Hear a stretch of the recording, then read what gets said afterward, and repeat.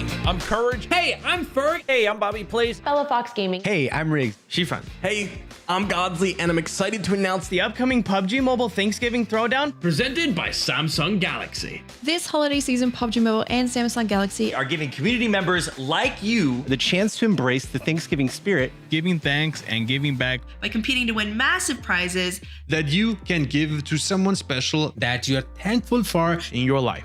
players who qualify through 2 days of open qualifiers will battle it out with content creators like me On November 21st for a prize pool of $50,000 and amazing new Samsung Galaxy products. like the Galaxy Z Fold 5. and the Galaxy Tab S9 Plus. every single player in this competition, including myself, Won't be competing for just themselves though. We'll all be competing to win and provide a wonderful gift for Those in our lives that we are deeply thankful for. I'm going to be competing for my friend Piper. I'm going to be competing for Nessa, my life partner. I'm going to be competing for my wife. I'll be competing for my little brother Nicholas. He was my original duo partner back in the day when I first started playing PUBG Mobile, and we've spent many nights staying up getting chicken dinners. See you on the battlegrounds. See you on the battleground. I'll see you on the battleground. See you on the battleground. See you on the battleground.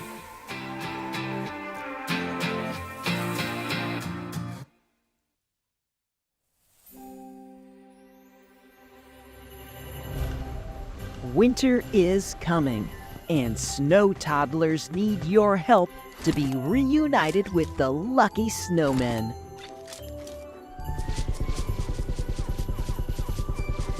Use reindeer, snowboards, snowball blasters, and all other festive tools at your disposal to save the day.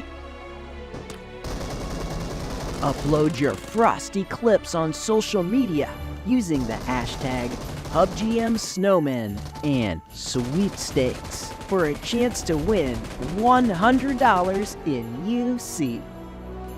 Check out the official PUBG Mobile social channels for more information.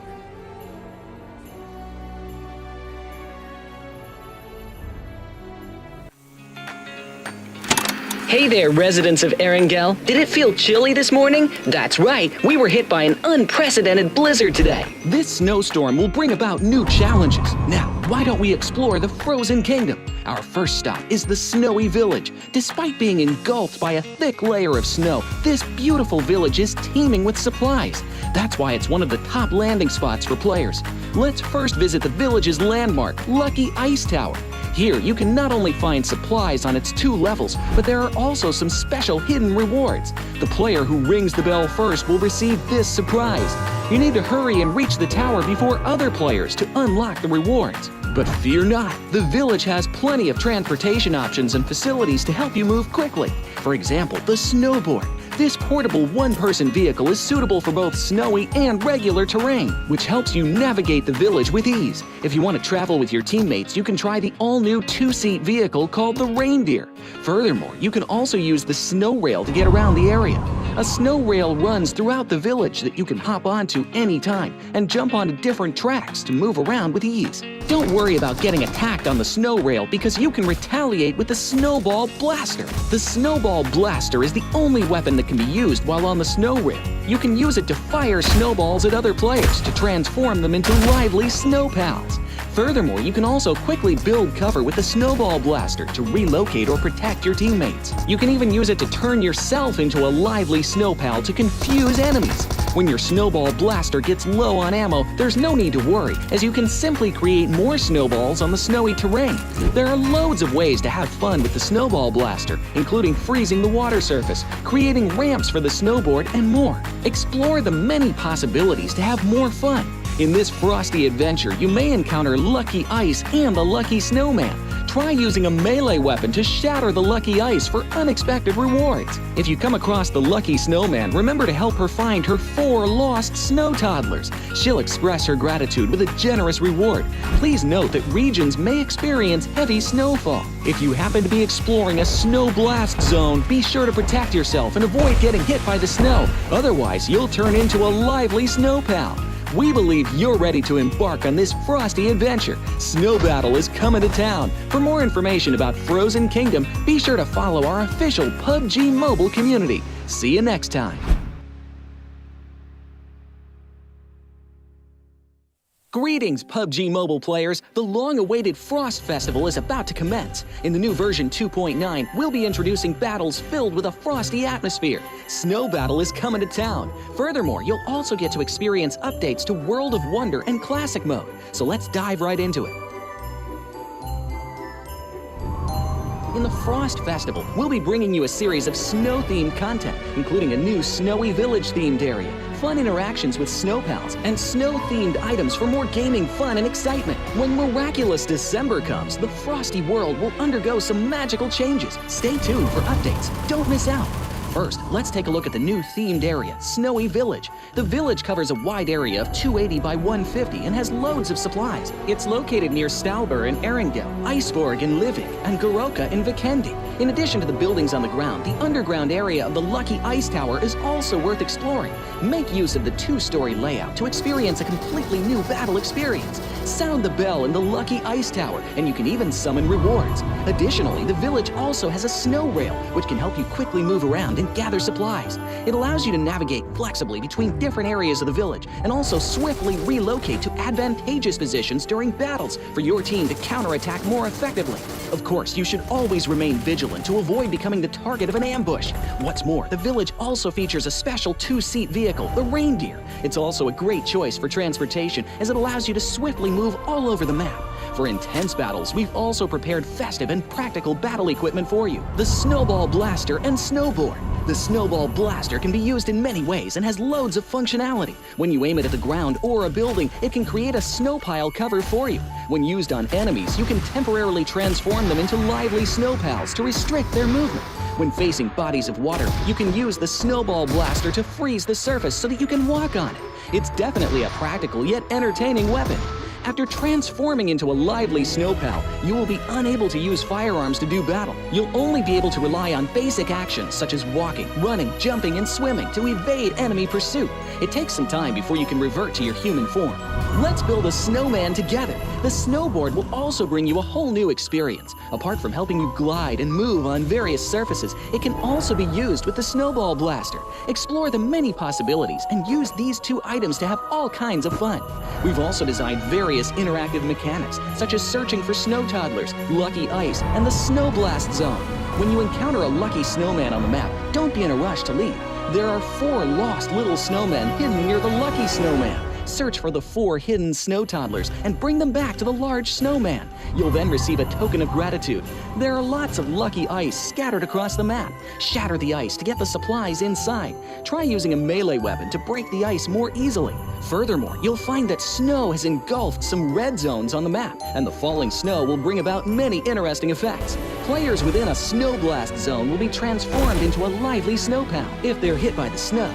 If the snow lands on the ground, a snow pile cover will be created.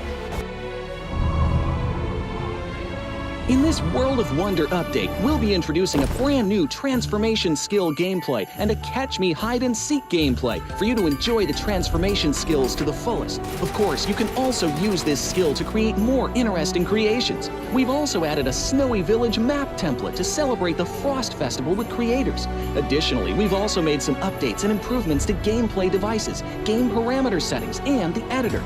For more details, please follow the official PUBG Mobile community. We'll continue introducing the latest WoW content to everyone. As for Classic Mode, we've also made some improvements to vehicles, firearms, creation mode, emotes, settings, and more. First, we've enhanced the designated marksman rifles. Some DMRs can be equipped with the full auto mod to fire in full auto. We've also improved the attributes and handling of some vehicles to enhance your driving experience. We've also added a new garage mechanic. From now on, you can choose your dream ride during matches. Meanwhile, we've also added a custom SFX adjustment feature. You can adjust the volume of some sound effects to whatever best suits you. As for creation mode, we'll be introducing some quick view features for watching the victory dance and fireworks displays and the new Frozen Kingdom themed performance in order to provide players with more possibilities for creative content. Furthermore, we've expanded the emote backpack. Now you can equip more emotes before entering the battleground. That's a wrap for the main content in this new version. In addition, new content will be added to the popularity battle event, Metro Royale, and season rewards. For more details, follow our official PUBG Mobile community. Snow Battle is coming to town. Winner, winner, chicken dinner.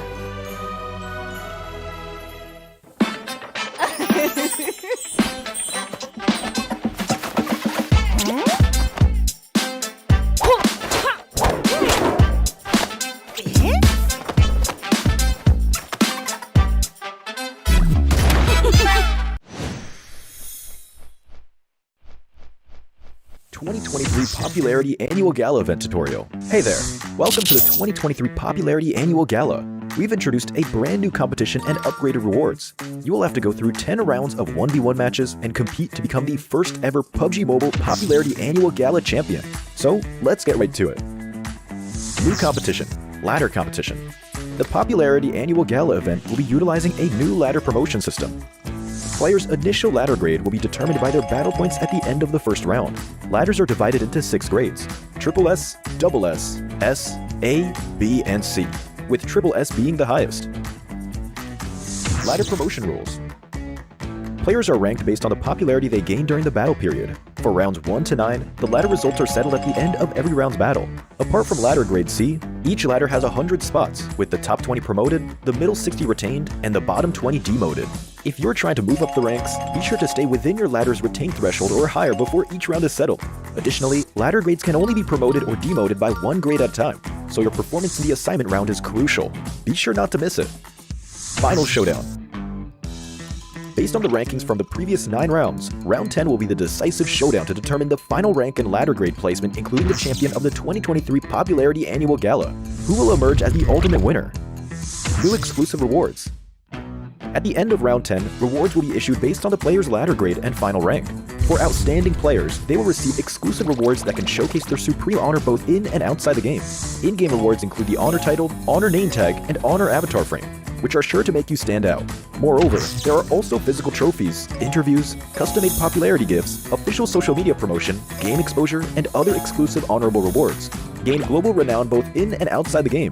What are you waiting for? Participate in the 2023 Popularity Annual Gala now.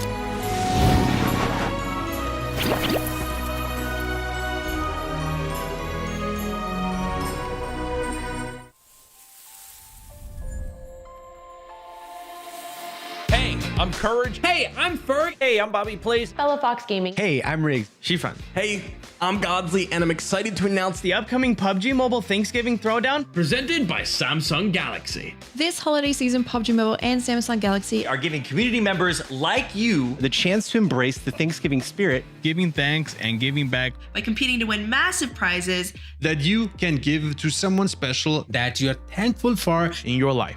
players who qualify through 2 days of open qualifiers will battle it out with content creators like me. On November 21st for a prize pool of $50,000. And amazing new Samsung Galaxy products. like the Galaxy Z Fold 5 and the Galaxy Tab S9 Plus. Every single player in this competition, including myself, Won't be competing for just themselves, though. We'll all be competing to win and provide a wonderful gift for those in our lives that we are deeply thankful for. I'm going to be competing for my friend Piper. I'm going to be competing for Nessa, my life partner. I'm going to be competing for my wife. I'll be competing for my little brother Nicholas. He was my original duo partner back in the day when I first started playing PUBG Mobile, and we've spent many nights staying up getting chicken dinners. See you on the battleground. See you on the battleground. I'll see you on the battleground. see you on the battleground. See you on the battle grind.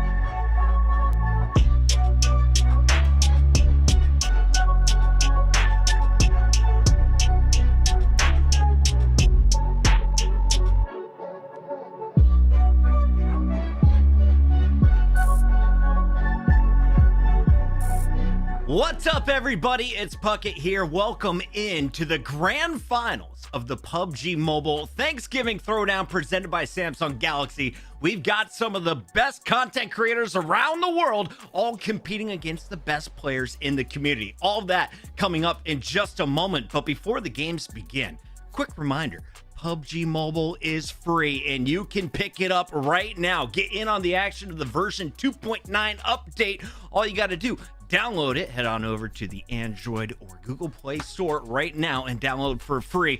And while you're online, make sure you're following PUBG Mobile. We are all over the place. If you haven't already, hit us up on Facebook. We're on YouTube, Twitch. We're live on TikTok right now, taking over the internet wherever you want to be. We are. Follow PUBG Mobile and make sure you're staying in on the action. Now, speaking of the action, my day got so good around 11 a.m. I got a call from the front desk. Something has arrived at my apartment. What was it?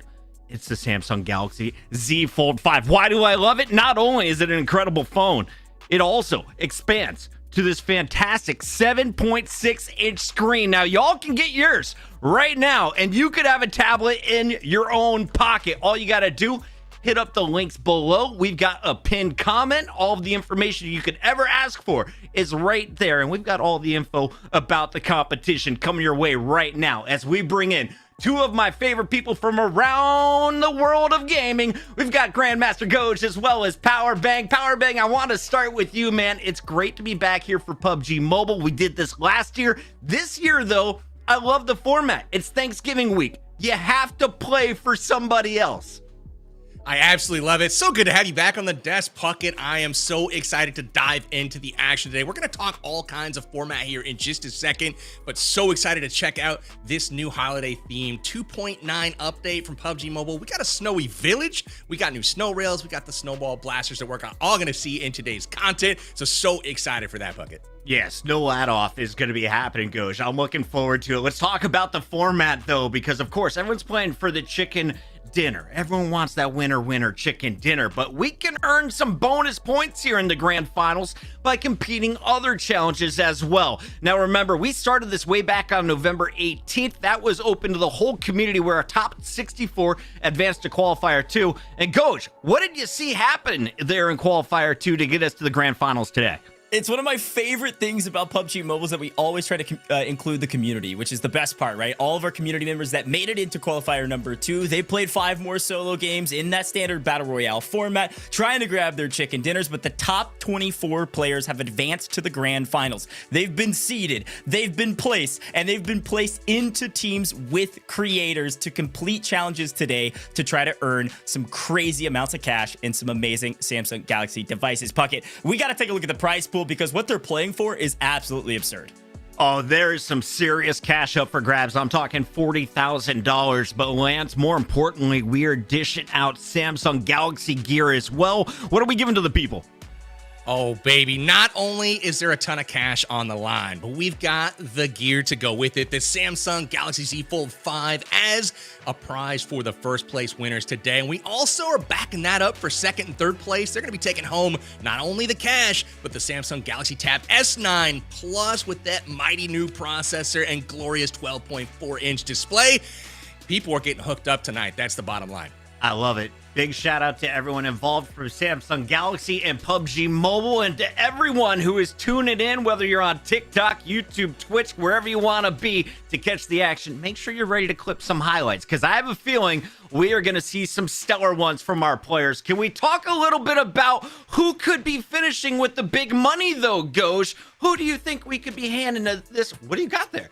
So look, here's the thing. I got sent a gigantic blank check that I can't even fit in screen right now. It's that big, right? And we've got $20,000 going to first place. So before we even talk about who it could be, I got to write the number there for you so that we remember how many zeros are in 20,000, right? $20,000 up for grab for first place. I might be writing your name right here for your team. And the best part about this prize pool and this check, by the way, Puckett, is probably my favorite thing about this event is that everybody's playing for someone else, right? Our creators can even earn cash today because it's going to go to one of their loved ones that they're so thankful for. Absolutely. You heard Courage saying he's playing for his mother. Well, we talked to all of the creators about the competition. Here's what they had to say.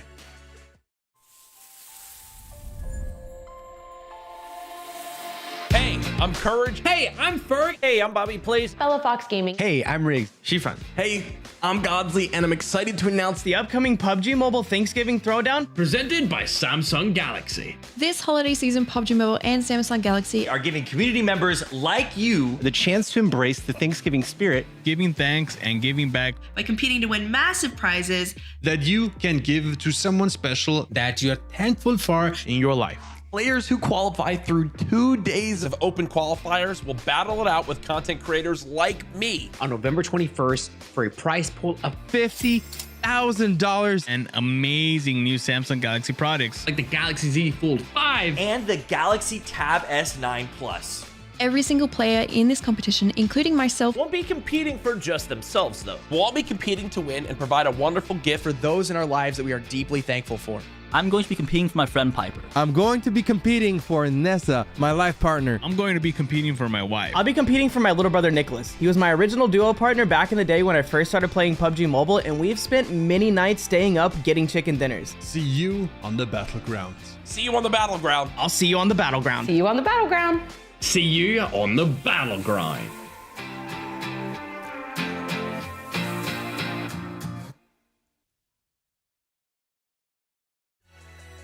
Awesome stuff there from all of our players tonight. Ghost, I got to ask you the same question. If you were in this competition, who earns your prizes?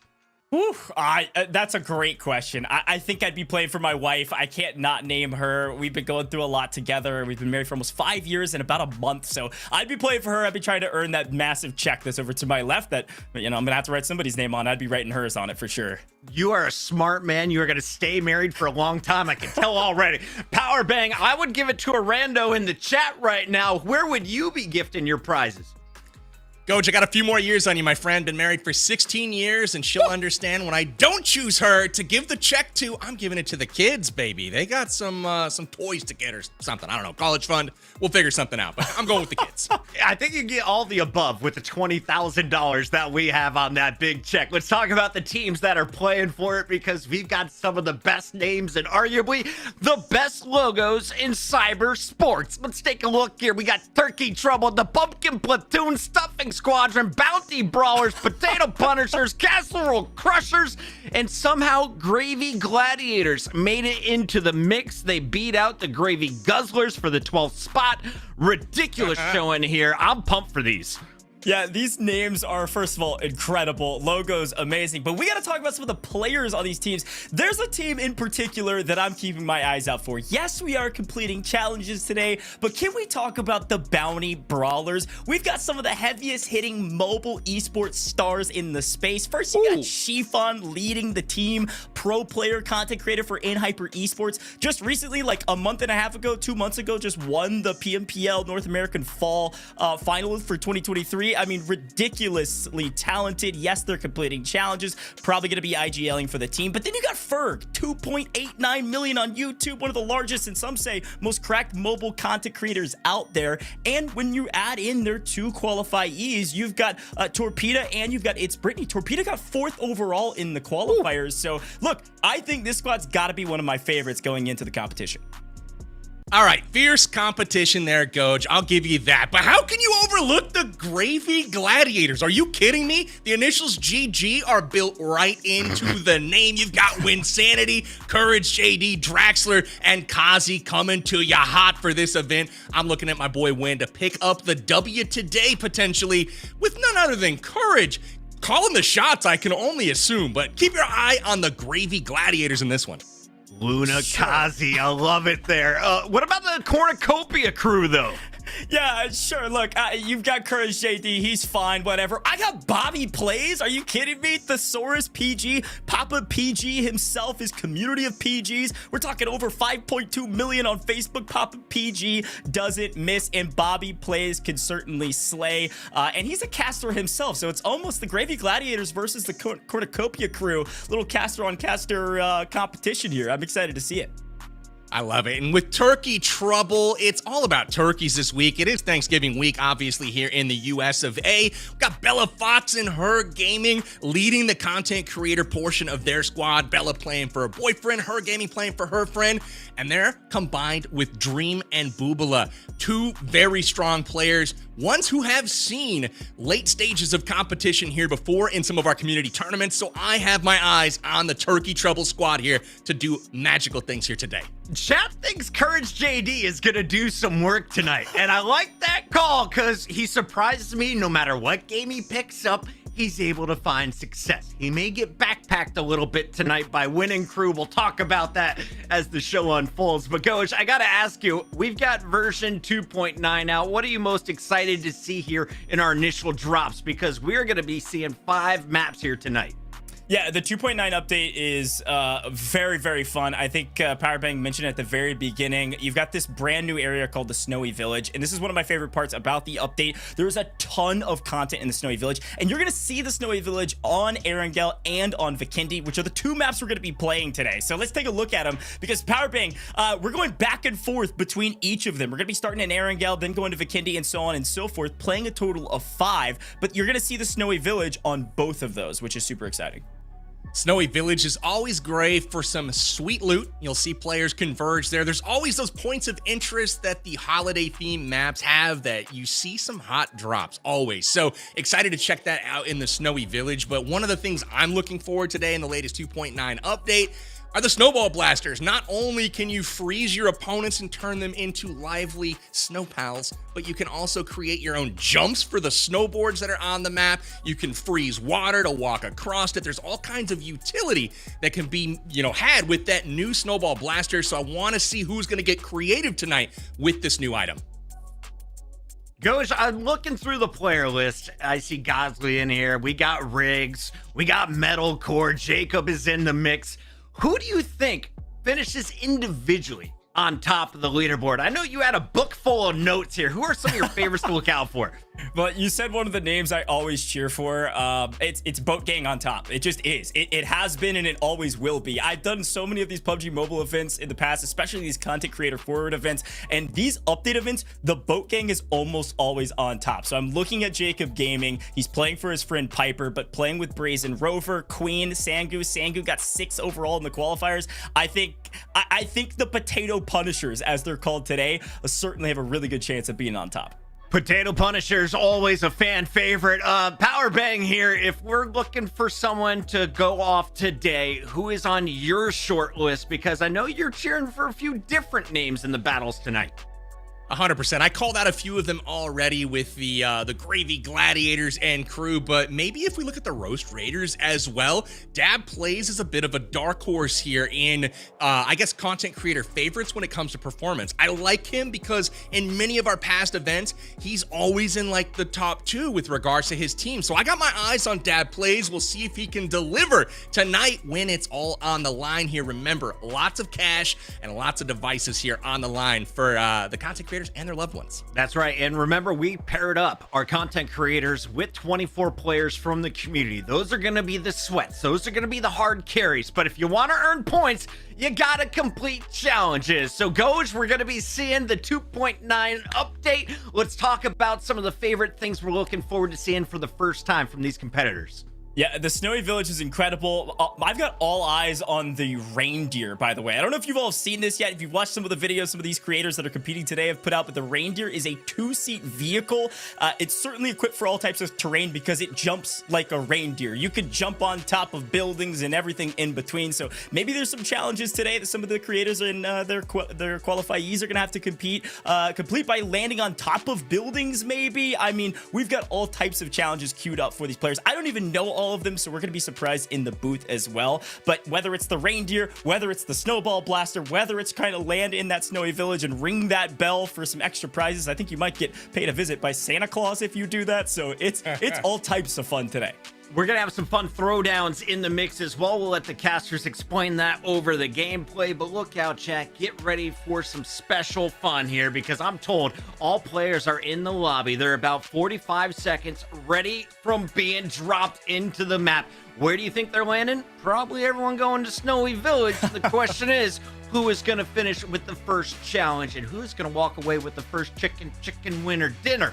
I'm ready to get into this one, and it looks like we're just about to get there. Powerbang, final thoughts before we kick this baby off. I'm just waiting for the new red zone. If you guys haven't seen it yet, it is now more of a snow zone than a red zone. Anyone hit inside of those famous danger areas will turn into that lively snow pal. I'm hoping to see some of them, snow pals waddling through the landscapes. We'll see if we get lucky enough to catch that here in our first game. Absolutely. And if you guys haven't played around with the Snow Blaster yet, make sure you're hopping on and doing that tonight. I saw someone earlier throw a grenade. You can just cover that baby with your snow pile. Grenade, no damage is going to be taken. Will anyone be able to showcase that move on stream? If you do, I'm going to be dropping off some subs. With that said, the game's all ready. Let's hand the mic over. It's Ghosh. It's Power Bang for map number 1. All right, Power Bang, it's time. Map 1 of the Thanksgiving Throwdown presented by Samsung Galaxy, and we're starting off with my team. We've got Ferg on main stage, going to be showing what he can do in PUBG Mobile. Power Bang, I mean, Puckett said it. I think everybody's going Snowy Village, right? I mean, it's been the hottest drop all the way through pubs I've been playing. I mean, I don't know what these creators are thinking. It's totally true, and if you check out the sidebar where there are challenges listed, the creators and their squads have been prompted. That is one of the first challenges that you'll see. This is a dynamic kind of side quest action. You're going to see different throwdowns and different challenges issued throughout tonight's event. But the first is drop at Snowy Village. That's going to secure them 1 point, and all 12 squads here will have the opportunity to get this done. So no doubt we're going to see a hot drop in this cold terrain. Yeah, and I love that you mentioned the challenges. We've been kind of talking around them now for a little while, but if you take a look at that screen on the left-hand side, there's a couple other points that can kind of follow, right? If you see the quantity tab, that's how many how many teams can fulfill that objective. So if you can complete that challenge of everybody drop at Snowy Village, you're going to get 1 point, and technically every team can do that because we've got a quantity of 12. It looks like you can get 2 points now if you were to not go for that first challenge. You go to Pachinki or you go to military. So that's the other thing you can think about is looking out for other challenges of ways to earn points, but only one team can net those other 2 challenges. So something to keep in mind when you're looking at quantity versus points is it worth your time?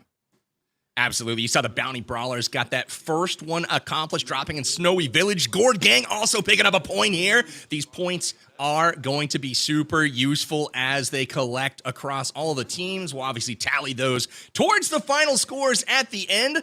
But I love what the League Ops crew has done. They baited everybody to the Snowy Village with just that singular point to get that hot drop.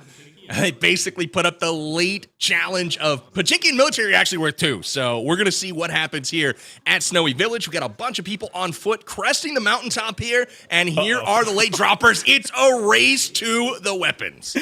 Race to your snowball blaster, race into Snowy Village.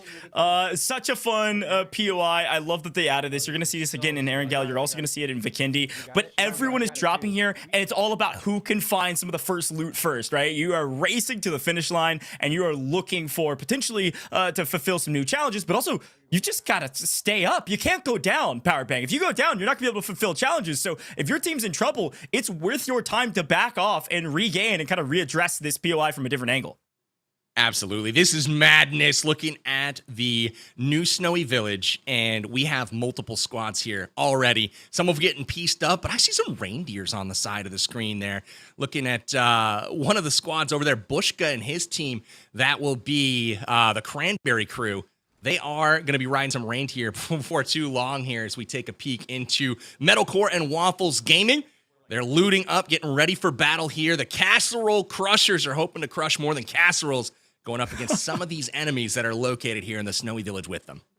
Yeah, again, it's all about getting your loot early. If you can get the Snowball Blaster, if you can get some other loot, you're going to be feeling pretty good about yourself, but it's all about resource management always. When it comes down to Battle Royales, regardless of whether you're completing challenges or if you're trying to get the chicken dinner, you have to have resources. So that comes down to meds, that comes down to some of your lethals, your tacticals, and of course, all the different brand new items that you can find around the map. So excited to see what these creators are able to do, especially with their qualifiers. And I think the big question in my mind when it comes down to success today from completing challenges, Power Bang, is it's going to be team chemistry. It's going to be follow the leader, designate who's in charge, and everyone follow that leader to maximum efficiency. If you kind of lollygag around, wait around, trying to complete some of these challenges, they're going to all be picked up before you can, whether it's by a second or whether by 5 minutes. You need to get a move on and try to complete the challenge as fast as possible. It's the only way to gain points today. Absolutely. The chemistry is crucial. Being in sync, absolutely mandatory. And that's got to be a challenge, right? Because these teammates, they were picked up today. This is the first time that these content creators have squatted with these new players that did qualify through their open qualifiers. So getting on the same page, pretty mandatory for this first event. As you can see, the Casual Crushers logging the points there for ringing the bell. They have done so effectively. As we turn our attention elsewhere on the map, believe it or not, there are still the normal POIs on Erangel. It's not just the Snowy Village, but we also have additional points right now for dropping in at Snowy Village. So here we go. Yeah, and I think as you see some of these new challenges continue to populate the screen on the left-hand side, you've got to build a snowman at some point along the way, and hopefully you're able to do that without going down from your opponents. Wynn's going to try to make sure of that, make sure he doesn't lose courage. I can only assume the comms from courage are urgent, and I think we can hear him in the back end. Of course, you can tune into any of the creator streams that you see. They're all live on their individual channels, and I think courage was down pretty early in this one. We got the Cranberry crew going up against the Cornucopia crew, the two CCs going head-to-head, and they are trading off. It's all kinds of mayhem early on in this one, I gotta say. Looks like the Snowman has been built by the Bounty Brawlers, so they're collecting points left and right. You'll love to see it.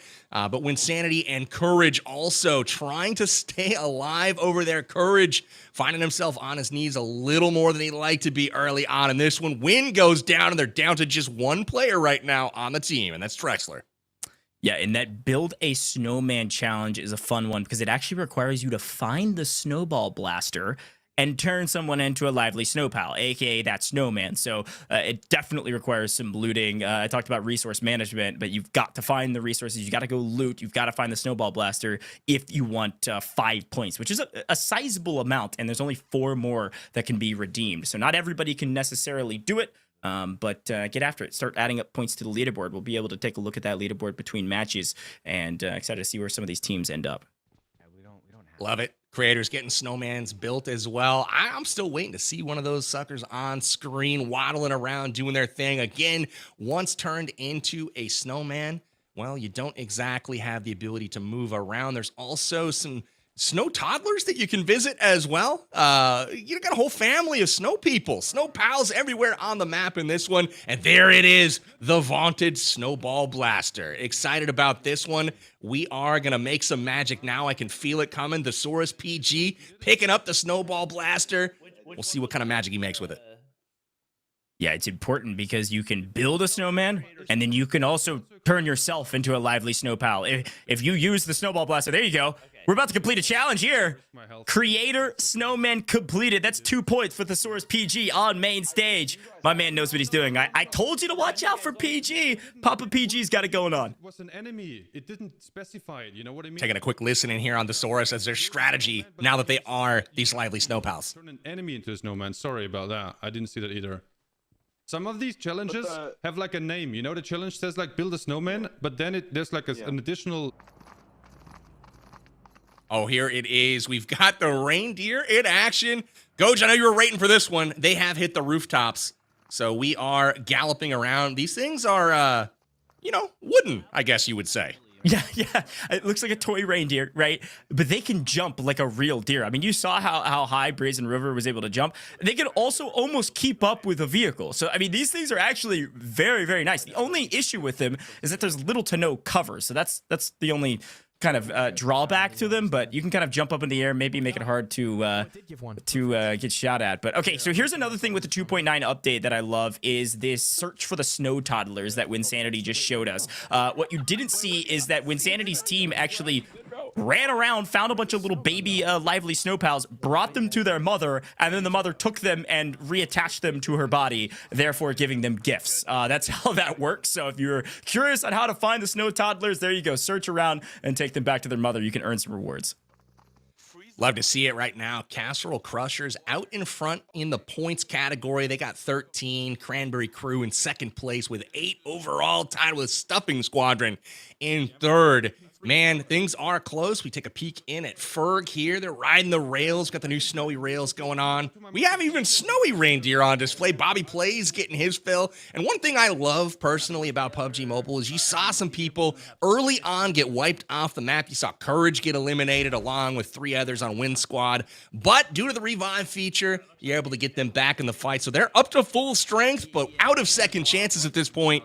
We'll see if they're able to make good on their second chance and do some damage later on into this game. Yeah, and Jacob Gaming just froze the water there for just a brief moment, able to complete that challenge, which I think was only 1 point, but every single point will matter when it comes down to that leaderboard. Every event, it feels like, Powerbang, that you and I have casted has come down to about a point or two, and unfortunately, T-Max goes down, finds one off into the distance, but couldn't quite connect on some of those shots. Hopefully, their team can get back onto their feet, or this is going to be a tough first map for them. Absolutely. Went for the finish and, well, unfortunately got surprised there by the enemy at the corner. Unable to hit the shots. Gets wiped, and that'll be it for T-Mags in this lobby. Unfortunate for him, but good news as well. We got 4 more games to make good here on catching some points, you know, to get that $40,000 or a share of it at least in the grand prize. And here we have additional snowmen getting created. They're trying to make a full team right now, and they've lost their snow blaster. Just going to try again here. We got to get the whole team created. This has got to be a direct hit, is it not? I mean, come on. I think you got to pass the new item around is the key to it. And to be able to create your own lively snow pal, you've got to be holding the weapon or shooting it at an enemy, I think is the key to this. So they're going to have to pass it around. Hopefully they're able to do it because this is 3 points. Now, every team has the ability to do it if they can do it in that small timer. So if you can see that on your screen, 2 minutes remaining on this challenge. Everyone has a chance to do it. There was a total of 12 quantity, but you're running out of daylight. You're running out of time. Absolutely. Take a peek in here at Red Eyes and the squad. They're trying to get them snow people created. Bag then, if you don't see it. Roast Raiders has done it. Full team. There's the new jumps, though, from the Snow Blasters. I really want to see this in combination with the snowboards. Do some tricks, maybe do a little flip off one of these new jumps. Pretty sweet. We'll take a peek over with Coffee Gaming and the squad. They're rocking vehicles for the moment. Not so many reindeer in this one, but that's all right. Why are you doing that? Gotta get those settings dialed in, though, that's for sure. That is a staple when it comes to PUBG Mobile Battle Royale. Everybody's tweaking their settings. They go forward. They got to make sure they're optimized going into what would be called probably the mid-game at this point. Everyone's starting to rotate in, get a little bit closer. It's funny because they all landed in the snowy village and then rapidly separated because, well, maybe they lost 1 to 2 teammates like the team on your screen, the Gravy Gladiators did, and then they had to go get those revives and then bring them back into the map. And they wanted to make sure they got their loot so they can complete the challenges. The big key thing I said at the very beginning of this map, Powerbang, is if you lose your entire team early, you're going to be at a severe disadvantage. There's only 5 maps. You need some level of consistency, and this team is in trouble. It's all up to there's only 2 players that are doing okay. Oh, he's on the reindeer! And Waffles, hop on the reindeer, run, jump away. Oh no, there's no cover. He can't make it. Metalcore all by himself in trouble. Oh, this is tragic. I thought for sure he was going to make the getaway on the back of the reindeer. It was almost clutch, but caught out on the rotation. Not fast enough. Maybe he should have taken flight and went down a chimney. I don't know, but unfortunately for Metalcore, they are probably going to be done for this game. So their teammates are a bit far away to get some help done as we take a peek here at some more Snow Pals rolling around, looking like they're still trying to create that full team. 9 seconds left to go and get this one done. And they're almost there. So close. Riggs needs to get it done. The challenge expires, though, before they're able to redeem it. So close, but no cigar in this one. And now we move on to some other challenges. And while these teams are doing the challenges, don't forget, this is a game of Battle Royale. They are going to run across each other as these circles shrink. That's exactly right. You saw some challenges pop through. 2 thumbs up was one of them. Bella Fox completed it. Threw the 2 thumbs up, completed the challenge, put it on the leaderboard. Everyone's scrambling to complete these challenges as fast as possible because, well, yeah, there's 2.5 minutes left, but there's only 1 team left that can redeem 2 thumbs up. And then those 2 points are going to be gone, and boom, there they're gone. And I think the last team to complete it was the team on screen. Win Sanity grabs 2 points in the final seconds. I'm doing it the whole time going, yeah, I'm doing it. Okay. Throwdown. Oh, we got our first throwdown. Here it is. All challenges are paused. No team can get points through challenges until the throwdown has been cleared. And the throwdown this time is to get 2 eliminations as a team, which means while we've seen some fun in games, visiting the snowy village and making snowmen, it's time to get it on. These teams are about to clash. The throwdown has commenced, and the hunt begins.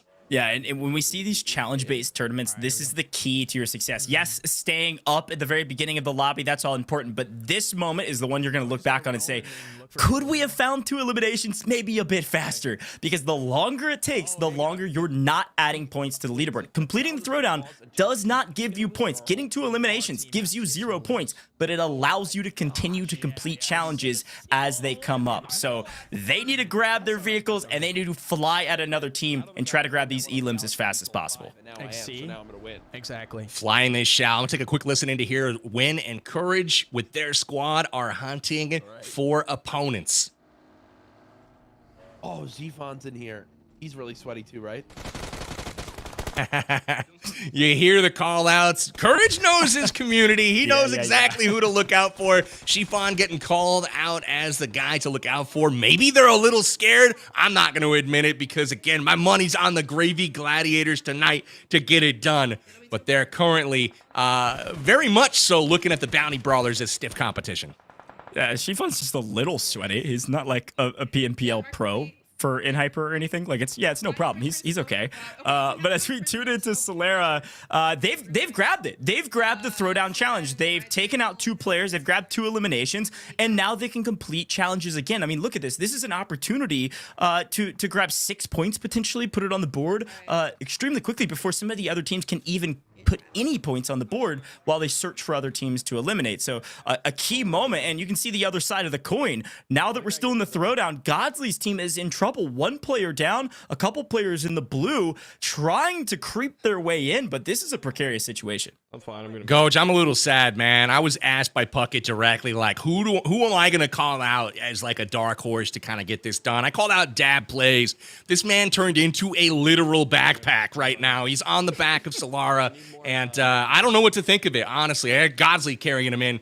Dab on his knees. He's going to get patched up, but I'm not liking the way this call is going as they look for these 2 elims. Yeah, they're edge of blue here, and oftentimes in Battle Royales, when you're kind of playing the edge of the blue zone, you might be able to find some other teams rotating in, but it seems like they were maybe held at the edge of the zone, and maybe they either won that encounter or maybe pushed their opponents back far enough to where they were able to get a bit of reprieve and get revived up, so that there's at least some silver lining with their position, but now it's a little bit of a cross-country race. Now we are running across the country, quite literally, Erangel, and trying to figure out where are we going to go from here. We don't have a vehicle. We don't have a reindeer. We've got nothing. We're just running, and it's going to be running probably for a little while. I was just going to say, if only they had the snowboard, you know? They don't need snow to make use of that thing in this game of PUBG Mobile. And obviously, the reindeer would be a great addition to the roster. But the Gravy Gladiators are scaring me right now. They are down when Sanity is on his knees. Kazi also lit up and Courage eliminated as well. Just like that. I know. Cast a curse. I'm going to call it right now. And Courage says, if we got wiped just like that. Yeah, I wonder if that was Chiffon Courage. I don't know. But going down in the throwdown, no chance to earn any more points for the rest of this map. But 4 more maps to go. Hopefully they net a couple points along the way. And as we take a look at Brazen Rover, they've got several different challenges they can complete. Doesn't look like they've got a snowboard potentially, unless they've already redeemed it here, Powerbang. But as that one goes away, I did see a vehicle. Still got a reindeer. We got. Oh, he's trying to dodge. Oh, no. That was great, Coach. He knew it. He saw the vehicle saw him, and he's like, uh-oh, how do I dodge? You know, I don't know if the movements were lifelike. I don't think I've seen reindeer move that fast in person. You know, I still have yet to catch them flying. I hear they do. But, you know, he tried his best to fly away. Unfortunately, gravity got the best of him, ultimately taking a couple shots too many there, and Brazen Rover eliminated from the lobby. Yeah, that's a tough one. I think that's actually Brazen River's entire team that is out. That's going to be the Potato Punishers, one of the teams I shouted out. So, talked about the caster curse. We are not doing well, Lance, from our booth predictions thus far. Hopefully, we can better ourselves into the next couple maps. But Pickles is looking really solid right now. I have yet to see a snowboard on main stage and an opportunity to score 2 points with it. They need to pass it around and hit a couple jumps here quickly and maybe do that without encountering a whole other team. Yeah, someone else thirsted him.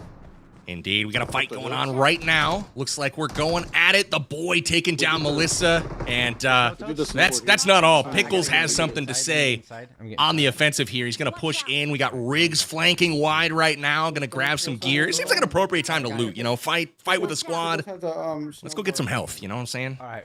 Good on you, Riggs. You gotta get on top of a roof. Yeah, this is gonna be a tough encounter. In the blue, a couple players down. I mean, Powerbang, you've been in this situation 1,000 times where you're out in the blue zone, you're being held by a team. What do you do at this point? Especially if you don't have maybe a large vehicle for cover. All you've got is a reindeer. Is it a large wrap? Is it a massive kind of move around through the blue, make sure you got a ton of meds and kind of address this fight from a different angle, or do you just push it head on and hope you can win it? I mean, I'm going to keep it real simple. You just don't die. And if you can manage that, you'll win the game. It's almost inevitable. So that would be my best advice here, is just to stay alive, you know, keep moving, go through the zone. But, you know, if I had to be serious here for a moment, we got to get into the safe circle. You know, the blue zone, not the best odds, honestly, as these guys are way hard shifted away. At least they do have some reindeers and other vehicles to ride. Look at the speed of that reindeer, though. It is almost keeping up with the buggy. Yep. Uh-oh. This is an interesting fight breaking out, Goj. Yeah, there's another buggy here. Powerbang, I'm thinking they should have combined a little bit on the reindeer. One person on the back of the reindeer using their weapon, the other person kind of directing the reindeer. And maybe they could have taken that buggy out as it was driving, but we'll see what they do. Indeed. We've got a nice little crash landing here into the building. Riggs gonna loot again. Riggs. Get that ACP 45 caliber loot. And now it is time to maybe have a fight. I don't know. It seems like the teams are wanting to prioritize zone and are not going to try to gatekeep them. That's probably the move here because, again, the hard shift was real. The zone was way far away. So they've got to move it to the east here. But first, I say we give this tree a kiss. Yeah, that's a great strategy to maybe that's going to be a new challenge for the next map. Give a tree a kiss. 1 point. Every team can complete it.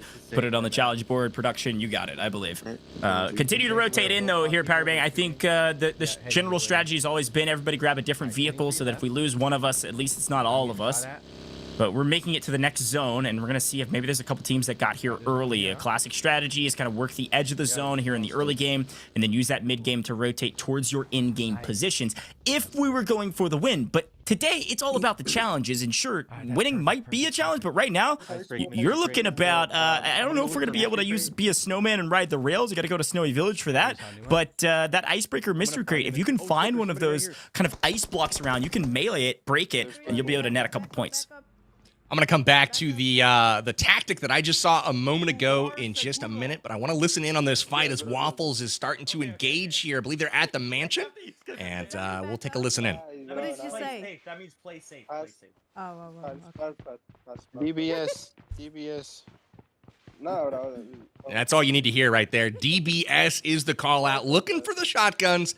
And that is the meta right now in PUBG Mobile. But focusing on the crash that I saw just a moment ago, vehicles obviously slightly changed up in this new 2.9 update. Did you notice the reindeer, though, crash in at full speed and bound onto the second story? That makes infiltrating compounds incredibly efficient for the offense, when normally that was a bit easier to hold as a defense. I think it's going to be even harder right now to hold off buildings and, camp them down, old school style. That's exactly what I was calling out at the very beginning with the reindeer. They can jump so high that it's fully worth using or trying to use in some of these offensive pushes that you're seeing from these teams. Now, when you only have two players holding the inside of a building, you definitely want to kind of play some of these lower ground positions so you can kind of peek and maybe find a couple shots down range early, and that's exactly what happens. Pushes out, finds one, and it looks like Waffle's trying to play a little bit of backup here, grab some more loot, and prepare for what's next. The reindeer Great to get on the roof, not great for crossing the wide open terrain, as you don't have a ton of cover, which we've seen the other side of that coin earlier in this lobby. But Riggs is going to go for grenade over the top, and not sure it's going to connect, but continues to put pressure on the other team. Let me get closer to... Indeed. You know, as we think about the tactics of these reindeer, definitely advantageous for attacking buildings, but they don't have the advantage of a significant amount of cover as we move to late game, right? So a vehicle, obviously, you can hide behind that in some of the final circles, which is another huge advantage of why a team might take 4 cars, you know, into the final zones, because that's great mobile cover.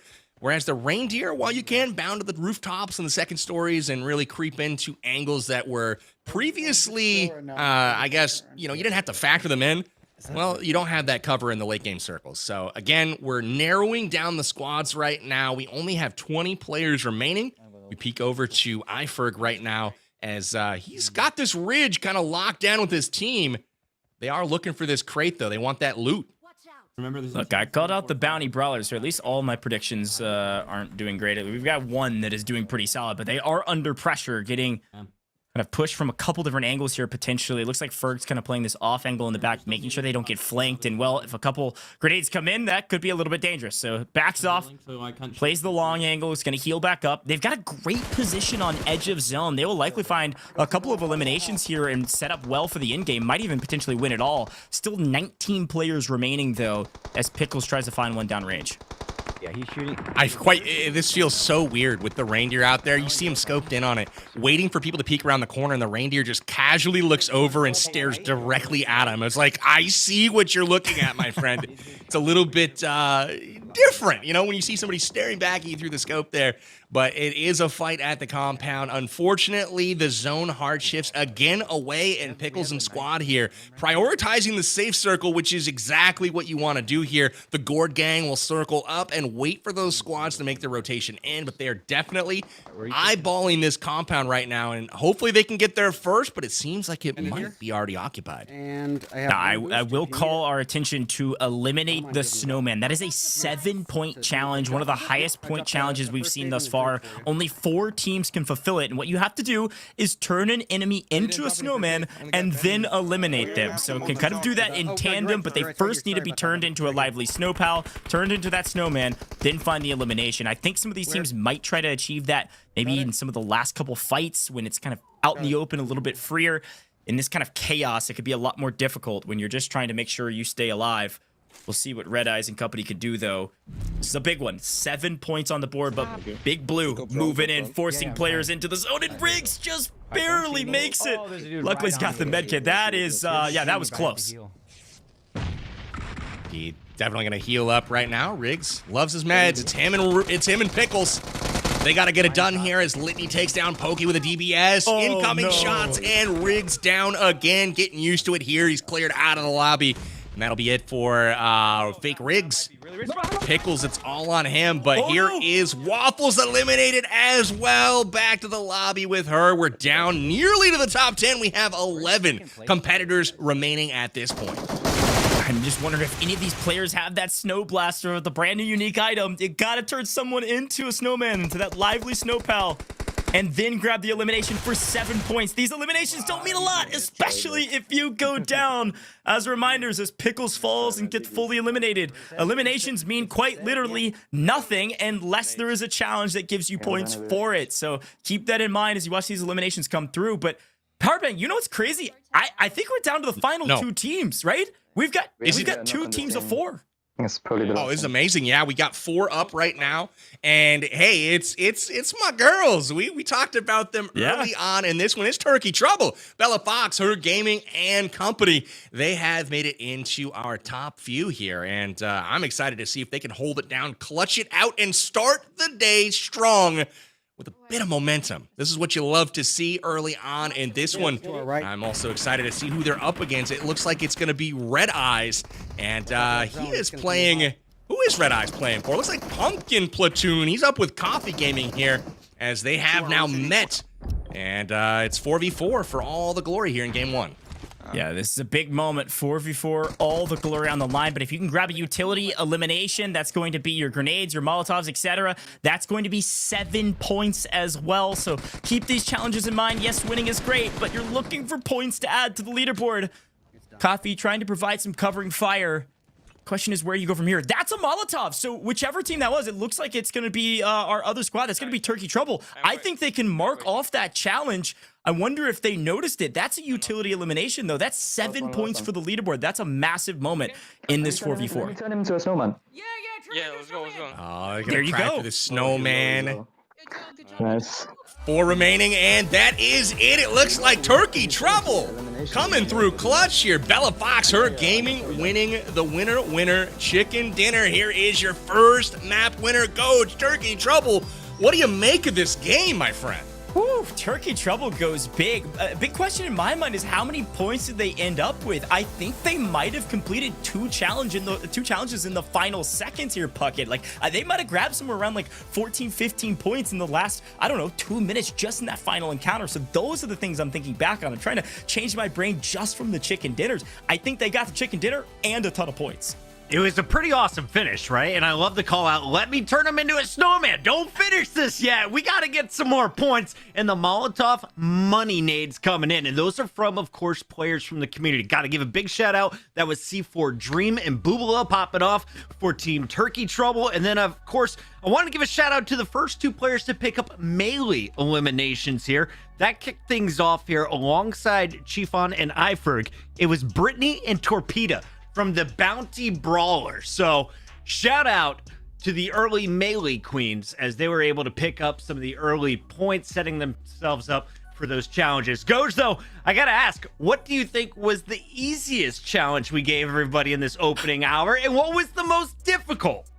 I think the easiest one that only net them 1 point was drop Snowy Village. I think every single team did it, or close to every single team did it. So at the very beginning, this is what you saw. A ton of people in Snowy Village, and then Powerbang, we saw them all scatter as they maybe lost 1 or 2 teammates. They tried to figure out, where do we go from here, and where do we move to? Because everything was chaos. We're losing teammates. We're going for the revives, and then we're trying to get to some of our other POIs and just grab some loot, because maybe we didn't win the Snowy Village drop. Can I hit you with an unpopular opinion here, Coach? Sure. Please. I think the Snowy Village was the hardest objective of the whole game. I know you said it was easy. Like, in principle, sure. But the plane was just a bit far away, and you saw a bunch of teams land and have to sprint there on foot, not knowing if they could get their utility, not knowing if they could get that loot, and it resulted in some good old fisticuffs. You saw Puckett call it out just a minute ago. Probably not the ideal position to find yourself in the early stages of a map. And while, in principle, yes, dropping at Snowy Village, kind of easy, maybe not the easiest of challenges. So maybe that's my opinion. I don't know. There were some other good ones throughout the event as well. Chat, let me know what strategy would you go with. Are you the sprinter who tries to lead the pack to the POI, or are you the crab in the bucket, slashing people's heels, trying to hold everyone down? I know which kind of person I am. Game number 1 is in the books, and we have our first set of scores. But as we take a look back at some of the highlights, we, of course, got to call out Winsanity, the Gravy Gladiators, Carrion, Courage, JD, Draxler, and of course Lunakazi coming from the community, able to put up some big points early. They were in the top 3 for the first half of the game. The second half of the game, though, I see Turkey Trouble. You got to give a shout out to the Bounty Brawlers, and the Casserole Crushers seem to be on top of the challenge game. The question for me, though, is who is going to be the top eliminators? Who are the players to look out for at the end game? Because like we saw last time, you get those eliminations using some utility, 7 points. You use that Snowman Snow Blaster, another 7 points. I think that's where we're going to see some huge chunks picked up by our teams, Coach. Yeah, no, that's a great shout. And I think as you look back on some of these replays too, you notice which teams secured that throwdown faster than the others, because it allowed them to secure more points going forward. I mean, it was the Gravy Gladiators actually went down during the throwdown. That's a huge frustration for them, because they weren't able to grab any more points for the rest of the lobby, obviously because they were eliminated, and they were stuck on the throwdown for a good couple minutes before they got eliminated. So really a frustrating first map for them. them. But you're right, they grabbed some early points, and it seemingly was fine overall. But as you look back on the replays, I think you're noticing some of these teams, some of these players, Powerbang, really got sucked into the elimination side of things because, well, you got to stay alive. But there were several opportunities for challenges that really only like Turkey Trouble were able to secure at the end because nobody else was really thinking challenges first, elimination second. I love these throwdowns. I felt like that's where things got really spicy, and I hope more are coming our way. Powerbang, any final thoughts here on our first drop? Because remember, we have multiple still coming up tonight. I do have one other call out. This game, we saw a lot of fighting against not each other, but the blue zone. I noticed several people kind of knocked in the blue zone, getting carried like a backpack to the safe circle. That was a theme throughout many of the squads. They find themselves out of position, and when the zone doesn't cooperate and we have those hard shifts to the other side of the map, that position becomes all the more crucial. So I want to see the teams continuing not only to get their challenges done, but not to tunnel vision so hard on the challenges that they forget they're playing Battle Royale and they got to get to the center of circle so that they don't die to the blue zone. So that is my tip for game number 2. Obviously, we'll take a peek at that here in just a bit to see if teams are going to listen to the advice or if they're just going to wing it and see what happens. Chat, how are you guys enjoying the show? Let us know. This is the PUBG Mobile Thanksgiving Throwdown, brought to you, of course, by Samsung Galaxy. And I've got my Samsung Galaxy Z Fold 5. If you haven't already checked it out, make sure that you are hitting the comments. Our pinned comment has a link. You can pick up your phone today, and while you're on the go, why don't you turn it into a tablet? Some extra gaming space right there for all 4 of your fingertips. We got to talk a little bit about the maps that are still to come and the players that are going to be competing. Metalcore, Waffles, Litany, and Optimistic may be one of the teams to look out for. They are officially into the top 6 as I'm looking at some of the results. And now we're going to Vikendi here. So how do we feel about map number 2, Powerbang? It's going to be colder, that's for sure, Puckett. We're going to have some snow on the map. We've got all kinds of different terrain, and I'm really curious to see because Vikendi has so many more buildings and kind of house-to-house combat. I want to see if there are additional strategies that these reindeer kind of bring into the fold. No pun intended. You know what I'm saying here? Galaxy Z Fold 5. I mean, I'm corny. What can I say?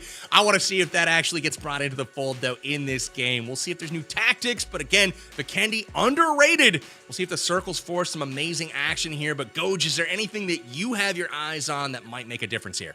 No, I think that was a great shot. I think cover is what I was thinking of, because when it comes to Erangel, there's not as much cover. You have to have vehicles along the way, and oftentimes you're going to have some of your final circles going to be wide out in the open. You need vehicles for cover at the end circle. You might not see that in Vikendi. You might see some final circles inside some of these POIs that have a ton of structures to utilize, and so whether it's some of that CQB combat or whether it's hopping on top of the rooftops with the reindeer, vehicles are going to be important, but maybe not paramount in comparison to Erangel. And Puckett, what I'm excited to see is maybe some of our creators and qualifiees figured out that everyone needs a snowball blaster. Every single player, go find one as fast as possible. I have a feeling some more of our challenges are going to include that. Yeah, your buddies can't turn you into a snowman, all right? You just learned that one. Now, let's get some dubs here. I got to give a shout-out to 2 people in the chat. John Doe says, shout out to whoever came up with this format. You deserve a race. I agree, John. This is so fun. It's not just about eliminations. We got challenges from start to finish. And, of course, your queen who comes in saying, I love the reindeers. The ASMR is pleasing to my ears. Those happy hooves just clopping around, Goj. Let's take a look at the leaderboard. It's official for now. The admins have been crunching the numbers, and it's Turkey Trouble with the end game performance. Those 14 points in the final minute jumped them into the #1 spot. Wow. That's massive. I am not surprised, but I'm impressed. 23 points at the top. Only from 6 challenges. You're really getting a lot of bang for your buck with that. I mean, you can see Gourd Gang right behind Powerbang at 16 points, tied with Casserole Crushers. They did it in 9 challenges, so they went for some of the easier grabs, but they were only a couple points, whereas Turkey Trouble was able to grab that utility elimination and so on and so forth. So, Powerbang, I'm excited about these results, but Puckett, I hope you have a great time back watching all the replays, checking out all of the creators' streams, because Powerbang game number 2 is here. Let's get into Vikendi. So excited, man. I'm so excited. This is going to be great. And one thing I want to point out, I picked the last place team. You know, I did predict the Gravy Gladiators in the outro or the outset of the stream. They're in last. That's okay. There's still a long time to go, but I also said the Turkey Trouble was going to win tonight too, and they're in first. So it's a pretty decent average right now. We're middle of the road. But as we took a peek at those standings, Goj, I did notice that between second place all the way down to ninth, there is like 3 points separating all of those teams. So these challenges are going to be incredibly crucial. Let's turn our attention to this hot drop, though. Yeah, that's exactly right. It is very, very tight at the top, in the middle, and even at the bottom. So a lot of room to work with and a lot of challenges to complete. Snowy Village, an easy point. But where do you go from there? And are you starting to see a trend, Powerbang? Snowy Village is 1 point, but if you linger in the plane, maybe the plane line will afford you a couple extra points if you go something like Winery or Cosmodrome. Interestingly enough, those 2 points of interest are at opposite ends of the map. Winery in the south, Cosmodrome in the far north. So hanging out, while, yeah, you could get those 2 points, it really depends on the plane path where you end up dropping. So while you can guarantee yourself a point at Snowy Village, maybe it makes sense to hang out. I don't know.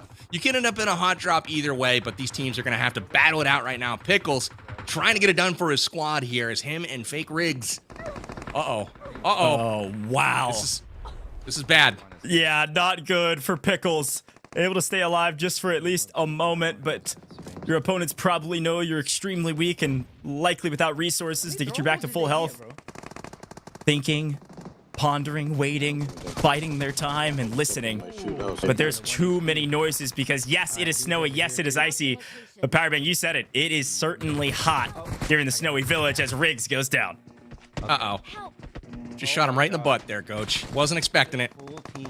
But that'll be it for Riggs. Good news! He can respawn, though, here, hopefully. Well, let's see if the whole squad doesn't get wiped, but they're in trouble starting off in this one. Again, Pickles and Riggs here representing the Gourd Gang. They've got some work to do. The GGs right now, Gourd Gang and the Gravy Gladiators struggling a bit. We'll have to see if Gravy Gladiators can turn around their Game 1 performance, and if anybody could do it, I gotta look to Courage JD, who is playing for his mother today.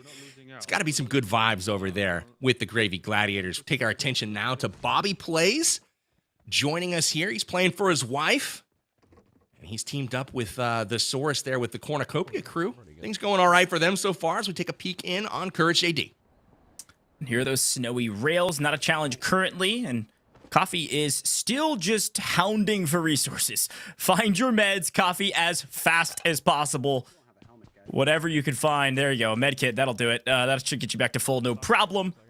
But overall, still a lot of looting, a lot more resources to find in order to rally yourself, rally your team to be ready for what's to come. Everyone biding their time, looting up, waiting for the next challenge.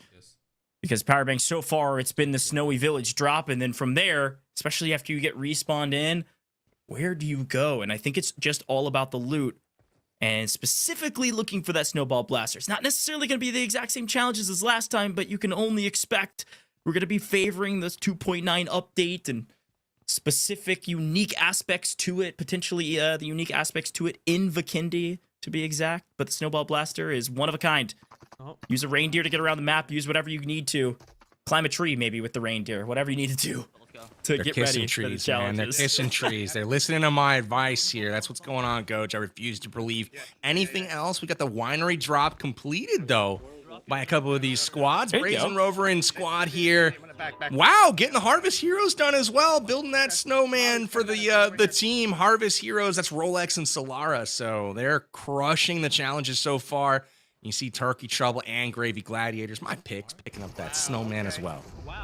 Yeah, that's a big one, but Brazen Rover is now in trouble. They're trying to complete challenges, and there's another team trying to complete a full team wipe, and it looks like they're able to do maybe just that. That might be a full wipe on Brazen Rover. We'll see. You'll have to check back in and see if they're fully out of here. I'll wait on word for that, but that is a tough shake of it, and that's just the nature of the Snowy Village. Find your loot and keep moving, and it looks like I think it was either Brazen Rover that rung the bell and got this care package from Santa, or it was Rolex that was able to do it afterwards. But regardless, they grabbed the team wipe. Rolex's squad on top, and now creating snowmans left, right, and center. That is the creator snowman for 2, and if you can build a snowman, which means turn an opponent into a snowman, that's 5. So a total of 7 you can grab if you grab a snowball blaster early in this game.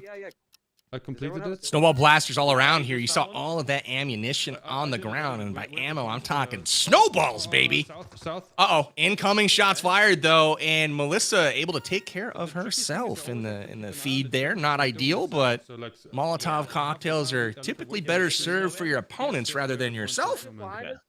Lots of snowball blasters on the ground though here, Goj. Snowball ammo abound. It looks like they won't have any challenge completing those challenges this time around.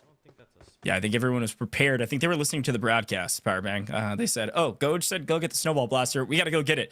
He knows best. And they're able to complete, it looks like somewhere around 7 points or so. Where do you go from here? Looking for creator, build a snowman, and then move on your merry way. Only got about a minute to drop into Cosmotron. Can't imagine anybody's going to be doing that now. So that should expire here shortly. And then probably you're looking for some challenges that still include the snowball blaster. Still looking for maybe some bits of water to freeze, potentially. I hear people or something similar. I think that's probably what a lot of our creators are thinking about. If they do have an IGL, well, it looks like you're going to need one if you're Bobby Plays, because you need to be told, where do we go from here? A Molotov on the stairwell. Papa PG is scrambling to try to help out Bobby. Looks like they're in a fight. He's next to me now. Here at the wall. I'm feeling the fear. I feel the heartbeat all the way from over here. I don't know where Bobby Plays is, but this is nice. All right, DBS, my guy, he's getting it done. Okay, I'm trying. I don't know who told Bobby to use the shotgun, but they told him right. A great find and a great elimination, at least a knock. We'll see.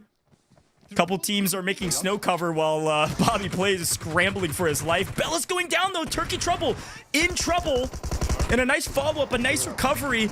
Team shots coming through. Bella is still knocked, but her team is putting in the work. They should be able to grab a revive here, Powerbang. I need the first. Oh, that's clutch right there from Turkey Trouble. Bella goes down early in the fight, but no worries at all. Dream putting the team on his back there, picking up some E-limbs, getting some nice loot to boot. And it's time to patch themselves up and get back into this fight. We got all 4 members of Turkey Trouble in this one. I'm liking what I'm seeing out of them early on in this tournament, Coach. I am too. Obviously, they were the top of the leaderboard after map 1. They've got 2 of some of the best that came through the qualifiers. Dream has played in several events in the past that they've qualified for. You oftentimes see C4, that clan tag in these events, and Dream on top, 9th overall in the quals. And then Titan Bubala was 5th overall in the quals. So this is a really strong team, and they're playing together really, really well. I wonder if maybe they got their team last night or maybe this morning and been practicing. Everything's working well for that squad. Awesome. We are taking a peek over at that village, checking out that action. Now inside the winery here. Where are we? Oh, this is in the basement down here in the snowy village. So love to see it. Waffles, all kitted up to blend into the background. I love the outfit, and unfortunately, the opponent is as well, and there's more than one. The bait is real. He hangs himself out. It's like, oh no, I'm so scared. Just kidding. Gotcha. That right there might be the most stereotypical classic team fight that you walk into. You're like, oh, I got this. It's a 1v1. They pop back into cover and back around into the open, and now there's 4 of them, and it just pauses, and you get that like TikTok sound of like, oh no, because that is brutal. Literally nothing you could do there. Let's head over to our Gravy Gladiators. They are discussing, what do we do from here? We got to complete these challenges. We got to complete them as fast as possible.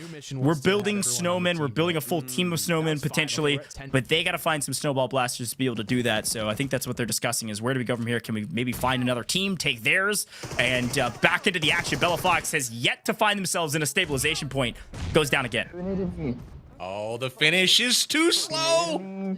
3 players down, and it looks like it's going to be up to Dream to clutch, and unfortunately, Bella Fox wiped, but good news for her. Respawns are still good to go, so looks like Her Gaming was actually up. Dream down, Bubala down.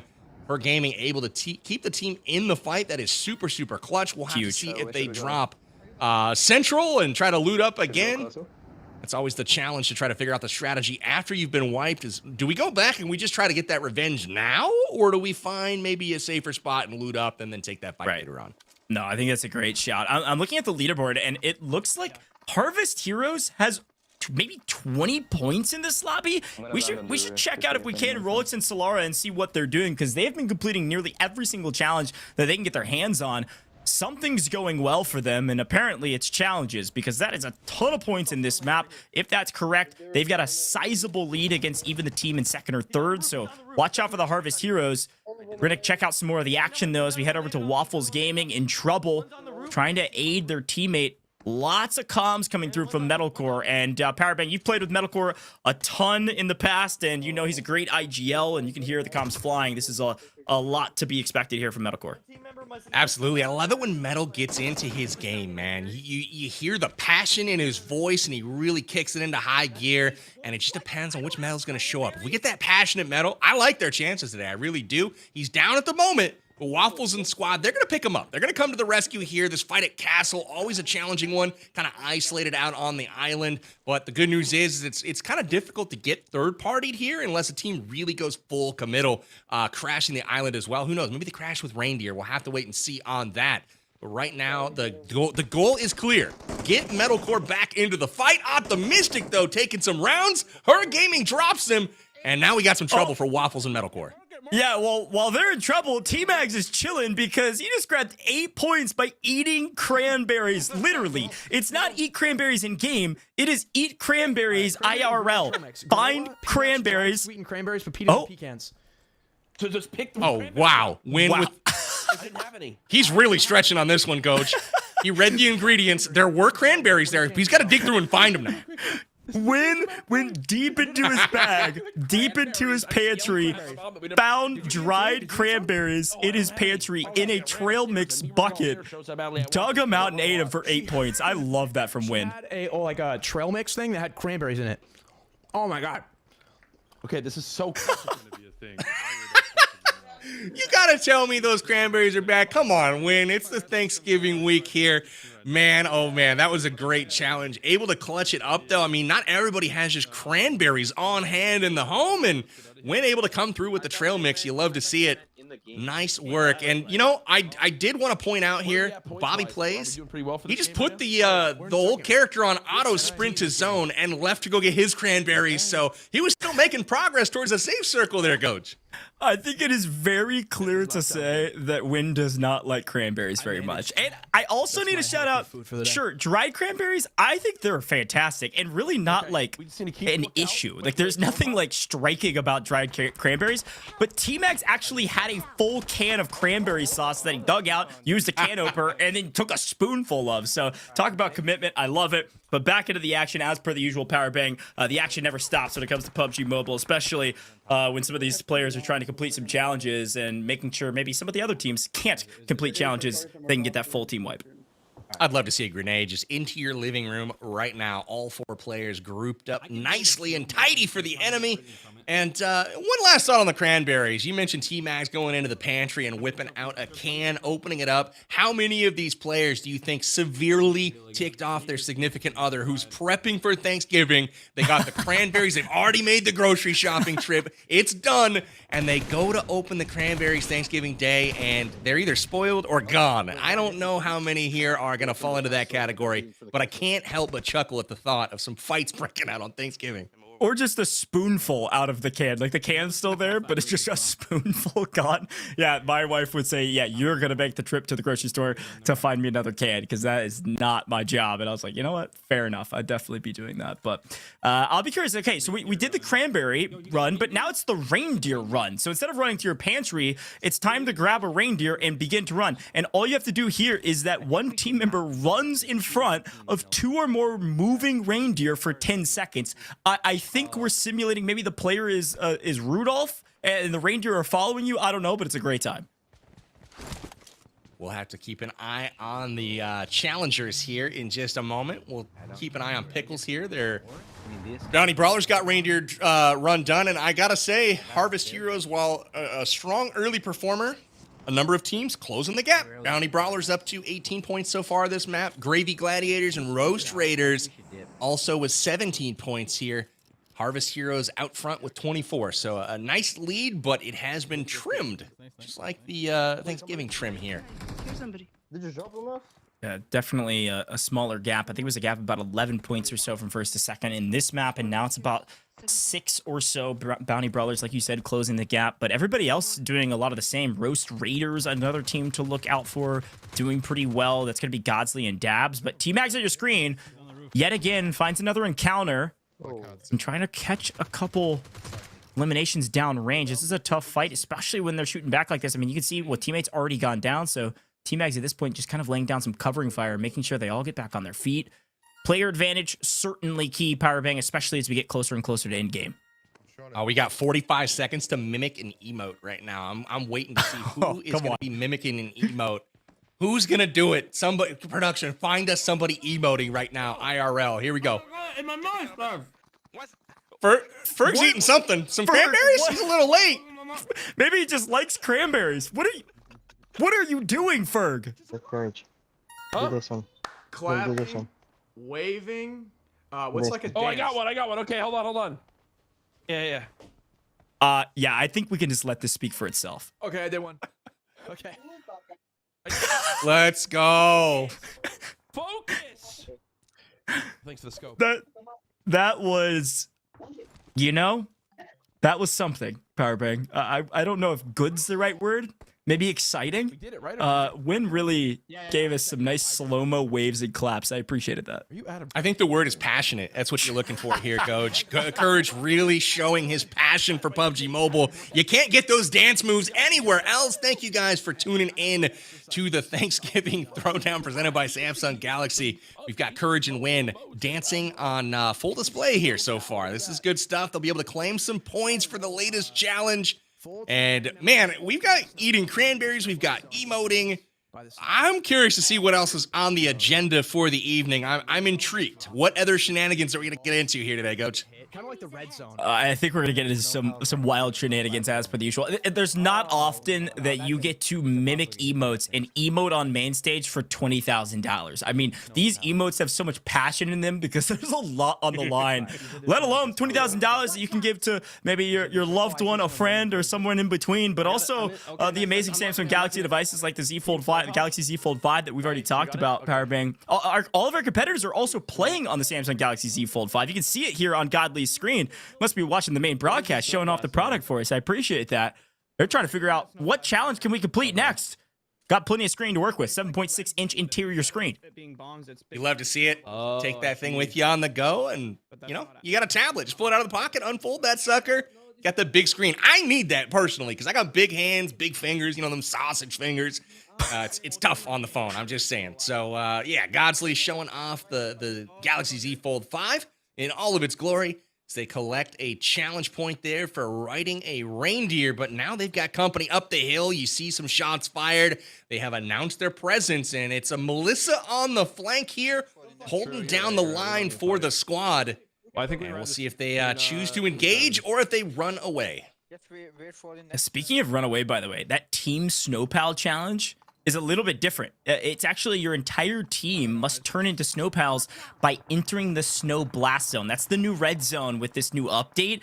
If you get hit by the falling globs of snow, it actually turns you into those lively snowpals. So that's what this Team Snowpal challenge is. Only about 60 seconds or so remaining on that. Doesn't look like a single team has secured it yet. It does give you 3 points, which is nice, but build a snowman, turning an opponent into a lively snowpal is 5, but only 2 teams can acquire that one, at least for now. I'm just playing position right now. We're currently in, I believe, the middle stages of the game. The next circle about to close in. We got 6 seconds until our new zone is there. And I want to see these teams are snapping to and going to that circle, or if they're going to take a bit to rotate. Because, again, blue zone has played such a big factor so far. And, again, it seems like the circle has hard shifted. And, again, no one seems to have noticed just yet. We got our eyeballs on some crates here and hanging out in the village. But got to get to that safe circle here before too long. They're going to be catching some flack as they try to enter. This bad boy open. You not only transform this from a phone straight to a tablet, all right? From a phone in your pocket to a tablet in your hand. Get the same. Oh, I did. Did you mark it? Yo, Samsung Galaxy Z Fold 5 today, all right? Literally Christmas, perfect phone to pick up for a loved one on the holiday. Let's go. Wow. Oh man, it was. Why are we here, Powerbank? We've got some incredible Seriously. hyping up of the devices for 4 points. So what do they need us for? It's so good. Let's just clock out, Coach. Puckett, have a good one, man. We'll catch you at the end of the broadcast, maybe to sign out. These creators are doing a fantastic job. Good stuff from them. Immediately plugging the device, getting a few points for it. Again, shouts to Samsung Galaxy for partnering with us for this event. Awesome to see support going out to the community here. Another challenge being issued for eliminating a snowman. 7 points for this one, but only 4 teams eligible to pick this one up. And shots fired. The M24 taken down from range. Solara regretting that peek, and she'll have to crawl back to the safety of the village and get picked up by her team. This is a big moment. If they go down here, they're going to be missing out on a ton of points. It seems like some of our later map challenges that pop up are worth more points, which makes sense. And I'm taking a look at this leaderboard. Some of these teams have a long way to go. There was only one team that breached 20 points last map, and that was Turkey Trouble, and they were the last team alive. This time around, we've got a couple teams past 30. So everyone is getting more accustomed to completing challenges, and they're getting more points because of it. 36 maybe for the team at the top, Harvest Heroes, and so on and so forth. Down over 4 teams over 20 points and a couple right on the brink. Powerbank, these are going to be the crucial moments of this map that'll dictate whether or not you're going to be up in the money or potentially out of the running after 2 maps. We'll see. But Turkey Trouble was on top after the last one. The question is who's going to be on top at the end of this one, because we've quickly moved into the end game. We have indeed. I can tell you who I would say it's not going to be, but I don't know because they crushed the challenges so bad. That's Solara and Rolex. They were just eliminated, but unfortunately for their competitors, they really did a number on the challenge points so far. As we see another squad eliminated here, it's Dab Plays and his team. That is the Roast Raiders going back to the lobby as well. Another team that crushed the challenges this time around. So again, we'll have to wait and see both of those teams picking up over 30 points this game in challenge points. Yeah, it's a huge shout. That's the top 2 teams as of a moment ago of the leaderboard being updated on our side. The top 2 teams from this map have been fully eliminated. So there's a chance here in our final 3 or so teams that we have left to rack up a couple more points. Get your 2 thumbs up, Pickles. I saw it. Mark that challenge. Get your 2 points. Every single point matters, but if you can visit a custom garage in the next 20 seconds, good on you. Otherwise, go eliminate a snowman. Use that snow blaster. Turn somebody into a lively snow pal, and then eliminate him for another couple points. There is still a lot of points to be had in the final moments of the second map. And Powerbank, I think Pickles biding their time because, well, there might be a full team above them, and actually above Marco here. That's going to be Courage JD. That's going to be Winsanity, Draxler, and Kazi. They've got the high ground. They've got a great spot. Comes up with the device again. Oh, and yeah. did it again. That's 3 points because we're still alive. Icebreaker mystery crate. Oh, okay. We got to kill somebody. Oh. We got to kill somebody before we can... Win got that just in time, but I don't think they had a chance to claim that challenge. So they got to clear this throwdown, and that is just get 1 elim. As a team, they got to find somebody. That's first step to getting an elim, right? Finding them on the map, and they got to be close here. The circle's awfully small. Not many players left. There's 9 remaining on the map in its entirety. So they will be seeing each other soon. Those shots fired, obviously putting big audio cues on the map, and everyone going to be paying attention at the source of those shots.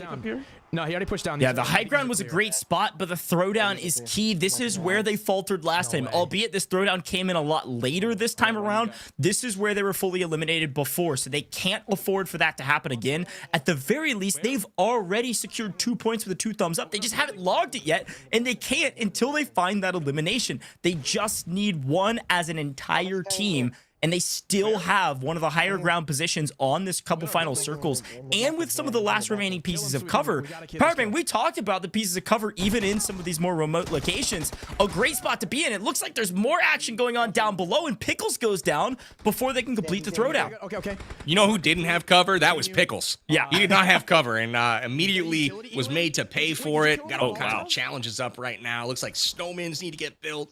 You got utility elims coming. The grenades are gonna be flying right now. Here we go.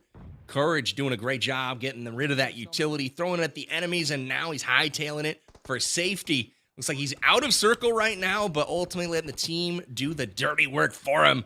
He turned me into a Courage and Winsanity here, trying to have a nice comeback game after an early exit in game 1. I'd say they've got to be pretty proud of their performance here so far in game 2.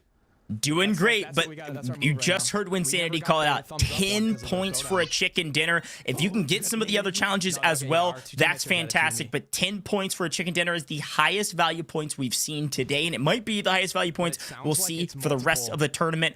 10 points is massive for their totals, and I believe it might be a 2v3 down in numbers, but they do find an elimination on Marco. That's a 2v2. Wins called it out. They've got an opportunity to grab the chicken dinner, an opportunity to grab 10 points, and if they can do it with a grenade power bang, that's 17 points that they're looking for if they have a nade.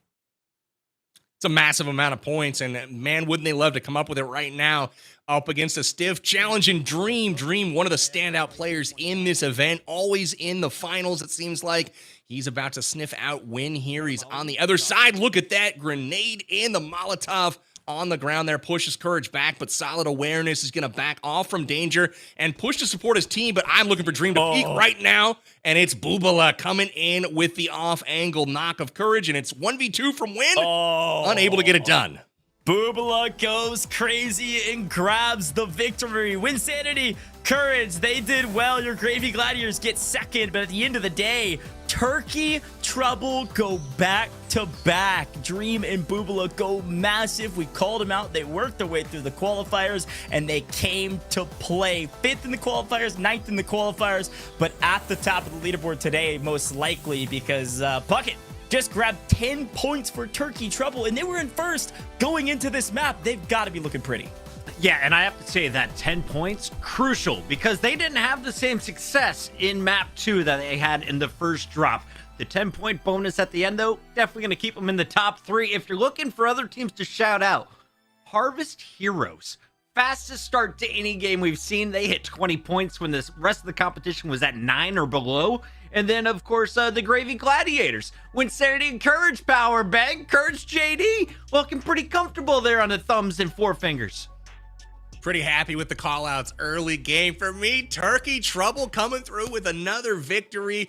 Strong performance so far from the competitors that qualified through our open community qualifiers. Bella Fox and Her Gaming have to be happy with their pairings today, but ultimately a lot of teams picking up a ton of points here. Excited for the leaderboards in just a little bit, but man, oh man, a good standoff there towards the end. The off angle clipping Winsanity and ultimately giving the victory to Turkey Trouble. But Goj, walk us through the early game as we take a peek at the replays. Yeah, as per the usual, it was a hot drop on Snowy Village. I still think there might be a bit of a misnomer there. There's an opportunity to earn points elsewhere, but you gotta be one of the few teams that can secure some of those other drop spots. Snowy Village, very well populated as everyone's grabbing their first free point from that challenge, and it was just a matter of who found the loot faster and then was able to utilize it to maximum success. And here's Turkey Trouble.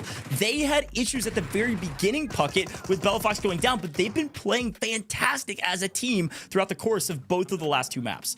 Yeah, and you got to give big shout outs to Dream and Boobala from the community. Of course, they were 2 of the top front runners in the qualifier 1, then qualifier 2.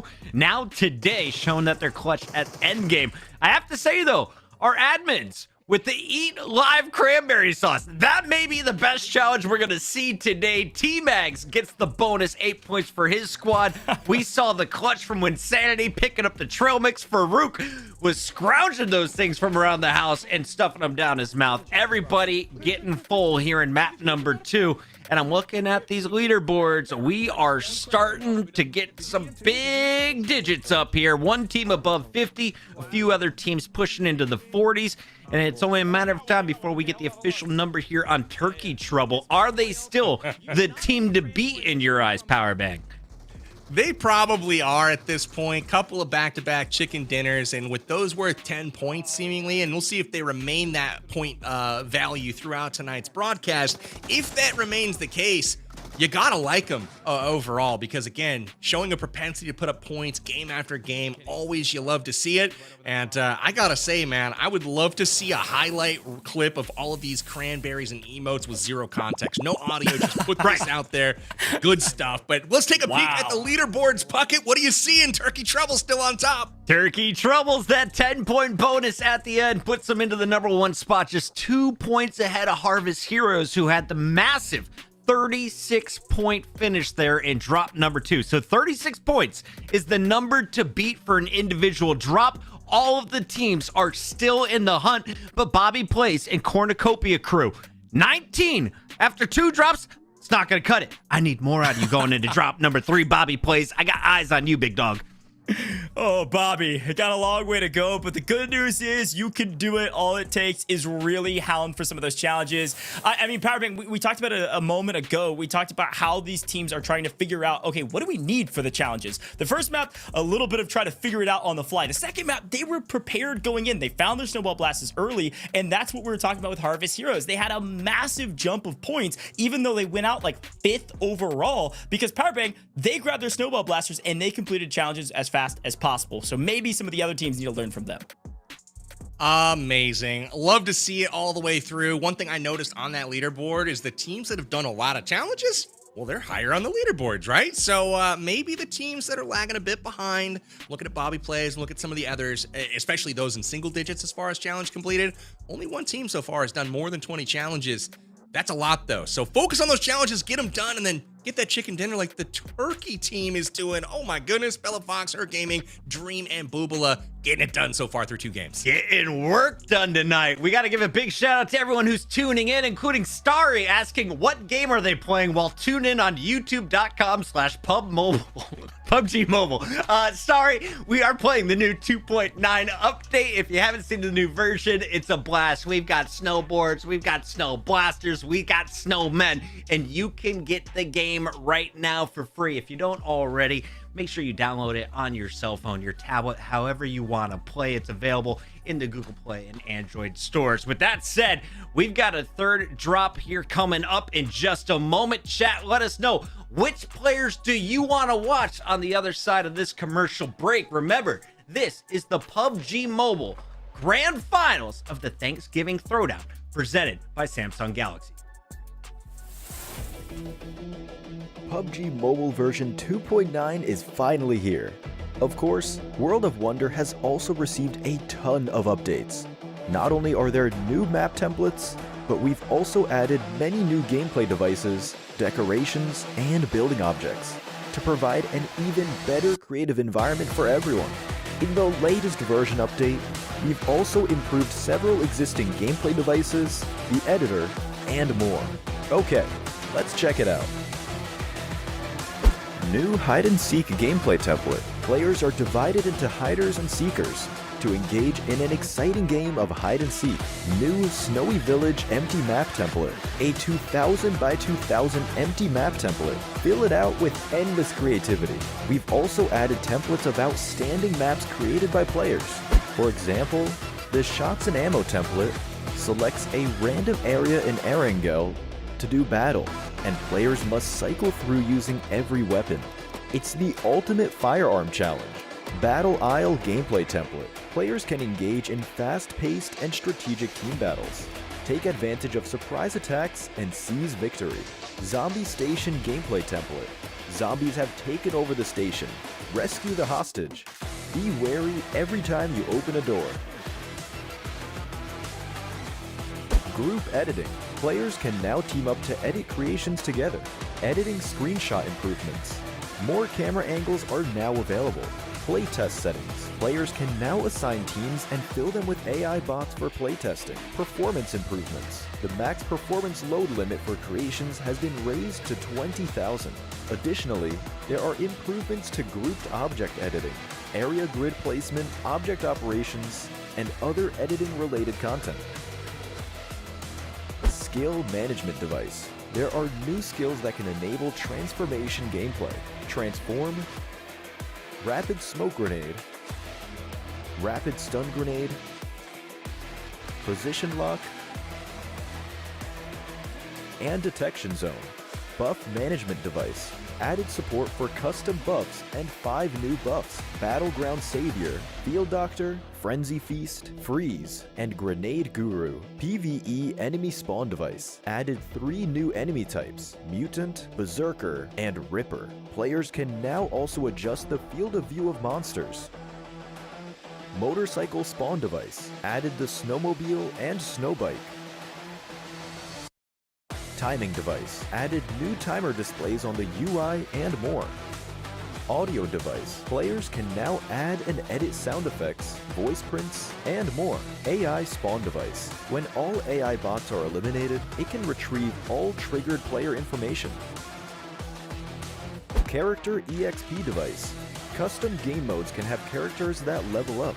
Grouped object action device. Players can dynamically load and unload grouped objects. Special effect device. Players can play several special effects. Creators can set the conditions for activating them. The return of snowy-themed decorative objects. Added hide-and-seek related objects. Added several castle prefabs. Some PMGC landmark objects have also been added. You're welcome to try them out. Multi-round elimination settings provides mechanics for multi-round eliminations in a single game. Custom buffs allows creators to customize buff attributes and effects. Voice and text chat feature added voice and text chat for all players in a match. Block player damage feature. Creators can choose to disable player damage. Auto translate feature automatically translate custom text in creations. Besides this, we've also added settings for character level and performance test notices. Display improvements. When a friend enters a World of Wonder creation, it will show the current status and creation code.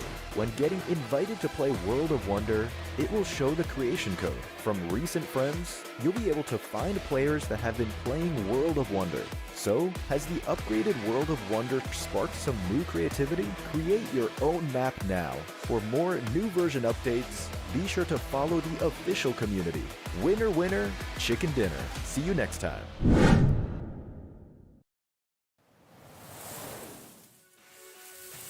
Welcome back, you gorgeous gamers. I have two handsome gentlemen to my left, the Grandmaster Goj, as well as Power Bang, and we are halfway through our Thanksgiving Throwdown. It's the grand finals, and at the end of this, we are going to be dishing out $40,000 in the best Samsung Galaxy gear the planet has to offer. We got the Z Fold 5, we've got, of course, the tablet, the S9 Plus, and our players, they can win it. But not for themselves, Power Bang. Everyone is playing for a friend, a family member, somebody else very deserving here during the holidays.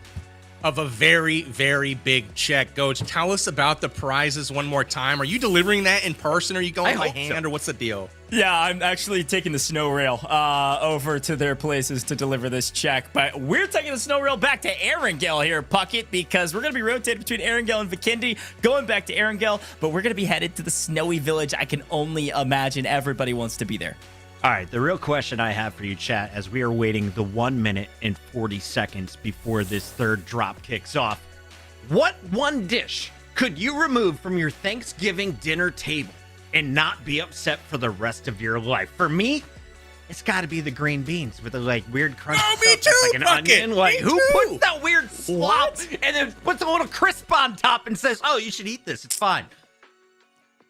Me too. I gotta second you on the green beans. You know, I have a feeling Winsanity, he's gonna go with cranberries. I don't know. It just seemed like kind of the move based on his previous behavior, if we put it like that. But Win is, you know, I've happened to spend some time around him in person. He's not the least picky of eaters. Let's put it that way. So. Sure. The man's known to pound a glizzy or two, though. Don't think he want to eat a hot dog. All right, Goj, we got to talk about video games, though, because we're going back in to version 2.9. PUBG Mobile is the game of the day. It's the game of the year. We're going to play it one more time tonight on a fantastic map. What are your expectations when it comes to challenges, though? Because we see it's not about eliminations. It's about getting the pop-ups done as quickly as you can. That's right. And the Harvest Heroes was the team that really succeeded that in our second map. Now, they're not on top of the leaderboard, but they are right behind our Turkey Trouble team. And they did it at the very beginning of the game. You called it out, Puckett. They were at over 20 points before anyone was over 10. They were flying through the early challenges because they grabbed all of their 2.9 version updates. Their Snowball Blaster. They landed Snowy Village. They won their early encounters. They're riding snow rails. They're turning people into lively snow pals. They were ready to rock and roll. And you've got to play like that. If you lose a teammate, maybe you bail out of Snowy Village, but you have to loot. You've got to build up your resources or you're going to be in trouble. All right, big question before we go back to game, yeah, I got to put you on the spot really quickly. Turkey, the Turkey Trouble team has won back-to-back. What's your call? Are they going three-peat here, or are we going to see a different team? No, I was talking to Pumpkin Platoon, Coffee Gaming, Red Eyes. They're looking to cause some chaos here. Look out for the Coffee Red Eye combo. They're coming in hot, Coach. All right, Coffee. They are going to be coming on top according to Pocket. I love it. We're headed into map number 3, and we're back on Erangel. We got a chance to look at the map as well, and I like this plane line here, Powerbang. Look at this. If you hang out in the plane all the way to the finish line, you're going to be up in the snowy village. I only expect a lot of the people are going to do that because, well, you get a point for doing that. The question is, are you going to try to be first to the ground to try to claim Pachinki and or prison Pachinki right over the plane line? You can see Bella Fox is going for it. Man, they're just not happy with the points they have, is what I'm gathering here. Coach, she wants more points. I think it's a little greedy, maybe, but that's their prerogative. They're going to jump in, try to claim this victory. I'm so happy, though, to see Her Gaming and Bella Fox right now on top of the tables. They deserve it. They've been consistent at all of the past events. They haven't been champs, I don't think, just yet. Maybe Her Gaming has once before, but I want to see Bella take home that big prize here for her boyfriend, no less. Yeah, I gotta say, that's the thing. You can call it greedy, but they're doing it for other people, so you can't call it greedy, Powerbag. This is all for the Thanksgiving season. We're thankful for our people, and, well, there's a lot of people landing Snowy Village, so if you're trying to earn it for your friend, your wife, your partner, or anyone else, good luck. There are going to be a lot of others that are vying for that same type of passion, that same type of entertainment in Snowy Village. And I gotta say, Powerbang, when it comes down to entertainment, when it comes down to the value that Snowy Village has, I'm here for the hot drop of the icy Snowy Village because there are probably 15 to 20 people of our 48 total competitors that are landing in Snowy Village. So it certainly is spicy and hot, and you've got to find loot if you're going to have any sort of success, and that's exactly what Metalcore has done. Off to a decent start right now. Metalcore is happy to get started here. He's got the Molotov out. Here it comes, but unfortunately for him, Gorilla peeks the heck out of that doorway, and he's taking some lead on that one. Just like that. Out of the lobby, back to the plane. He'll have to find another, maybe less contested drop spot to make himself at home in. Nice. Yeah, that was fast, but we're going to continue cycling through the action. Papa PG, no, not on top this time. Maybe his teammates can be on top, though. Get a trade, push the encounter. Waffles on the other side. 3 are down and getting cleaned up. Papa PG's teammates are qualifiers, I believe, carrying the brunt of the load, and that's exactly what happens. That's their 4th, and look, I called out this team at the beginning. They're talented. They're doing pretty solid, but they've got a long journey ahead of them. They need to rally back. They need to get these revives and get loot, get some heals, and get back on their feet and continue pushing. They've got to find those snowball blasters, Powerbang. I think so. They really do. You know, a lot of the challenges are going to rely on it, but having some fun here. Let's tune into maybe a listen in of one of these squads. We'll see what they got going on with regards to strategy early on here. Watch out. Do you have a snow blaster? I don't. Nope. Not yet. Chat.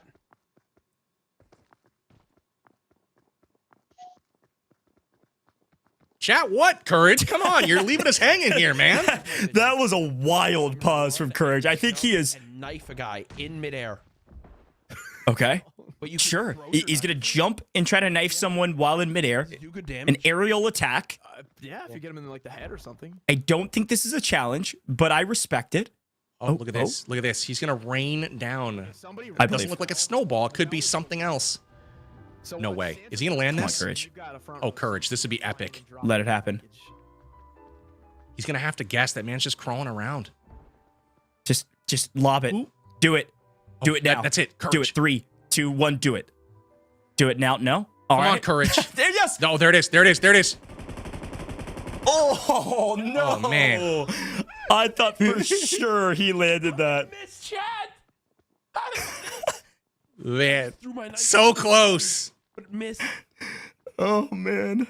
Courage is chilling. The problem is, Powerbank, what do if you're up this high up? And I think maybe Courage thought that this is the bell he needed to ring. There was a challenge a moment ago. You need to ring the bell, and it actually brings in Santa Claus, who drops off a nice care package for you. The bell's down below. It's not that bell. There's a bell on the ground, and I think it might have been Rolex's squad that actually was able to grab it. Looks like they're in an encounter as well. There's a lot of people fighting down below, but Courage stuck up on high. And there he goes. Okay. What? Well, okay, he's been spotted out. I mean, it was clever for a moment, but yeah, that didn't really work out for him. I think here's what happened. Courage was up on the top, and he throws his knife, and you can actually loot those, right? So when he gets rid of his utility knife, all of a sudden, whoever was laying prone down there hiding just randomly picks up a knife, and they're like, wait a minute, like, where did this come from? I'm sure they were using that eyeball tool. They had him spotted out, and then when he jumped down, they were on. I am impressed by Courage's ability to potentially get down that tower.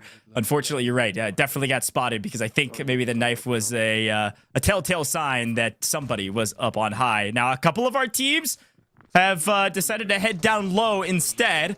Want to get a bit of cover here for a moment. Bobby plays. Team in trouble, trying to get this health off, and is able to grab it. Sees a nice angle through the doorway. This player peeks. He's got an opportunity for a knock. He's going to try to play trade for JGB. Oh God, I'm getting pushed. It's possible, but slowly but surely working his way over and finds it. But no, was looking away for just a moment. I don't know what he was centering on, Powerbang, but it was the wall, not the opponents. Yeah. Well, that's one way to do it. Bobby plays not quite quick enough on the trigger there. He's, he's met with a pretty swift aim from his opponent. We're gonna have to push this. That's okay. Solara here in the blue zone getting patched up, and looks like they're off to a strong start. Once again, these are your harvest heroes. Okay. And again, they're gaining ground on Turkey Trouble at the top of the tables here.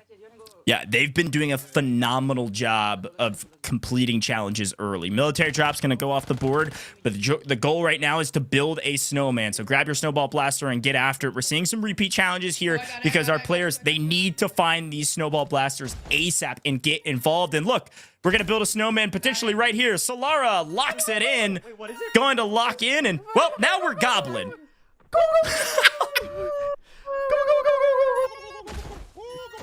All right, we're going to be able to tell who's a hunter here and who is clearly not. I marked it. We got it. That, there's things you expect to see on broadcast, right? And I'm not sure I expected to hear 12, 24 different creators, maybe some of our qualifiees, gobbling like a turkey all at the same time. Oh, well. Is that how it goes? I think that's how it goes. Yeah, I've done better. I mean, I really got to get into it, loosen up the vocal cords a little bit.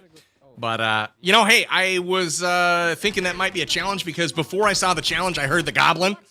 And I'm like, that's got to be on that list on the left-hand side of your screen. Has to be. And it was. So that's good. Freeze the water, though, is one I've been looking forward to. I want to see if somebody can use this feature tactically to, like, get across somewhere. This is a road to nowhere. But, hey, they have a compliment. Nice. So, nice work. Where are they going? I think there's a certain amount you need to do. Yep, there it is. It's a total of 5, it seems like. They've been able to cross the water, and very well done. Stay on the ice and move. I will say, too, like, obviously, challenges are challenges, and this is what you're going for. If we do have a challenge that's get your chicken dinner, then fantastic. In normal pubs, when you're playing the 2.9 update, you should use the snowball blaster to maybe make some crazy wraps out in the water where you can run on ice. It's probably a little bit faster than swimming. And if you turn yourself into a snowman, like you saw some of these creators do, the creator snowman challenge, and you have to turn yourself into a lively snowplow, you can actually glide across the water, kind of walking on water as that lively snowplow. So a pretty cool way to kind of rotate out in the water if you want to. I need a lively snowplow. It needs to happen. But maybe not yet. It's still kind of warm outside. Yeah. We're getting there. I think where you and I live, I don't know that we're going to be catching quite a bit of snow comparatively to Erangel and Vikendi. We'll have to see. Metalcore is dishing out the strats. The zone has gone far south right now, down near Winery. It is going to be a race to the zone right now, as we often see on Vikendi. Or, excuse me, we're not even about, what am I talking about? We're Military Island. Sitting here, the snow is distracting me. I feel like we're playing Vikendi all of a sudden. It is not near Winery. Winery's not on this map, to be clear. I have played this game once or twice before, but yeah, everything's going to be down there south, and teams will have to be rotating down to grab that position. One team that is pretty happy with this is C4 Dream. They're part of the the Bella Foxes and her gaming team, the Turkey Trouble. They are crushing it so far, and they're off to some great momentum still in this game number 3. Yeah, they're looking really solid. Should still be top of the leaderboard. Other teams are continuing to try to close this gap, but as the gap gets closed, it then gets reopened by Turkey Trouble. They are pushing the equation when it comes to points, but a ton of points just got secured by the Gourd Gang here.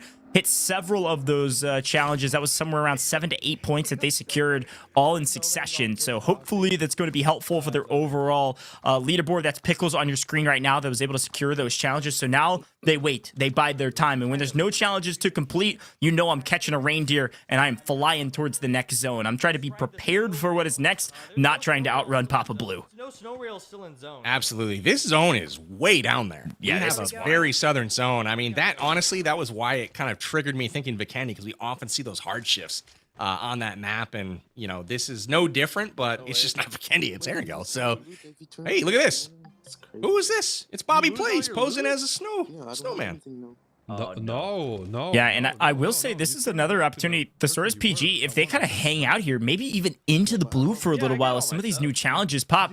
This is obviously one of here. There you go. There's an icebreaker challenge. If you can break the ice, you can do it with a melee weapon. You get a ton of loot, but you also get some points. And one place that you're going to find several of these is the Snowy Village. You can use some of these snow rails as well to move around the map, but I think that's what's happening here for PG. They're kind of hanging out in some of these POIs where they likely complete some of their challenges, while Winsanity's apparently completing a parkour course, and I don't think that this is going to be worth any points, but it certainly is cool. Very unlucky.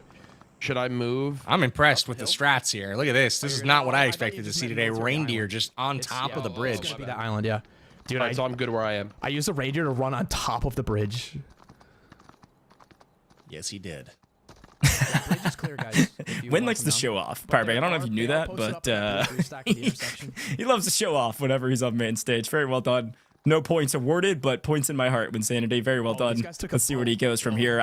This wrap is going to be tough. There's got to be a team hanging out as he rotates further and further into the zone. I think he's trying to catch up with Courage, so Courage isn't all by himself. Find in return 4 snow tots. Oh, we got to find like that little, like the mama snowman. Yeah, and return the babies. Right, I'm gonna look.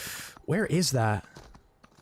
And this is actually the team that actually completed that challenge last time around when we were on Erangel. We saw it at the very end of it where they kind of brought those babies back to the snow mother, I think is what they were calling it. But you return the snow toddlers and you actually get some rewards for it and some points according to our challenges. Amazing place to live. Love to see it.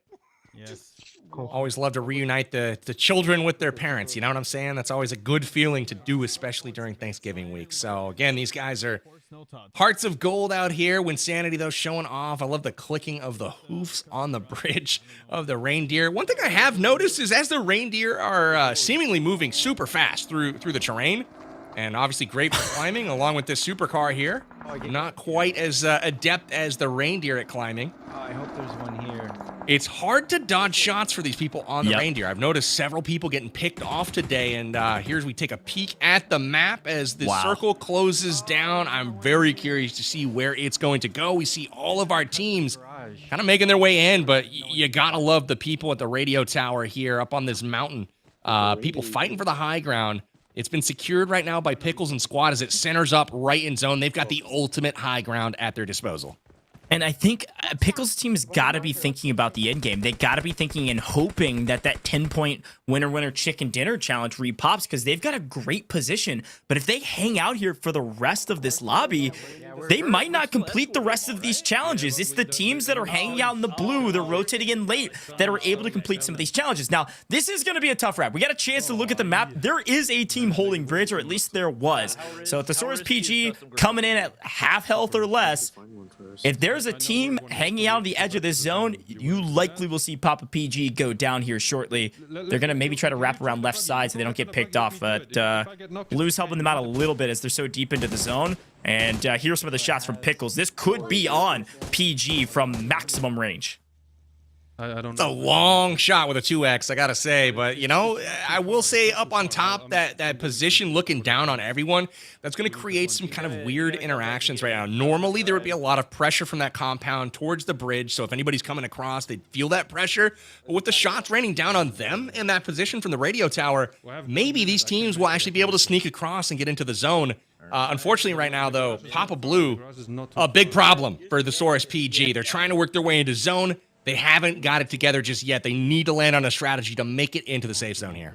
Yeah, this is Papa on Papa. Papa Blue versus Papa PG. Blue always wins, PG. You're going the wrong way, and I think he might be going for a garage inside of zone. This is the commitment I'm talking about. It's not always about the win. It's all about the points. And if there was a garage potentially that he passed on his way to the bridge, he's doubled back to try to secure it. It's got to do it, though, in the next 45 seconds. It might be one of the only teams to do it. But here we go. We got Coffee Gaming on the snowboard, working his way up the mountain. I didn't know snowboards went this way. And I think he's losing a bit of momentum, but is just barely able to make it to the top.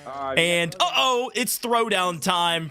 We'll see what the throwdown's going to be as it gets prepared and power bank. This is going to be the make or break moment. It is 2 eliminations as a team, so if you can find 2, you're back onto the challenge course. But for now, it's all about 2 eliminations, and the question becomes, where is the closest team, and how fast does it take for us to get 2 eliminations? Because we've got to start scoring points again. This could really shift up the leaderboard. We've got people knocked already, and some sharks are swarming right now. Juancho holding that front lead edge. That is a professional player that is going to try to do his best for his squad right now. Hopefully it's not too little too late, but out of the water comes Bella Fox, leading the charge here for her squad. Again, the Turkey Trouble team has been money so far, winning both of the first 2 games. They seem to be flying under the radar here in game number 3. They are still sitting on top of the leaderboard. They've got a good bead on some of these other squads' positions. Well, the Fox Den certainly cheering Bella Fox on. She's been known as the sniping goddess. We'll see if she can land one of those shots. If she can land a knock and get a full elimination here, especially from distance and not get, kind of put your team in jeopardy, could be huge to create some room to work with and secure this throwdown, start securing some more challenges. You can hear some of the shots in the distance. Some teams certainly getting involved. That's Winsanity finding a knock and elimination. That might be 1, might be 2 for Win's team. And here are those shots going down range, and he's counting it off. There's 1, so they need 1 more. As they continue to creep up this leaderboard, they were nearly last in this map in particular. They would love to secure this throwdown quickly here, Powerbang. Looking for a thirst potentially from his teammate, and I think they just got it. Okay. Good. Mark complete. Continue. Weak game in game 1, but a strong game 2. They're trending in the right direction. Win trying to pick up the slack for his squad right now. Things are they're looking up. Me every day to continue being a YouTuber and playing amazing games and making good content and having literally one of the best jobs on the planet. So for everyone that's watching right now, I appreciate you and I'm thankful. Wow. We're thankful for you to win, and I know you did that for points, and I'm sure it was sincere. Thanks to Win, thanks to PUBG Mobile and Samsung Galaxy for making it all possible.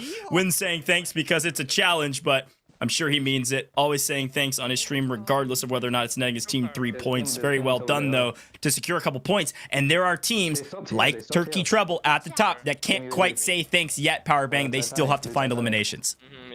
Yeah, that's tough. That's why it pays to clear these throwdowns as quickly as possible. And I'm honestly shocked Win thanked his audience and the supporters that he has. I thought for sure he was going to go with the cranberry snack he had just a moment ago. Oh, gosh. I think he's thankful he doesn't have to eat cranberries this map, at least not yet. He was having we'll trouble. see. We'll see. There's still time left. Still 38 players alive. Chiffon getting a clear right now, doing some work for his team. But maybe we get some cranberry snacks a little later on. We'll see. Yeah, you know what, Powerbang, I'm thinking back to the first lobby, and I think one thing I will give Courage JD credit for, he's got some skills.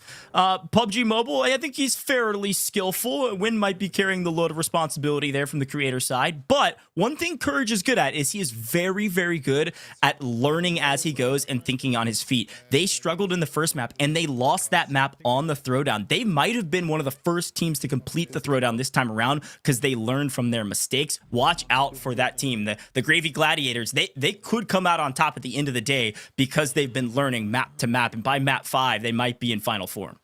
You know what T-Max is hoping in the next update? That they put an ability to heal while you're swimming. That's what I think he's hoping for, because he knows. He put it on auto swim, kind of sat back in the chair. That's not going to work, my friend. Unfortunately for him, caught out in that blue zone again. Team still fighting. Papa Blue. And that is not where they want to be. Where you want to be is on top of a mountain where Pickles is. And they are raining down shots on all of these other teams. You can see them congregating behind this tree here. And Rolex getting a finish here. Tough spot to be in, though, for sure. Smokes are out to try to get this team back into the fight.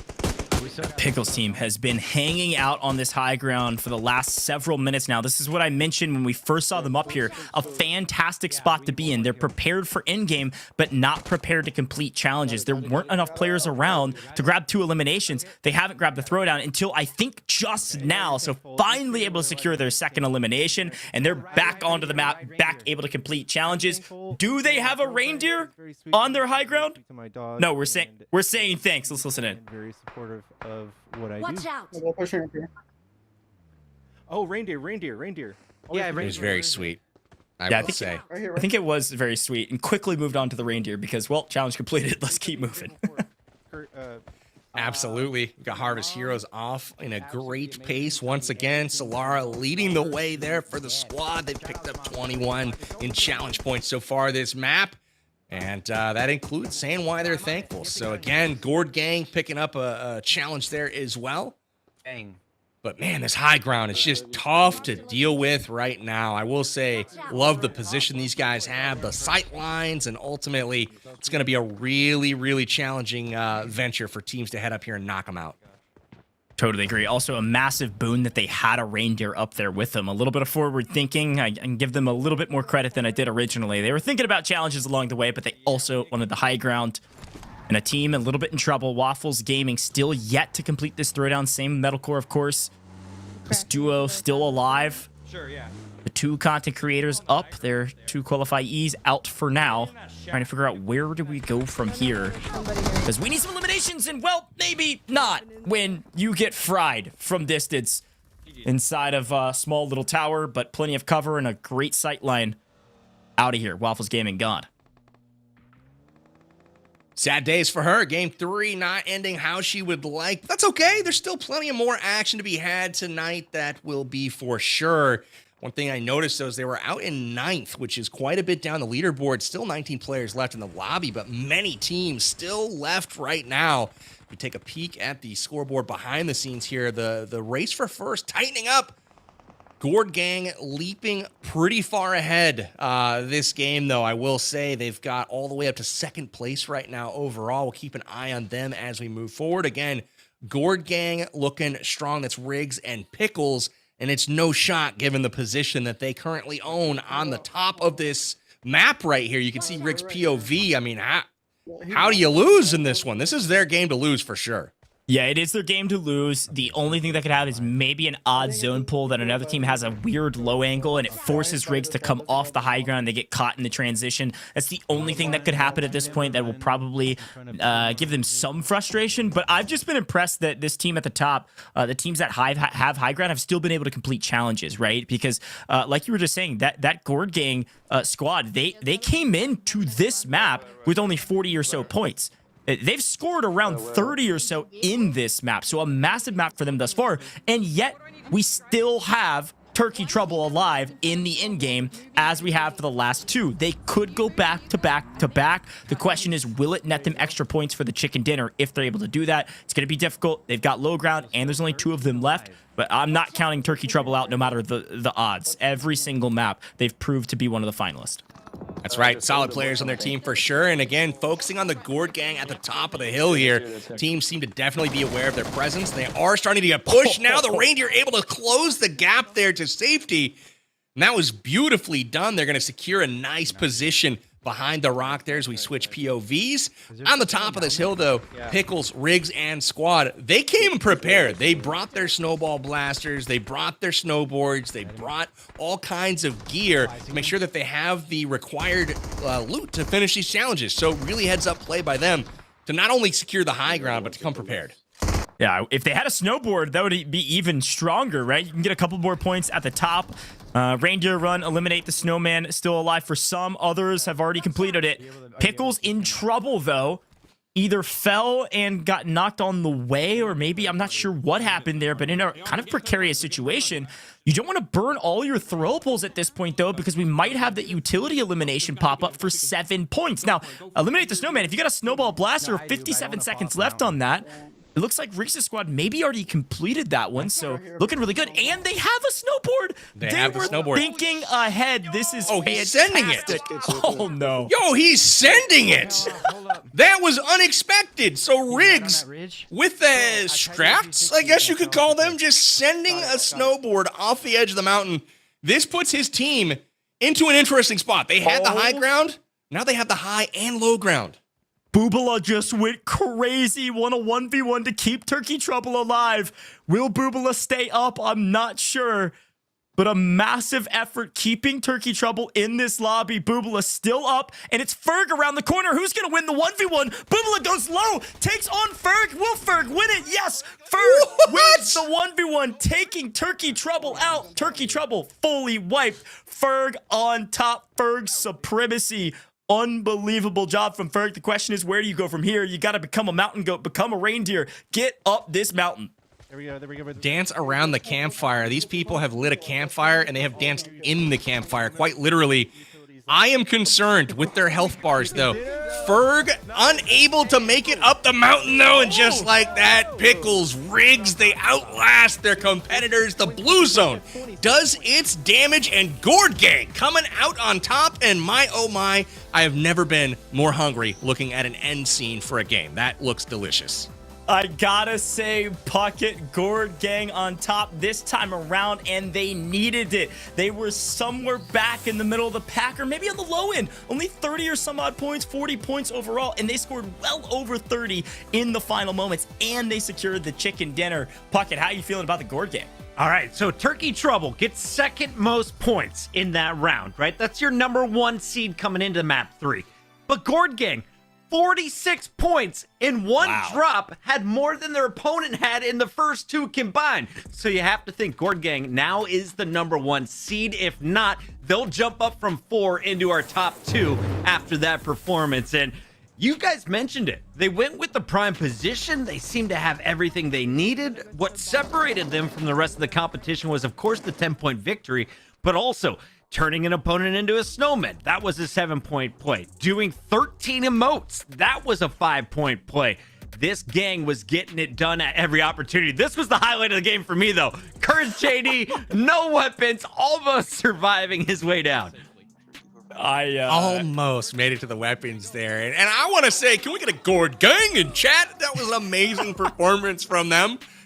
Very, very impressed. And I feel like it's going to come down. Goj, I may be incorrect here, but I feel like Riggs and Pickles made a strong push there for the top. And their performance and their ultimate result for the prizes is going to come down to what they have in the cupboards, man. Do they come prepared? Do they got the Thanksgiving food? Are they going to be able to get to it in time? That's my questions here as we move into games 4 and 5. Who has the biggest pantry, Goj?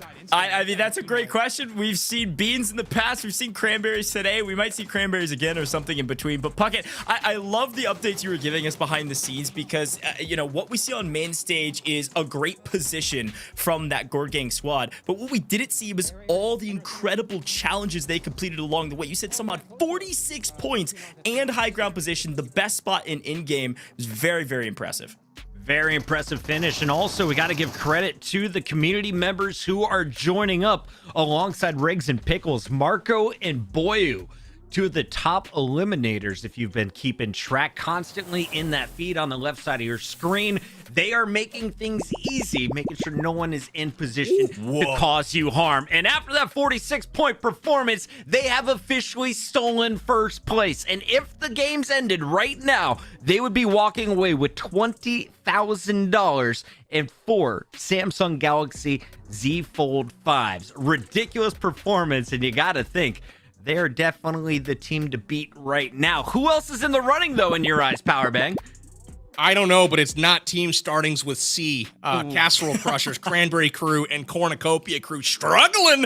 Bottom of the leaderboard right now. I'm thinking any other letter is probably in a better position right now. I am shocked to see the climb all the way to first over Turkey Trouble, who did not perform poorly. They racked up points, and they've gotten 2 chicken dinners, but Gorg Gang crushing it in Game 3, really adding to their momentum here as we move into the final games. I will say, very impressed with the Bounty Brawlers. We talked about Ferg pre-game a bit.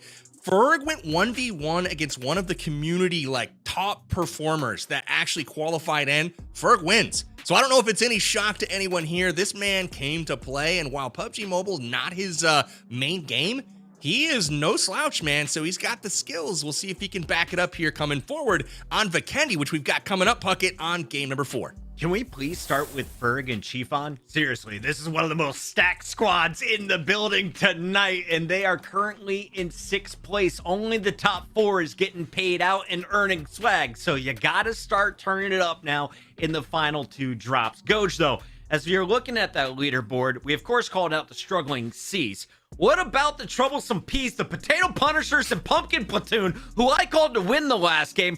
Both dropped 3 positions and are now looking like they need 30, if not 40 plus points going into this 4th drop.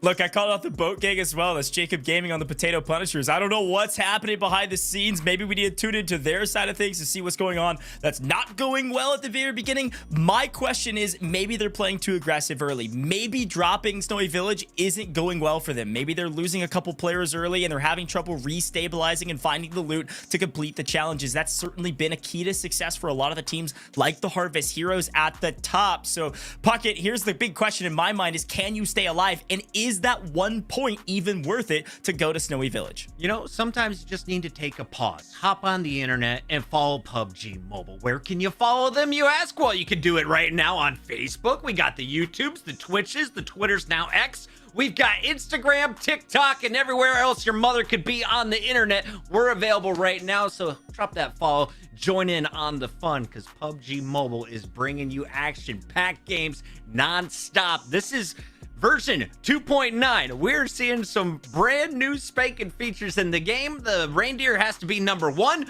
Powerbang, what's number 2 in your book? I think the P's need a plan. You know, that's what they need. They need a plan, they need preemptive strikes, and they need passion, ultimately, to get them to the top of the leaderboard. I'm so excited to see if they can bring it on Vikendi. Again, I'm watching the teams that I called out in the very beginning. Turkey Trouble performing marvelously. The Gravy Gladiators, they're right in the middle of the road, but I think they got potential. Win has shown a propensity to eat anything in his cupboards, even if he doesn't like it so much like the cranberries. So I got my eyes on them as we move into game 4. I was just looking down here at my player list. Excuse me. I think positive surprise on the day. Courage JD when he has weapons, not just a knife to throw from the top of a roof. Dab Plays has had some really big moments. I'm still looking, though, for guys like T-Mags, who he caught sleeping in the water. He needs to turn up this game. His biggest performance was eating cranberries. T-Mags, I want to see you and the Cranberry Crew turn up on the points list. Also, the Casserole Crushers, Metalcore was the first name I wrote in my notes. Metalcore has been nowhere near the rest of the squads in the final 5, the final 10. You gotta see if the Casserole Crushers can make it late game. If they're gonna do it, Goj, what do they need to do differently? I think we figured it out. It's harbor all of the resources you could possibly harbor. Put them all in your deep bag of tricks. Grab your snowboards, grab your snowball blasters, grab a reindeer or 2 so you can complete a challenge no matter where you are. You saw Riggs, top of the mountain, nowhere, there was no enemies around them. They were prepared for the end game, but they had the resources to complete challenges from distance, and they did it, and now they're on top of the leaderboard. I like that call out. I want to see more snowboards. I want to see some gliding. Somebody hop on a rail. Let's see some grinding. Powerbang, as we were getting into this one, I know you have your choice of maps here. How do you feel we compare with map 4 versus what we just saw on Erangel map number 3? Well, the snowy villages blend in a bit more on Vikendi, admittedly. Everywhere seems to be pretty snowy, except for the southern part of the map. I'm looking for hard shifts, though. On the first circle of Vikendi, you usually see something halfway into the water. Probably more of the same, and that's where those snowball blasters will come in handy to freeze the water, maybe make a nice little end around there, little strats coming in with the new features. I don't know. We'll have to wait and see what goes down in game number 4. But again, I'm looking for the consistent performances of Turkey Trouble as well as Gourd Gang. We'll see if those two can deliver once again here in game number 4. All right, I want to give a big shout out to everyone who's been tuning in since the beginning. This, of course, is the grand finals of our PUBG Mobile Thanksgiving Throwdown presented by Samsung Galaxy. We've got $50,000 of cash and Samsung Galaxy prizes up for grabs with 24 of your favorite creators, as well as the final 24 competitors from the community. Everyone, though, is playing for someone else tonight as they are looking to hook up their family, their friends, their favorite humans, as we are all celebrating the holidays with Thanksgiving coming up this Thursday. Chat, we asked you, what food will you not be eating during Thanksgiving? Which meal could you get rid of completely? Which side would you throw in the dumpster? But now here's the real question, Goj. What item do you need to have?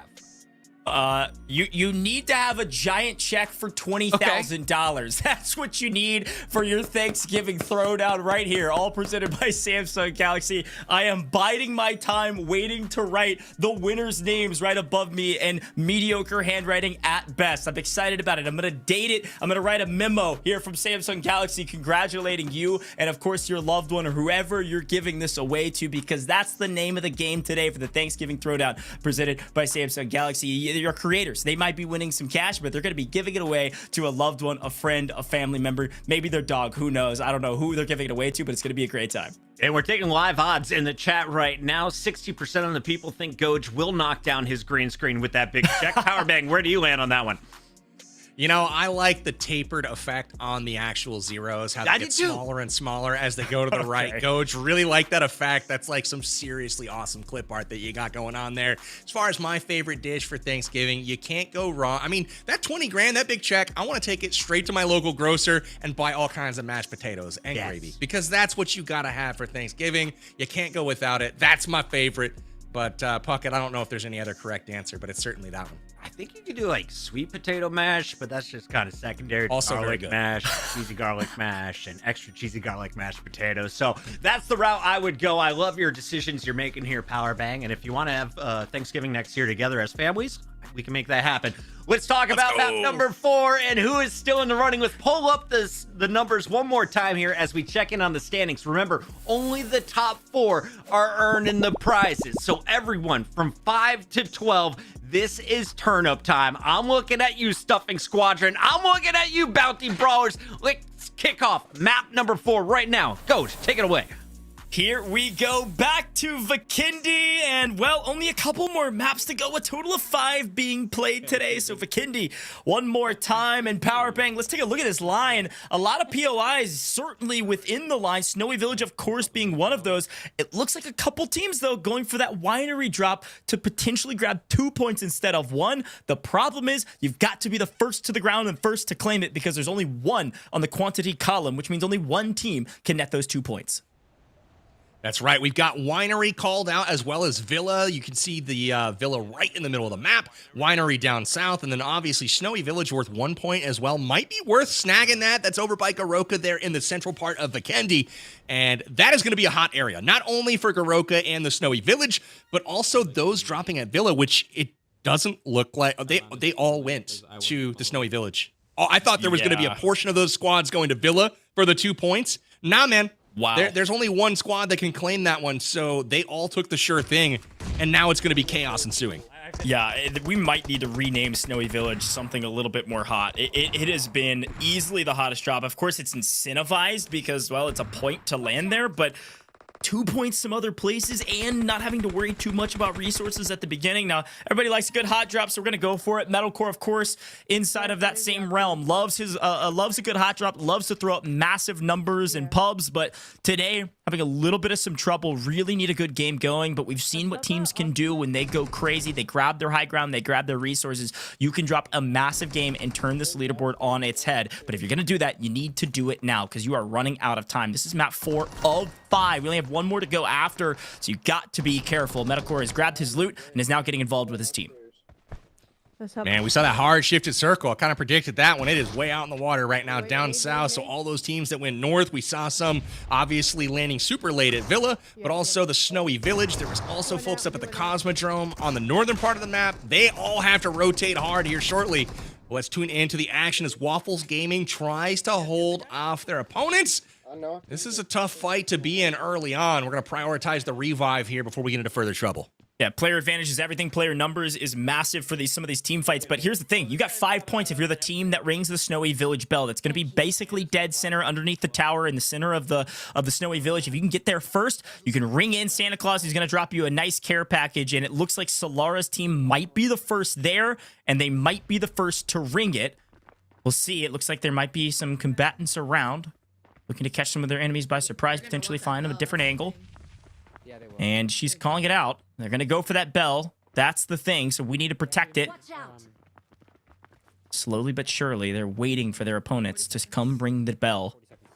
Total of 5 points for the bell if you can ring it. And there's a chance this team's actually already rung it. Maybe there was a total like 4 quantity on this, and a couple teams have rung it, but only one more team can ring it. And maybe they're waiting and biding their time. I think it actually unlocks here shortly, Powerbang. If I remember correctly, it unlocks after a little bit of some time. So I think they're biding their time to ring it. I like what Solara's doing here as well. They're trying to block visibility. They know there's enemies around, but they have tried to smoke off the sight lines here to make it so they can get this thing rung. And obviously they can hear the footsteps now of those running underneath them. It looks like Rolex will go for the ring, and there it is. They got it done. 5 points will go to which team is this? Harvest Heroes. Yeah. So they are crushing the early challenges here between Solara and Rolex. Get away from this. They might need this. Yeah, this is, it definitely might need it because it has some fantastic loot. Take a look at all of this loot. And the big note here is all the snowball blasters. Did you see it? I believe there might have been 4 inside of that care package. So now everyone has their snowball blasters. This is likely why Harvest Heroes has been near the top of the leaderboard every single time. If they've been one of the teams to ring this bell and get this care package from Santa early, they're prepared for the challenges. They're prepared to complete a ton. And you saw it in map 2, Powerbang, I believe it was. On this very map, they scored some odd 20 points before any other team scored 10. I'm gonna hop down, by the way. Absolutely, and that's a big reason they got that bell rung early, collected all of the loot that they got gifted in that care package, and as you saw, it was the snowball blasters that really give them the opportunity to complete numerous challenges early on. But now we're on the rotate. Godsley on his way south, trying to find the circle down in the southern part of the zone. But first, he's going to try to link up with his teammates, maybe hitch a ride here on the reindeer. There you go, Jacob. No boats today. Snowboards galore, though, and you're looking good doing it. Nice. Might be in some trouble, though. I think they've lost 2 of their players already. Jacob kind of doubling back here, trying to figure out where do we go from here. In a way, it's just pain. It's the people who landed. And we've got a corn cob hanging out behind a tree here. Hey, Bobby. Oh. Hey. Oh, just not quite fast enough. Bobby just got smoked. Uh-oh. Snowball blaster in hand. Not going to build a snowman this time around, but wasn't going to take any chances. Bobby's opponent. Quick knock. You know, I'm noticing a theme right now. Bobby's getting real comfortable looking at his enemies down the sight, but not so comfortable pulling that trigger. You know, just trying to opt for friendship, it seems like. That's all right. That's all right, Bobby. I respect it. Maybe respawn here and focus on the challenges, my man. You get them points for the team a number of different ways, and obviously getting towards the end of the game and securing the chicken dinner is just one of them. I'm looking back on our leaderboard here. Unfortunately, Ferg in a little bit of trouble in this map. Might be able to grab a revive. It looks like his teammates slowly working their way back up to him. But the question is, because he's so far out in the open, we need to bring a vehicle over, potentially to give him some cover or let him crawl all the way. But it's going to be really close. He's going to go for the res on Ferg's teammate. And then quickly going to go for it. Powerbang, this is going to be tight. Oh my gosh. Are they going to get him? Yeah, they are. Just barely. Wow. Chiffon Nice gets the smoke out first. I thought he was going to peel off and hide behind that tree. And I'm like, my man Ferg doesn't have that kind of time, my friend. Chiffon picks him up, though. You know, I should have never doubted him, though. This man's a pro. He knows what he's doing. We gotta find them. Yeah, he quite literally won the PMPL fall finals just only a couple months ago. I think he definitely knows what he's doing. And the team's doing really well, especially, you know, when it's not eliminations based, certainly changing up play styles to complete challenges. A lot of fun, but Chiffon, being a pro player, plays a certain type of way and is having to play a different type of way this time around. But the Bounty Brawlers are doing pretty well.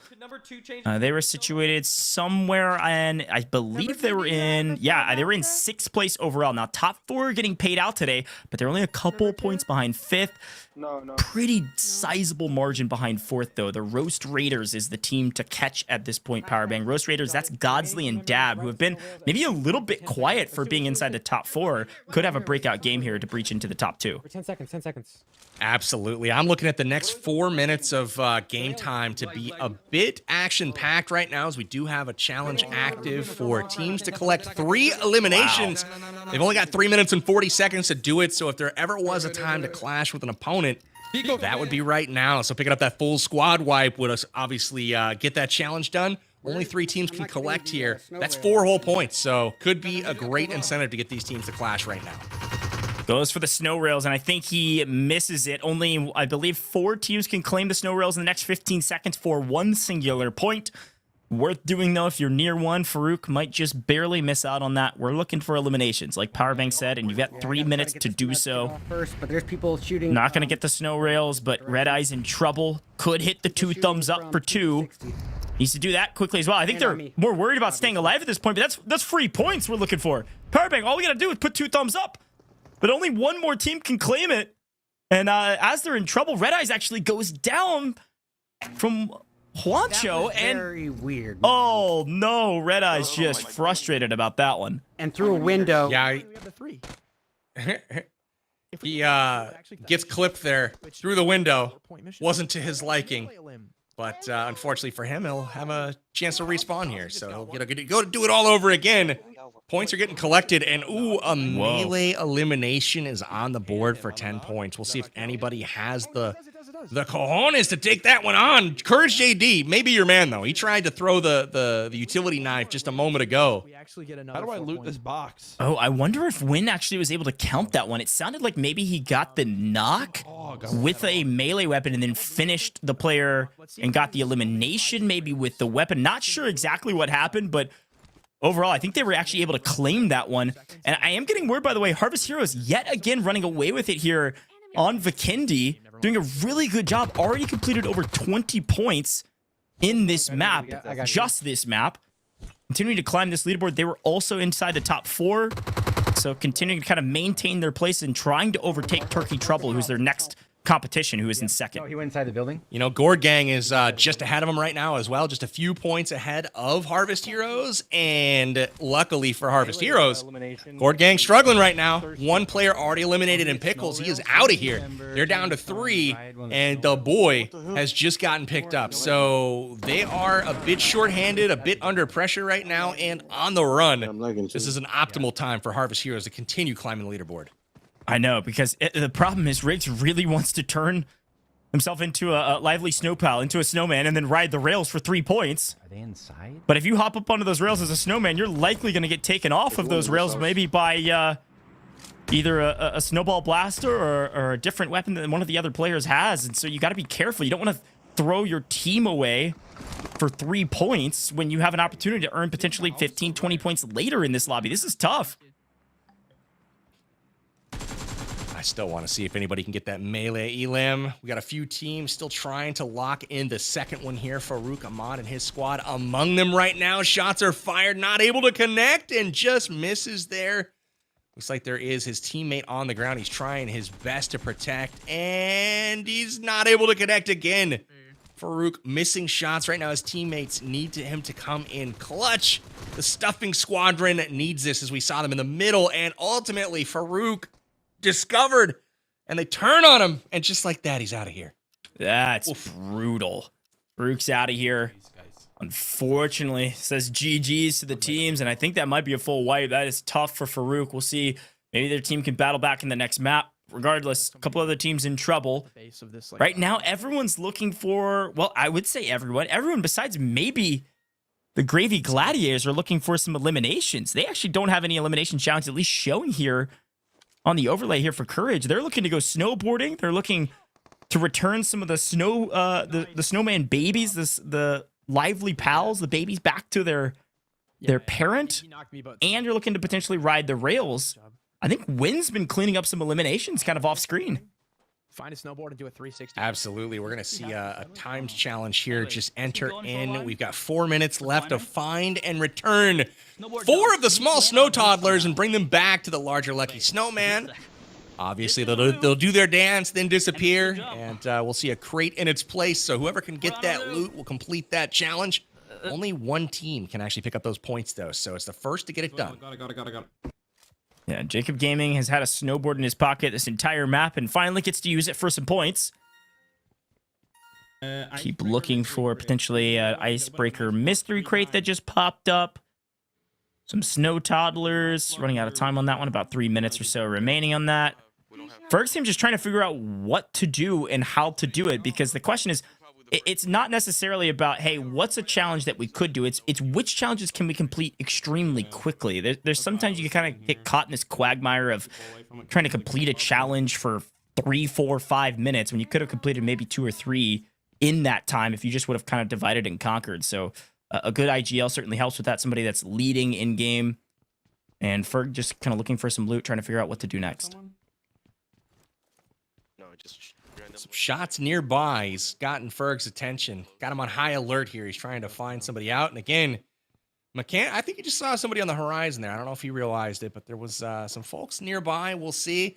Got word that Harvest Heroes continuing to rack up 34 total points so far. Wow. 14 just in the last 4 minutes. So Harvest Heroes crushing it. That's got to have them at the top of the leaderboard at this point. Their challenge pace cannot be unmatched. Now we just got to see if they can pick up that chicken dinner.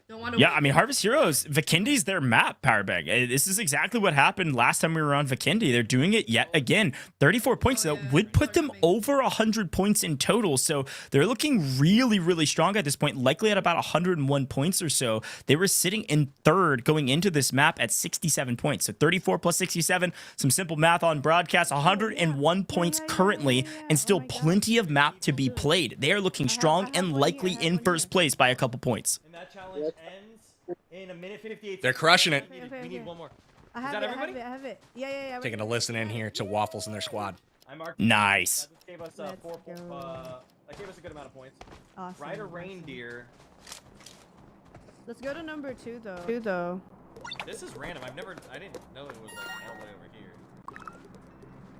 I love it. I love watching the snow toddlers. They go back to the Lucky Snowman. You get some loot, and well, the toddlers just become part of the Lucky Snowman's body, is what happens at the end of the day, and you get some loot because of it. But they also grab some points because of it. Great job collecting that challenge. And then they said, "Yep, we got to go find a reindeer. We need to find it fast." No, we found another. Amazing. We are battling Blue Zone once again, though. Not exactly where Metalcore and the squad needs to be. But they'll work their way south to that very, very southern zone. And again, Gord Gang, after an epic Game 3 performance, putting up just a load of points. They've only got 9 so far this game. So first place is quite literally wide open right now. Really, 3 standout teams have really kind of stood out today. I'd say Harvest Heroes, Gord Gang, and Turkey Trouble, all of note. Turkey Trouble, again, winning our first 2 games of the day. And falling off a little bit in Game 3. They're looking to have a nice rebound here in Game 4. They're all pushing me. That's a great shout. I'm done. I got one. I think Gord Gang a little bit struggling at this point, but they do know how to win games. They know how to get themselves in a good position to do so. So likely they're trying to do that if they're still up. This mark? T-Mags, no, there's no cranberry sauce, but a lot of PUBG Mobile to be played and having a little bit of a hard time doing that, trying to get to some high ground. Metalcore yet again finds himself into some enemy combatants. The question is, where are they? A couple knocks on the other side. Metalcore, the only one at full health at this point, trying to get their way back to Waffles on the edge of zone. A tough rotation, though. especially when you're trying to complete challenges. Just watch out. You can hear the comms saying, watch out, check your angles. Might be on the bottom, like, Oh, I see him. I see him. He's Alright. crawling over here. get that there. Oh, Metal's locked in. He sees him. He's been spotted. But what will they do with the intel gauge? Are they going to be able to take advantage here? Are they going to be able to get their teammate back in the fight? That seems a bit far-fetched as T-Max guns him down from up the hill and a return fire. That's big. Metalcore finds him for the knock, and they are on the counteroffensive now. Better late than never, Metalcore. We shouted you at the beginning of the show, and now you're coming online. It's time. Find your elimination and keep moving. You can carve a pathway into the next zone through T-Mags potentially. You've lost only one in the process, and as we swap back to Ferg, Ferg's having a grand old time snowboarding around, trying to figure out where his teammates are at. Where do they go inside of this zone? Already in the zone. No threat from big old blue from around the corner. The only threat at this point is any other team that is early rotated as well. I hope he goes for the supply drop gauge. He needs to get them great weapons. That's what we're talking about here. Snowboarding around the map. He's got the Car 98, it looks like, on his person. So, again, preferring that bolt action as opposed to some of the other weapons. I love to see that from kind of a newer player to PUBG Mobile. Ferg not disappointing so far as he's winning a lot of the fights he's participating in. Blast zone. Oh, No, on this hill southwest. Yeah, it's going to be a tough challenge to complete win. If you heard it, Team Snowpal, everybody's got to turn into lively Snowpals by hitting the brand new snow zone, as we call it. The kind of different red zone than what we've experienced in the past. There's falling giant snowballs that come down and impact and turn you into lively Snowpals. It's 5 points if you can do it, but only one team can do that. I think there was one zone I saw for a moment on the map, potentially where you could do that. But right now, Insanity's more concerned with the team across the way, contesting this POI, making sure they don't get kind of flanked from a different angle. If they just let this team bide their time, they might regret it later. So they're going to take care of anybody that they can, secure their place for potentially the end game. And I think they had a reindeer outside. I think I saw Win on a reindeer a moment ago. So they need to go secure the reindeer run. That's my bad. In the challenge queue right now, we have Mimic and Emote, so we'll see which teams have that currently served for them. We're going to see just a minute left in order for teams to actually get that emote Mimic. Here it is. Here's Ferg. And there's Courage. Sure. Emote in this game. Is there a cry emote? I did. All right. I did it. Ferg goes, give me an emote. Somebody tell me. And his teammate said, no, I already got it. You don't have to do anything. That's great. I'm glad that production's locked in to be able to grab Courage dancing again. Let's keep doing that map over map, and maybe in the post game we can bring him in and have him do it on broadcast. Who knows? You don't have a snow blaster, do you? Best part is his head's cropped out of the shots. And just kind of add whatever after the fact. It's great. Some good edits coming. Or was it casserole crushers or? I don't remember. The C's, they're at the bottom. That's all we need to know about the C's. So hopefully they can start making some headway, moving up the leaderboard. Right now, the C's and P's, unfortunately, not drawing the best of luck. All of the P's are ranked ahead of all of the C's, but all of them at the bottom of the table right now. So everyone else doing great things, led by none other than Harvest Heroes at the moment. They're tied with Gourd Gang for the first. So, ladies and gentlemen, we have ourselves a battle for first place. Would it be called a reindeer run for first place? All right, bang. That's the question. They're racing to the finish line on reindeer or on foot. Maybe a little bit of both if you can grab some points. There's a couple more challenges, though. Wow, a 9-point challenge, Powerbang. Eliminate the Snowman. They've racked up the points. They've ratcheted them up for some of our final maps here. Flip headphones and get an elimination is 7. If you can also eliminate a Snowman, which would be, turning somebody into a lively Snowpal and then grabbing the elimination, that'd be a 16-point elimination. So Metalcore is going to be hearing, oh, he says shots to the right. I'm hearing it in my left ear. Now in trouble. Watch out. Oh, okay, thank you. This is one of my favorite challenges because while it seems simple to the viewer, like you're visually looking at something that just does not look that hard. But your audio cues are probably 80% of your sensory kind of intake in this game. Man, when those are reversed, it just messes with you something fierce. So again, flipping the headphones around, not an easy thing to do. You gotta tune out the sounds for just a bit. Focus on the visuals to try to get those elims. And that's what the teams are doing right now. No one able to get it done just yet, but wow. Dude, lots of points on the line right now. Yeah, Medical going down there is a huge frustration, drop of points potential, right? Medical had a chance to get 16 there, and now Waffle's in trouble, low on health, and immediately out of here. Team on the rocks snaked out and finds the eliminations and the team wipe. A huge pickup. On the other side, I think Winsanity's found a couple eliminations. Here's your Harvest Heroes, I believe, back on main stage. Looking pretty solid. A couple still up, if not, wait a minute, is that all four still alive, at least for a moment? Getting shot from range, though, in this small bunker that they've actually partially created with the blaster. A massive boon to stay alive here, especially into the latter parts of this map. An opportunity to potentially get the chicken dinner, which might be worth points, or just grab an elimination or two that certainly could be worth several.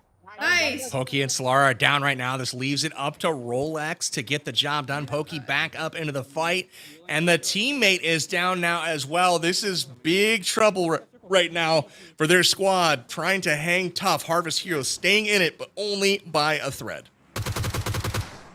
Nice. They really need to get these meds off, and they're able to grab all the revives. If everybody can get the meds off, they have the resources to do it. Rolex is carving a pathway forward. Flipped his headphones. Was that the elimination to get the 7 points, or did he flip it now looking for another? And it looks like it's the latter, Power Bang, looking for another elimination. Rolex is locked in. If he can grab this elimination with the headphones flipped, this will continue to creep their points on the leaderboard, continue to create a deficit, and take back first place. They do not want to be tied here. We can talk about the tiebreakers in a moment if we need to, but right now, they're in zone. They've got a decent high ground position, and we're in some of the final fights. They've got an opportunity to grab an elimination. 7 points would be massive. Do not trust your ears. Absolutely huge right now, given the circumstances. The team's tied towards the top of the leaderboard. Man, they are still in and still collecting points, and this is where they set themselves apart, trying to get those flipped headphones eliminations. So far unable to. We've seen some knocks happen, but everyone with their headphones turn around right now. And now we've got crouch for 100 bullets as one of the challenges. Wow. Which means the entire team has to crouch while one player fires 100 bullets. If anyone stands up, you must start over. So that's a lot of different points on the board. Again, 13 emotes as well. Gojj is getting bananas. Oh, Jacob. Jacob, wait a minute. Goes big, grabs a knock with the flip headphones, and might be able to get revived, but is under fire, low, and the teammate goes down. Now it's just about grabbing the loot and smoking and potentially getting to some cover. Not a lot of room to work with, but still a lot of points to grab. Look who's on the other side of that. That's Winsanity, Courage JD, the Gravy Gladiators, all still up, and Jacob, panic smoking. We've got to stay alive. Okay. Got the knock there, trying to get the finish. If only he had some utility to throw down the hill, maybe a grenade would be a welcome sight for him as he tries to get out of trouble, but also secure the elimination and the points. Oh, nice. Still there. Where is Keep calling me. Is it? It's not there. Does he have it? What? Oh, no. No. It's not there. I think somebody claimed it. Wow. Yeah, I think Harvest Heroes appears to have gotten it. I think Rolex might have grabbed the elimination right before win. That's got to be so frustrating. 7 points is going to go such a long way. That quite literally could be 7 points that might be worth several $1,000s. Harvest might have gotten it. Some odd 39 points or so in this map. Job's not done, Power Bang, but it is done for win. Wow. Prone, but they still. That height was so. Man, tough breaks for Winsanity and the Gravy Gladiators. Again, decent performance here, but it wasn't what they were looking for to ultimately get in the running. So challenge for this winner chicken dinner, as well as the massive prize pool and devices that are on the line tonight, courtesy of Samsung Galaxy. So again, we are moving into the final circles here. We're down to just a few players, and the clutch DBS shots here coming in from Rolex. Let's see if they can get the job done. Rolex Nice has shots. been going massive this map, from the elimination side, the challenge side, looking for the winner chicken dinner.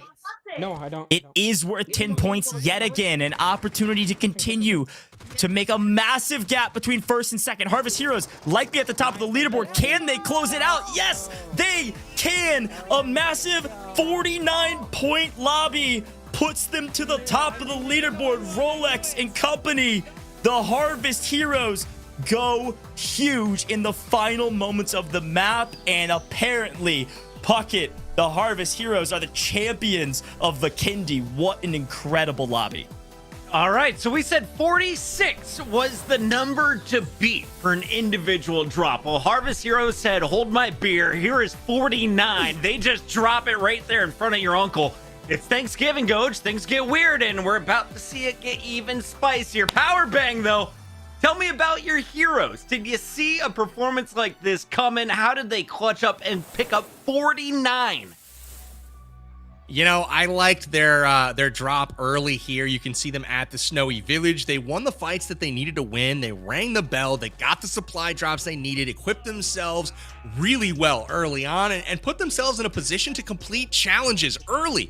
They picked up another quick 20 points with challenges, and ultimately, as they worked their way through the map, I was, kind of supposing like maybe they might win their first chicken dinner, and hey, they came through. They got that 10 points at the end and put the full package together. And with how badly they've crushed all the challenges today, I can't see a world where they're not in first place right now.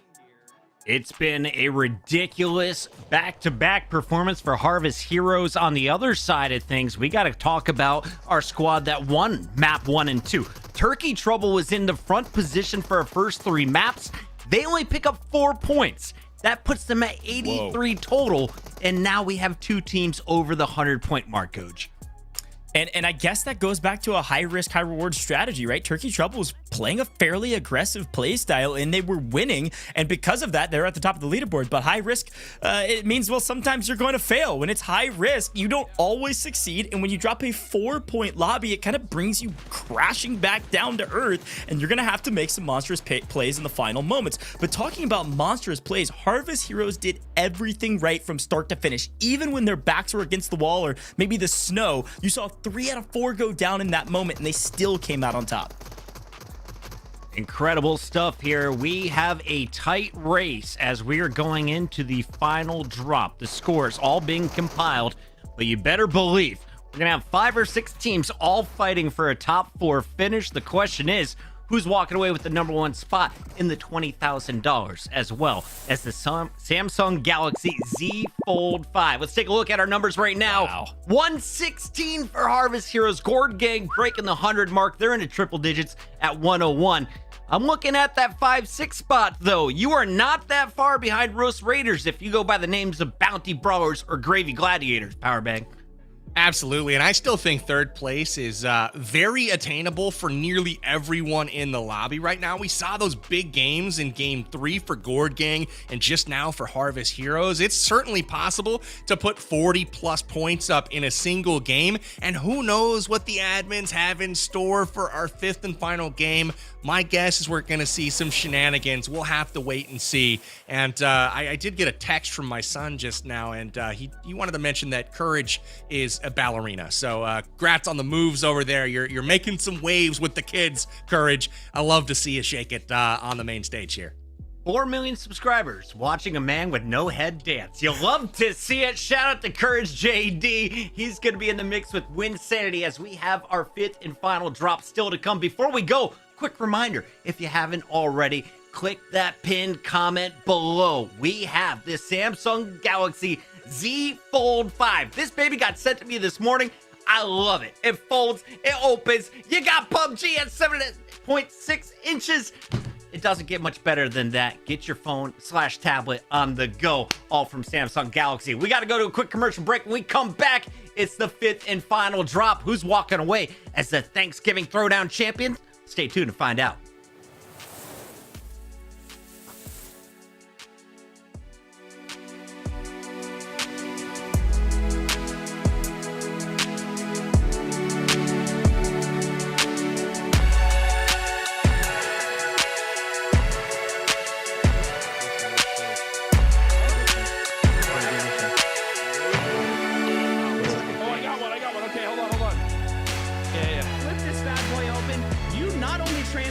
In from up. I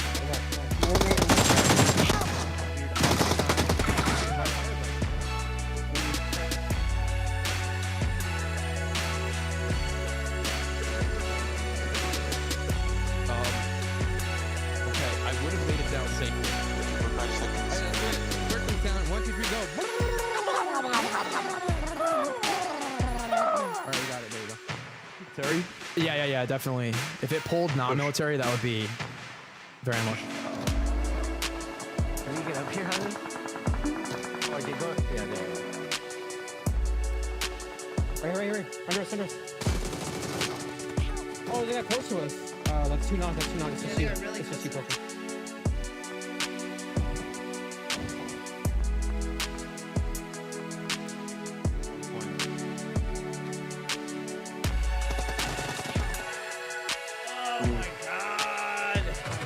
Got it. Remaining team member must ride the snow rails at the same time for 10 seconds. Let's do it. Okay, there you go. Someone ride the rail.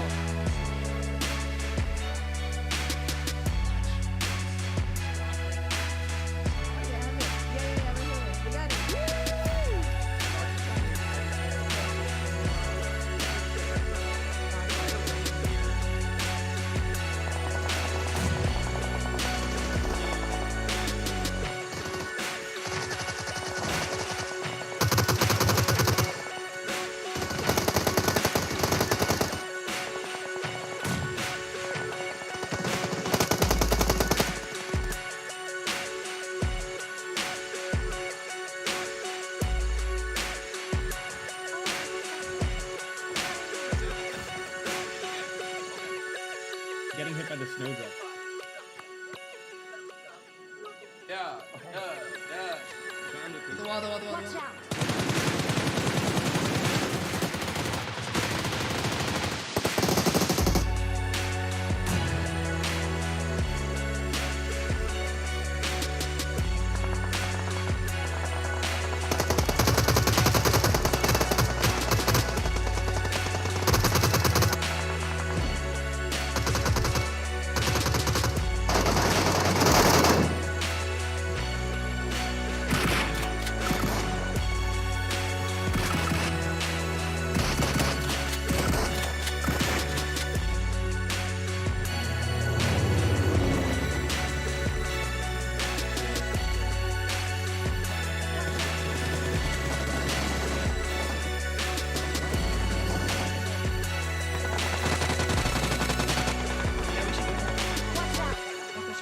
Watch out.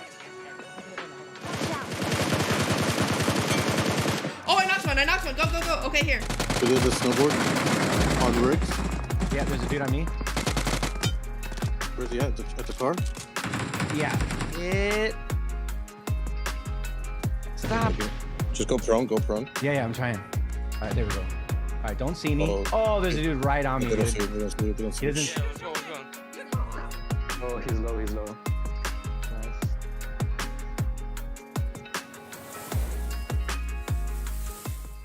Welcome back, everybody. It's the three cousins you're lucky aren't coming to this year's Thanksgiving. Puckett alongside Goge and Powerbang. We are here in the building for PUBG Mobile tonight. The grand finals of the PUBG Mobile Thanksgiving Throwdown. We brought in the best of the community as well as our top 24 creators. We put them all in the same lobby to battle for Samsung Galaxy gear and $40,000. A lot on the line coming into this final drop, Goge.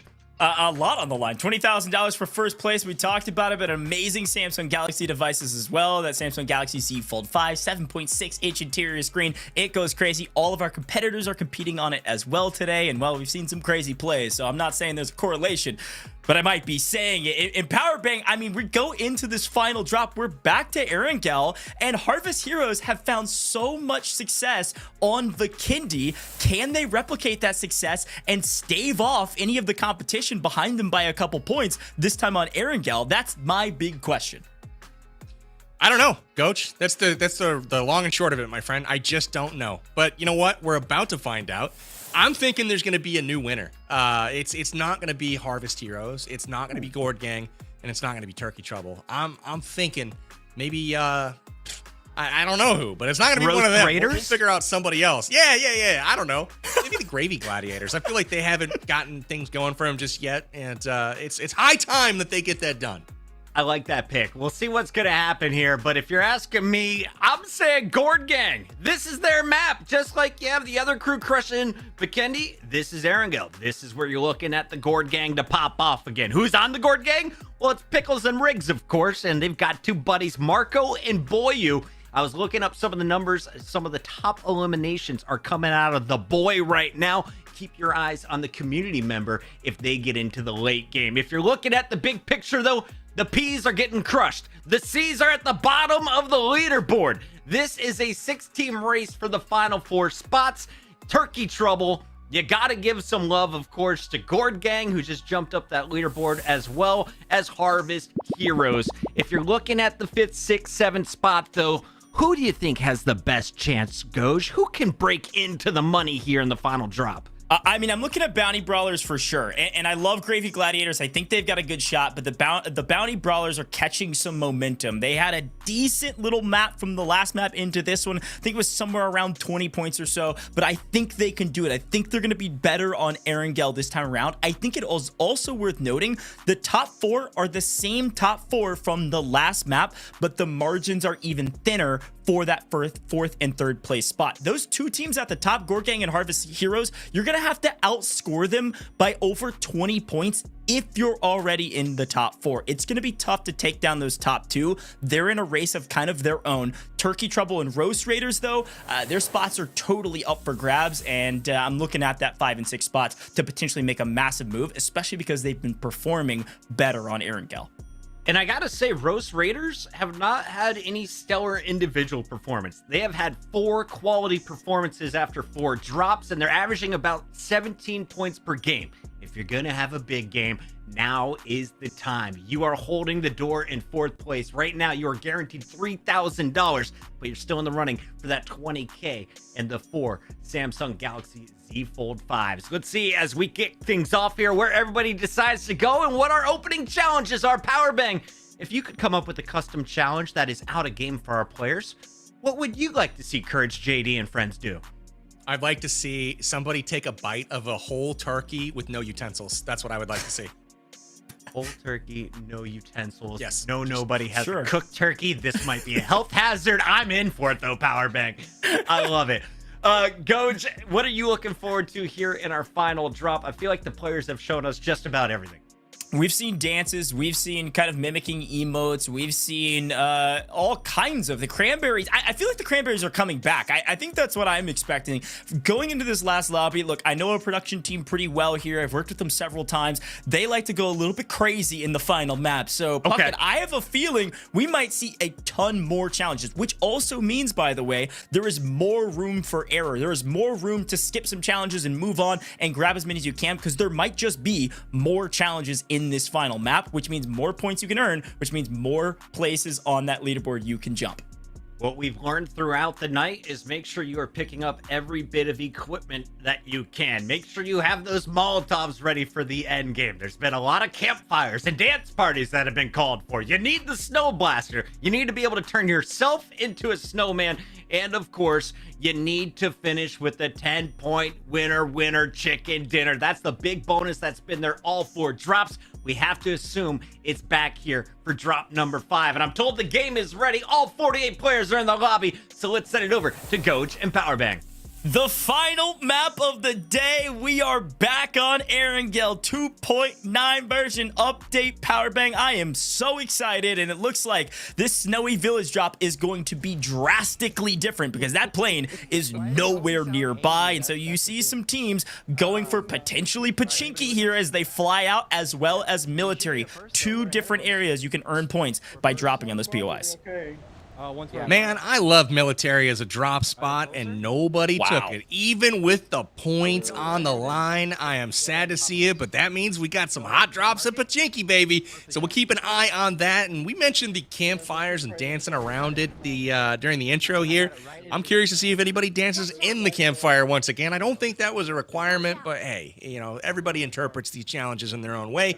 We'll have to see if that maintains the strategy moving forward. They're grabbing the vehicle and quickly getting out of here. Let's see who's going to snag that Pachinki points. We'll see who did that on the back end, but off to safety they go. And look at this, another squad nearby. They may be able to gatekeep them. Going for the weapons of the warehouse, maybe? I don't know. Not quite quick enough. Yeah, Pickles was maybe just going for the points dropping Pachinki and then was going to either go for a splatter here or just get to a new PLI and go loot there. They're not going to worry about trying to win Pachinki. They just wanted the points and then move on to a different spot, especially if you take a look at that zone. If you saw the glimpse of that map, it did favor Snowy Village at the top right-hand corner. So potentially just driving all the way up to Snowy Village as fast as they can. I mean, if you can get a vehicle early like this and maybe stay away from some trees, you might be able to get there. You might be able to get there kind of early, maybe not first, but close to it. Maybe still grab some points if you can get there. Who knows? But vehicle early combatants grabbing some splatters, and well, a couple people will get back into the lobby a different way. Yep, they had a little boo-boo there, Goach, getting a little vehicle accident. A couple people run over, and we will be recalling here. We're using the tower to do so, getting those teammates back into the fight. Luckily for them, that is not their final chance this map to go earn some points. And as you mentioned, got some people on the run in vehicles trying to make their way up to the Snowy Village, and just like that, you can see Bobby Plays and his crew rolling in, and they're going to get rewarded in loot here. So nice job for them. They should be able to collect that point. And then also, you'll notice the plane path was very southern this time, coming in towards the military island, staying south of Pachinki. That's going to open up that whole northern area of the map, and that's kind of where the circle went. So I think getting to zone early in this game could prove to be extra valuable here, given the plane path that started this game out. Wow, it's like you're an expert in PUBG Mobile. It's crazy. That was a great breakdown, Powerbang. I appreciate it. And I got to give a shout out to the Cornucopia crew here, by the way. They've had a tough shake of it, but they are no longer in last. They are in 10th. They're moving up this leaderboard. Maybe they could creep up into the top 8, earn back some ego for posterity's sakes, not for any cash or Samsung Galaxy devices, but still. Into Snowy Village, Jacob Gaming might be one of the first people here and is preparing for what could be a challenge to ring the bell, at the very least, grabbing a snowball blaster and some loot. Come on, Bell. He is waiting for the bell confirmed there through his voice comms, waiting for that challenge. But he's got company also waiting for the challenge. Very interesting. There's the village bell. It has been rung, and just like that, he will pick it up. And an elim here. So he takes down Carito from one of the opposing squads. Jacob building momentum early. And they'll be rewarded as well with a supply drop here with all kinds of loot. So they are off to a brilliant start, and they need it here. Potato Punishers. The P's, they're cruising up this leaderboard. Yes, 7th overall going into this lobby. Is it within reason that they could get top 5? Top 4, rather? Yes, it is. But they need a massive game, and if anybody can do it, I believe in the Boat Gang. If you're a fan of Jacob Gaming, put it in the chat, and I am so sorry I said anything. Jacob out of here, but we'll be able to respawn here shortly. What were you saying, Coach, about never what they, I don't know, that was like optimal timing. I've never seen a caster curse better than that one. Just immediately cut out at the knees, but that's okay. Jacob can respawn. That's fine. They will make another run of it. The important thing is that they got the loot. The rest of the squad has that, and they also rung that bell for 5 points, got the elim, so they're looking pretty good so far. Jacob will regroup. He will be fine. I have confidence in the Boat Gang. I can't even say that I have confidence in him anymore because I just feel bad that I even shouted him out at the beginning. A lot of curses, trading hands. But Dab Plays, trying to trade hands with his opponent, maybe with a grenade. Turkey Trouble was able to grab the creator Snowman quickly, and that's just the benefit of having that blaster at the very beginning of the lobby. I think if we've learned anything over the last several different maps, you have to get your snowball blaster immediately. And if you can ring the bell and potentially grab that supply drop that Santa Claus brings in, then, well, maybe your entire team can get a snowball blaster, but you need it because you know what challenges you need to complete. Freeze the Water, yet again, back on the challenge board, and only 3 more teams can claim it. Ferg trying to be one of those. Indeed. Looks like we're freezing some water, collecting some more points here. Uh-oh. Fuck on it. Yeah. We got it. There we go. Fell through for a moment. Got a little cold. That's all right. They'll dry off and hit it again. But able to collect the freezing the water challenge here. And then we've got other teams that are trying to be full snowmen. And that is a tougher one to complete. You need all those snow blasters, but we'll see if they can actually get it done. Bobby Plays here, posing nicely as Frosty himself. Oh, also Those lively snow pals. So beautiful. Yeah, Bobby. We're completing some challenges. Cornucopia crew's going crazy. Hits the snow rails as the lively snow pal. That's a little little extra bonus there. No extra points, but an extra bonus in my heart at the very least. I love the fact that you can do this. This is just such an amazing value add for 2.9. Just zooming around the map. They're having a good time, collecting some points. And I will say, I got to point it out, Harvest Hero is off to another quick start. I don't know if anybody's catching them, Goj. We'll see. We'll see. They're strong so far, though. Rolex Solara leading the way for their squad. Yeah, Metalcore had a decent map last map, and then kind of got cut out at the knees along the way towards the end circle. 25 seconds. They need another massive one as well. Pretty much at this point, like from a counting points perspective, it's difficult to do. Everybody needs a lot of points. It's just kind of the basic math to it, right? And Bobby Plays, they're collecting a ton here. 2 fingers up, we're riding the snow rails, we're turning ourselves into the lively snow pals. Everything's going well for Bobby Plays' squad, Cornucopia crew. The question is it going to be enough to earn any cash in Samsung Galaxy devices today?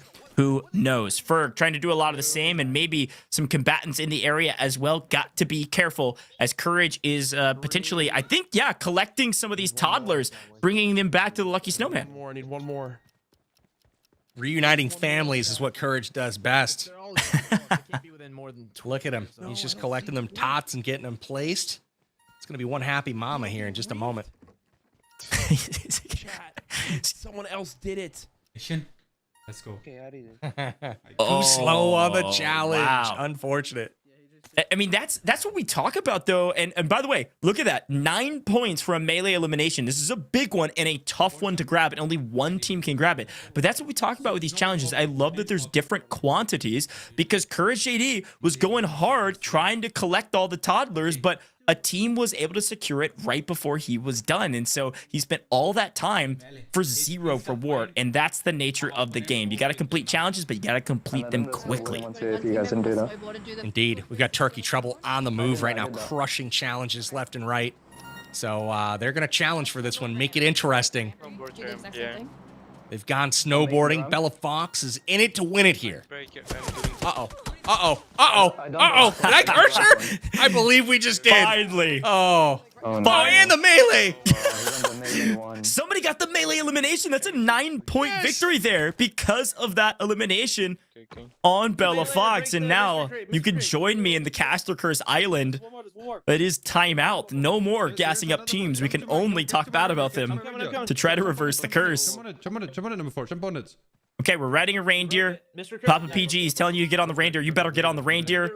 Able to secure the points. Now you got to run the reindeer. But I think you need 2 for that. Bobby, we can both claim it. I think that's what some people do. No, it knocks it out for me whenever you claim it. Oh, really? Mimic an emote. All right, so we've got the reindeer. They're trying to get on and get that going. We've got Coffee giving some way. Oh, here's the emotes. Here they come. Ride the ski lift. Ride the ski lift. I expect more commitment, Coffee. There you go. Yeah, mimic the thumbs up. That's a lot easier than Coffee giving us a half-hearted effort to dance like his character in game. Didn't even stand up. Like, at least Courage full send it, you know? Even if it doesn't look great, at least he's full sending for us. Metal says he doesn't think we should put that on the main broadcast. Too late, my friend. Too late. You made the main stage. Our observers are top-notch, bud. Sorry. A team must turn an enemy into a snowman and eliminate them. Yeah, eliminate the snowman's the challenge to go for at this point. 1 elimination, turn them into a snowman, then eliminate them. 9 points. Only 2 teams can claim it. This is an opportunity to do it. There's people. There's people. Go, go, go, go. Oh, wow. Aggressive, but it did not pay off. Waffles able to defend successfully, getting the knock and finish there. And looks like Metal and Waffles on the warpath right now. They are holding serve beautifully. Doing really well. Would love to see a snowball blaster in hand so you could turn them into a snowman to then collect 9 points. If any of them have one, they have to at least try. It's 4v1. I think so. Cute. And Courage. Maybe go to Severnia. It's actually a pretty northern zone. What do we... Oh, they're waiting for the loot. The Lucky Snowman performs a dance, then gives you the loot. I was about to say, Courage, we need to move on, bro. Yes, you need the loot, but you got to go complete some challenges. But once you return all the toddlers, the Lucky Snowman does a little dance for you, performs for you, and then gives you a bunch of loot, which is definitely necessary to complete some challenges. I saw a snowball blaster in there. Can I get in your car? Got big battles going on right now for these prizes. We've got a bunch of cash on the line tonight, distributing $40,000 to our top 4 teams. And then obviously the Samsung Galaxy devices. We've got the Z Fold 5 as well as the Tab S9 Plus on order right now, going out to the top 3 teams. So this is exciting, Coach. I want to see how this finishes up. I've got some front runners for sure, and Dab plays trying to push and will his team to victory. They arrive at the Snowy Village maybe a little too late here, but there was just some folks here just a moment ago. I wonder if they've rolled up in time to catch them.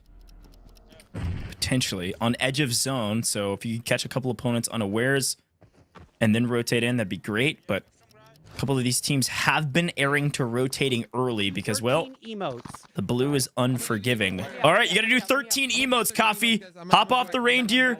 13 emotes. Go. Starting 1, 2, 4, 5.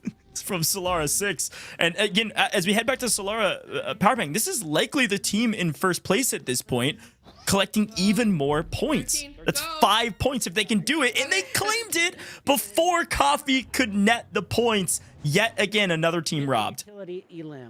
Man, tough one there. They needed those points, and they got them, trying to add some cushion to their placement at the top of the leaderboard. And Solara, Rolex, and crew absolutely crushing it right now. No one able to pick up the melee elimination that was remaining. That one will expire, and now the big points on the board are for the utility elim. So we're looking at grenades, Molotovs, etc.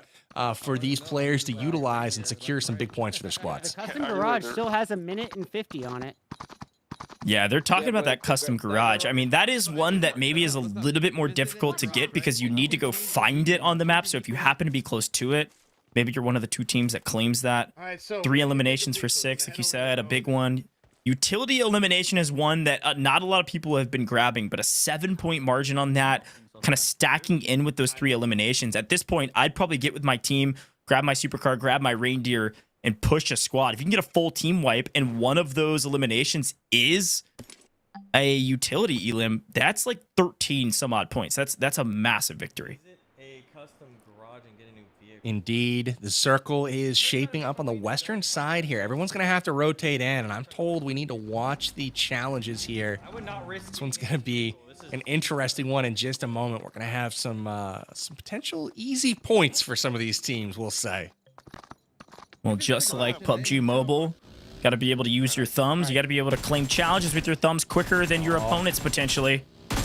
Here we go. Looking for a couple eliminations, maybe on the back of a buggy. The other enemy in a buggy as well. And oh no, we've hopped out of the buggy and we've lost our fight. Unfortunately, Red Eye's down. Whole team in trouble. That might be a full team wipe. Luckily, just in time for a respawn. I'm still in Yasnaya. I'm still up there, so I can. Oh yeah, we're already good. I'm already good. No, we're good. We're good. We had that card.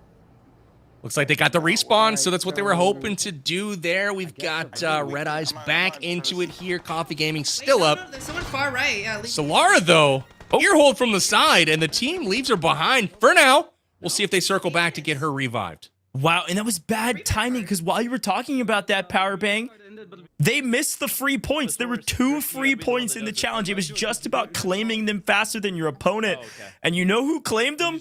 I saw a lot of P's and C's. The people at the bottom of the leaderboard were like, oh yeah, I need those bad. We're claiming those right now. And as speaking of maybe a person with the name of P, but team name C, Papa PG in trouble. Teammates trying to play backup. You just smoked Turkey trouble, getting 2 huge eliminations, or huge challenges completed here. Utility elim and flip headphones and get an elim. Wow. Both 7-point challenges. So they are marching right up the leaderboard. Unfortunately, missing the free ones there.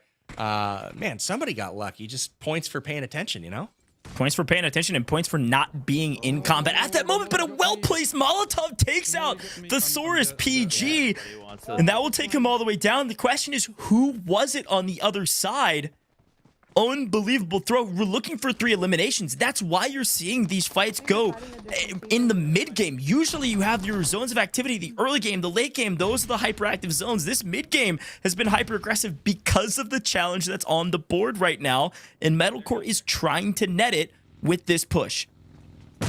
First floor, middle. They need to do it right now. Everything's on the line for these guys. It's starting to run out of time. 33 players left in the lobby. The teams are starting to thin out some here. As about a quarter of the players have been eliminated. Metalcore finds somebody, and then immediately we lost the feed, but we're back now. It seemed like he was in a position of power, and he ran away on fire. So I don't know what happened, but it was not good for Metalcore. He got down to about 2 HP and then was able to get the healing off. Gonna try this fight from a different angle if he can. Oh, I think he's just inside the doorway there. We'll see if Metal's able to sneak in. He's first. Running out of time. 60 seconds remaining. On the right side. Oh, no! Oh! Supercar goes blazing out of the garage, and Metalcore gets hit, but does not falter. How did he just... I think they got out, though. What an incredible get out of dodge. Whoever that was, kudos to you to evade an entire team of 4 somehow and get out scot-free is an unbelievable feat. Not worth points, but I'm giving you some honorary points in my mind. That was unbelievable. I thought it would have been hilarious had he knocked Metalcore on the way out of the garage. Oh, incredible. Metalcore jumped down and immediately got hit by the car, and it was just like, just not quite square enough to get the knock. But we've got Coffee Gaming trying to land the backflip. Unfortunately, not quite able to do it. Crashes the vehicle. But we've got a all right. Got a dance on him challenge coming. Oh boy, what is this? We gotta dance around the campfire. We gotta dance on them, which I think might be dancing after you grab an elimination on someone. And Coffee is trying to dance around the campfire. And I think yet again might have just missed the challenge. You guys cannot claim challenges fast enough. Litney. Can't understand it. Dancing around the campfire, they're trying. Just mark it, because I feel like Bit of a bummer there for sure. Looked like Red Eyes was just a bit it's faster. a little hard to oh gosh. Okay, crouch for 100 bullets. This is doable, especially if you're a team like Metalcore that's out in the open by themselves. Bullets. If anybody stands up, you must start over. Does anybody have enough bullets for that? I got supplies. What is it now? Ammo's a problem. They need to fire 100 rounds, and they don't have it necessarily, so may have to skip that challenge. Removing armor at this point gets them 8 points if they're able to secure an elim while wearing no gear. So that is an interesting one for sure. I think Courage should try that one. Remove armor again. Yeah, no armor, and you can flip your headphones. You can grab 15 points for an elimination. Bro. I did. I have no armor and my headphones are flipped. Like, I feel like you just got nice. Okay. And that's exactly what I was about to say. If you all want to earn cash today, you've got to be top 4. You need a massive move up this leaderboard. The way to do it is gain 15 points with an elimination. And the way to do that, full send it, says Courage JD. And I believe that Courage might be right. We have the only car. We've got some serious movement going on the leaderboard. I'm not going to spoil anything yet, but I will say this is not a runaway by any means. I can't just drive straight at them. Absolutely crazy amount of challenges being completed by several teams. Not only is it not a runaway, this is a 4-team race at this point. Incredible stuff from many teams. So things like running around with no armor and getting your headphones flipped around. This could make or break the winner of this tournament. And again, winners taking home 20 grand, as well as brand new Samsung devices. The Galaxy Z Fold 5 among them for the top placement. Incredible stuff here from all these teams to make a push for the top in this 5th and final game. I love that breakdown, Empowering. If you take a look at that challenge board, everything is about eliminations. It has pushed the pace of this final map. It has pushed every team to go find eliminations as fast as possible nearing the end game. We still somehow have 25 players remaining, but only for a couple more moments. I've been impressed thus far by all of our players' veracity, their high-risk, high-reward strategy. It's paid off sometimes, and it hasn't in other times. But what we have seen is that the teams at the top have full scent. And they're hiding out here, Powerbang. I love how there's just smokes everywhere. One of the challenges was to throw all of your utilities. So literally for no reason at all, nades, mollies, smoke, stuns, like they're just all over the place. And you love to see it here. They're gonna probably wish they had that back here in the final circles.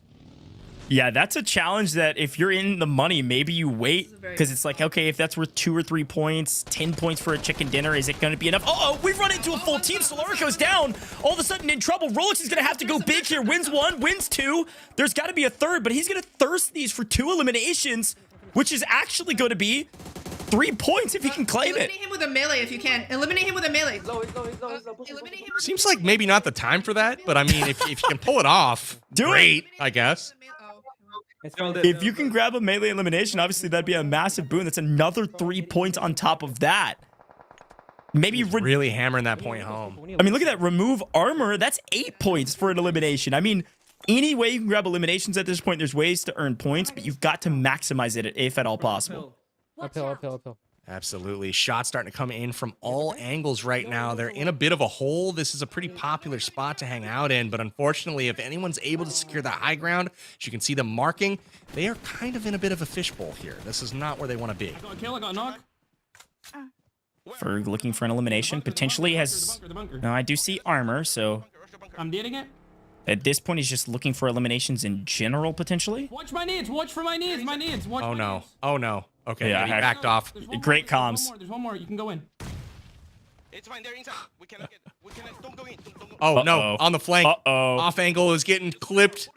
He hits the deck and is able to hide, but they know they have company now on their flank. It's Rolex and crew firing those shots, and we have an interesting standoff right now. It looks like Chiffon and squad are pinning down Coffee Gaming down in the bottom of this bunker.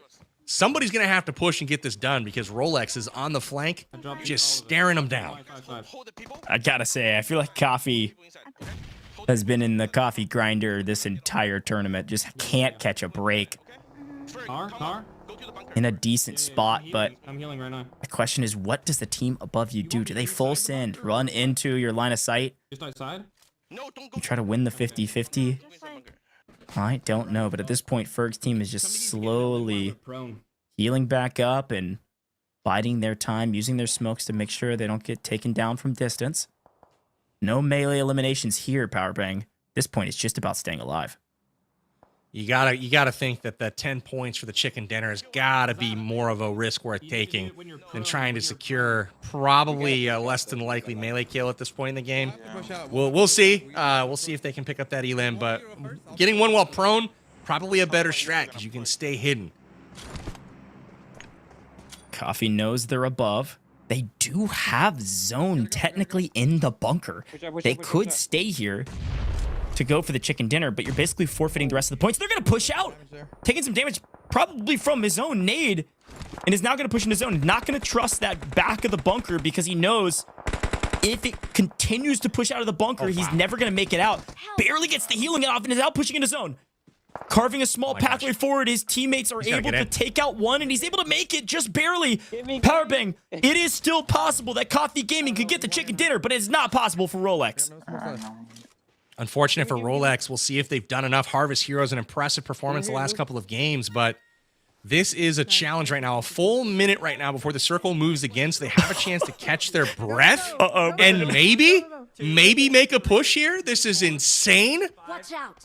We've got a bunch of teams, though, in the running right now, and there's only 10 players left in the lobby. Metal doing jumping jacks right now, collecting just a couple of more points for his squad. Casual Crushers out of the basement. You gotta do it in-game and out-of-game. Metalcore going big on main stage.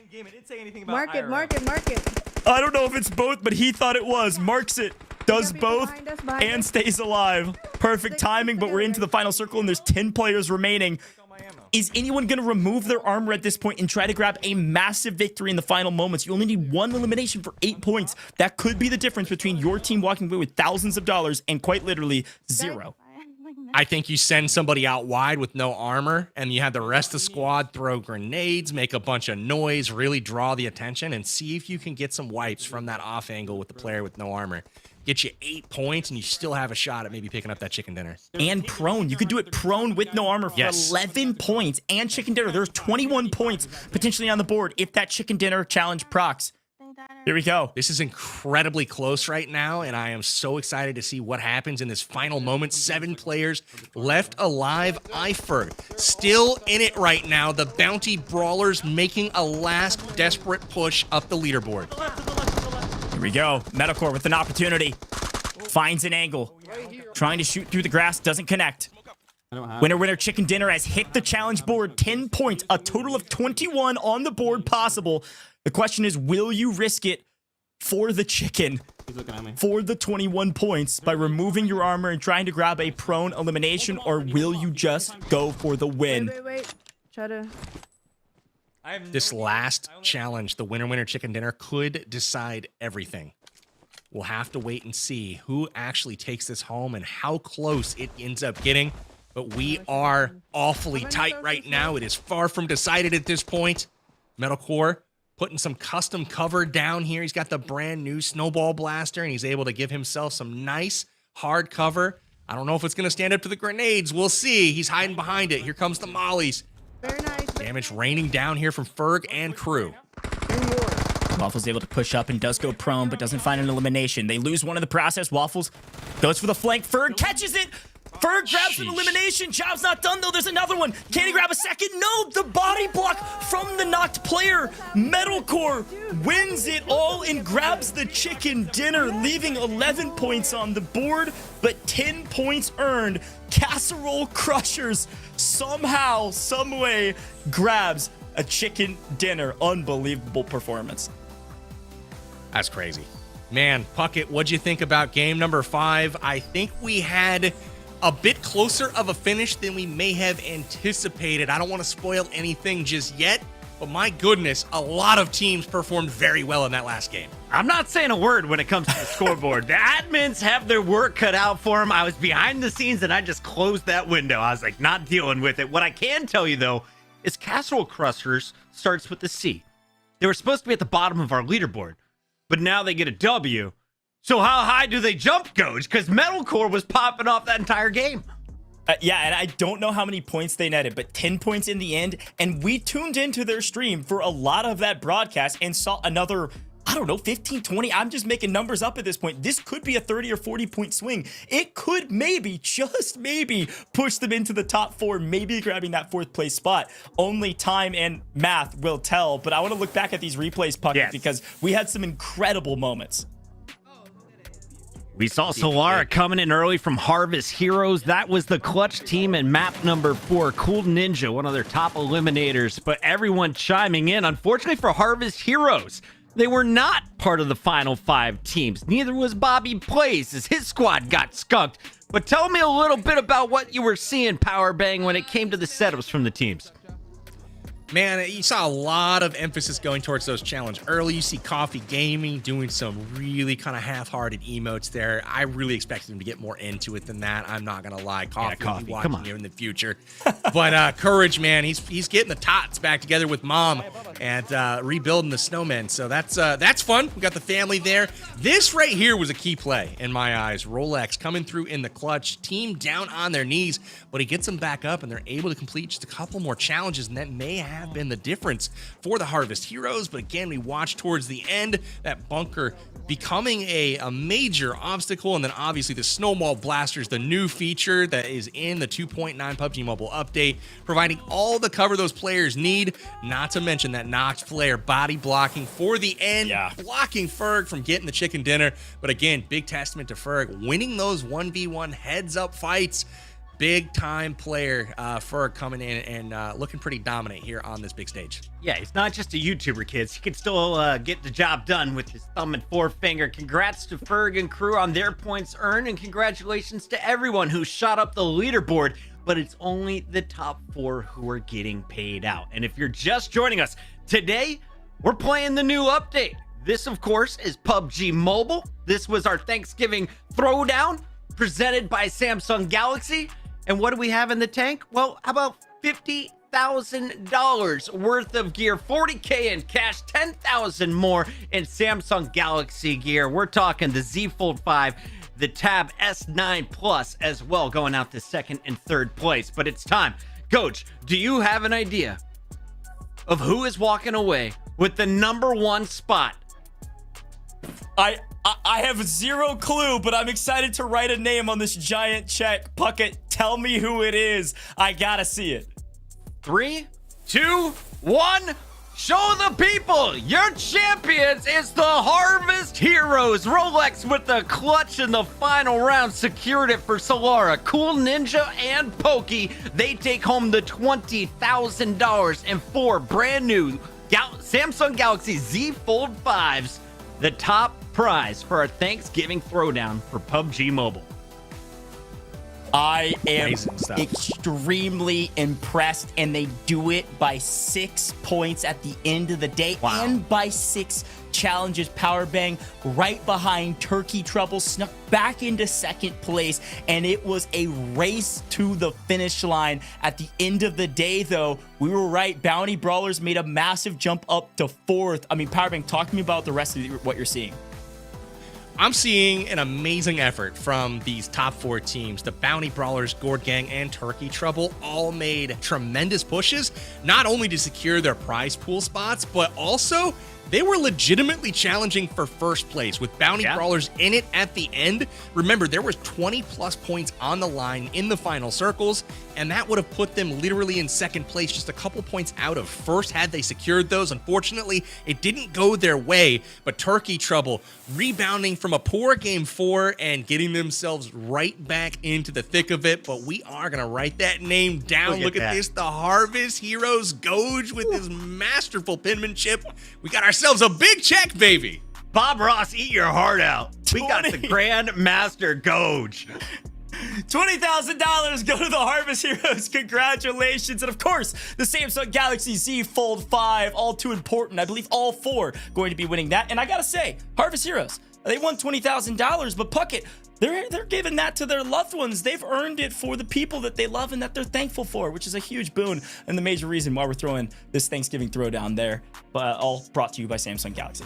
Absolutely, and I can't wait to talk with our players, celebrate the victory, and also find out who are they hooking up. You just banked $20K for brand new devices, and I have to say, Samsung, can I keep this, please? I've been playing with it while you two have been casting. I'm getting some dubs over here, I'm not gonna lie. But I'm ready to get some challenges done. I do want to give a shout out to Roast Raiders, Godsley, Dab Plays, Melissa, and Mano. You played so well all 4 games. That 5th game just get edged out by Bounty Brawlers. They finished with $0 instead. It's Ferg, Chiefon adding to the bank accounts as they are going to get 4th place. But Power Bang, I want to get your thoughts. Our number 1 team, Harvest Heroes, where were they most impressive on the night? Honestly, their organization on the Vikendi map, they dropped early, secured their position in the Snowy Village, waited for the bell, they got the challenge, rung the bell, secured the supply drop, got their snowball blasters, and they were running up a quick 20 to 25 points in the first 5 minutes of each of the games on Vikendi. Ultimately, that additional preparation and strategy that they brought into the games, that gave them that 6-point margin of victory. So again, the organization and the strats, baby, is where the Harvest Heroes really set themselves apart. Pretty impressive stuff. Goge, we got to talk about the performance of all 4 players. Rolex is my MVP, but I think the team putting up 55 challenges, they beat everybody when it came to these. We got to talk to the players live and find out how they got the job done. 5 drops, you're averaging 11 challenges per game. Rolex and Solara joining us live. I want to start here with you, Rolex. Talk me through that 5th game. It looked like you were the last member alive and you were clutching up. Yeah, I mean, it was pretty intense. I knew that we were ahead by only a few points, so we had to get, a few more points so that we can get that win. But I'm just really happy that we won. I'm really I'm out of words. The person I chose was Brittany. She's really special to me, and I just can't believe that I was able to win for her. Go, Brittany. Rolex, you're no stranger to these events, obviously. You're usually one of the last players standing in these final circles. And to win an event like this where gunplay wasn't necessarily the primary focus, right? The challenges, talk to me a little bit about your difference in strategy coming into this event, because your team, Harvest Heroes, seemingly outperformed people from a strategy side of things. What were you telling the team as you guys headed into these matches? Honestly, I was trying to tell them, like, hey, we have to win at least once when it comes to these matches, because if you get a win, it's 10 points. So we weren't really that focused when it came to the challenges. We were more so just trying to survive until the end and win. And then as we saw a challenge come up, we were just like, hey, we can do that. Getting dubs. That's a great shout, honestly. Your strategy today was fantastic. Solara, I got to go to you. First and foremost, y'all's team chemistry seemed like it was phenomenal. I don't know what was happening behind the scenes, but when we were on broadcast, everything looking like it was going to plan. Talk to me about the team chemistry. Had you played with Rolex before? Had you worked together before? Because everything was going well for you all. So it was actually really nice being able to play with Rolex. I don't know if he remembers, but he was actually in the first event that I participated in. So it was really like kind of like the comfort that I had being able to play with him, and I'm really confident in his gameplay as well. So it was really just a matter of just great communication all around from our team. You know, they were amazing. They played amazing. Rolex did amazingly helping us with rotations, and we were able to both effectively communicate with each other, just like completing with challenges and on time and doing all that. So I'm really thankful to have him as my teammate, really. Rolex and you are so fun to watch as a duo, but we got to give a shout out to, of course, your teammates from the community as well. They had to win 2 days of qualifiers to even get this chance, and now they're thrown into a 4 versus 4 format instead of the solos. What did you see from Cool Ninja and Pokey, Solara? They were actually really amazing. They were able to effectively communicate. I know that it was different from what the qualifiers were. But after that first match, we really gained like a lot of momentum, and we understood what we needed to do in terms of challenges. And they really listened, and they gave great input, and we were all able to take that and just work together as a team to deliver like the best strategy that we could. I do want to ask you real quick, you were super fast. Every time I saw you finishing an elimination, you reached over to the mouse. Were you the official bookie, Solara? Who was in charge of keeping control of the points? It was both of us. I do kind of apologize. I was kind of yelling at them to kind of get it done. But we both kind of had a pick with that. I was able to tell him if I was doing a challenge, and he was able to tell me if he was doing a challenge. We were both just on top of it. So perfect. Yeah. Gotta love it. Taking control. That's what you gotta see. Solara, this last one's for you. Gotta ask, how was it playing on a phone that can apparently turn into a tablet? Pretty cool if you ask me, but tell us how the experience was today. It actually was amazing. So this phone right here, it's a really great transition. I'm used to playing on bigger devices, obviously. So it was definitely smaller, but the Samsung Galaxy Z Fold 5 has been seamless with that transition. I didn't find it too difficult, and the way that it folds out really helps with that. It does feel like more of like a tablet gameplay. So it was really easy kind of getting used to it. Obviously, there's still a few quirks to get more practice with, but I really enjoyed the transition with it, and I really enjoyed playing the tournament. I will say, make sure you try out the video chat. The ultra wide cam here is ridiculous on that thing. Really? Yeah. Rolex, final question before we let you go celebrate with the rest of the squad. What is this team most thankful for in PUBG Mobile right now? What are you loving about the game? And for anyone who hasn't tried it yet, why should they pick it up right now? The constant updates when it comes to PUBG Mobile, they just kill it. I mean, constantly back-to-back incredible updates. 2.9 update right now, winter themed. It's super fun. If you haven't tried it, make sure to go and do so. Yeah, get your reindeer, the robot reindeer with the metal hooves. That is going to be $20,000 going to the great Harvest Heroes. Rolex, Solara, congratulations. We'll let you go join your teammates. Thank you. Thank you. Awesome victors here. We have Goj, we have Powerbang, Puckett, your host, to close things out. I have to say, every time we do a show here for PUBG Mobile, it is a blast. Big shout out to the staff behind the scenes who came up with the challenges as well, especially the cranberries. Just seeing Winsanity's painful face there was enough for me tonight. But Goj, I got to get your thoughts on the new update, man. It looks wintry, fun, and wonderful. It is wintry fun and certainly wonderful. I will say too, I'm a big competitive fan, and there's ways to use that snowball blaster competitively. I love the way that they were able to actually create their own cover in the final circles and actually gave Metacore's team that victory in the final map. So I'm looking forward to trying it out myself, but overall, I just had an incredible day completing some fun challenges, watching them complete challenges, eat cranberries, and dance around the map while still staying in this kind of competitive environment. What a day to be thankful for, and I really appreciate being here with you all. And Powerbank, when you close your eyes tonight, what is the moment from the show that you are going to relive over and over? I'm going to be looking at Courage's belly doing some boogieing for me. That's what I'm looking back on. It was a fun night of events here during this event. Again, incredible performances from all of the players. It was super cool to hear who everyone is playing for and also seeing what they're thankful for this holiday season. A huge shout out to PUBG Mobile, obviously, for the continuous great game updates over the years. Look forward to seeing that continuing, obviously. And then, of course, to our partner in Samsung Galaxy who made this event possible. Again, massive shout outs to both of you guys. Couldn't have done this without you. $40,000 and 12 new phones and tablets dished out to your favorite creators and 24 members of the community. You absolutely love to see it. Big shout out to Goj and Powerbank. Gentlemen, enjoy your weekend. Enjoy Thanksgiving.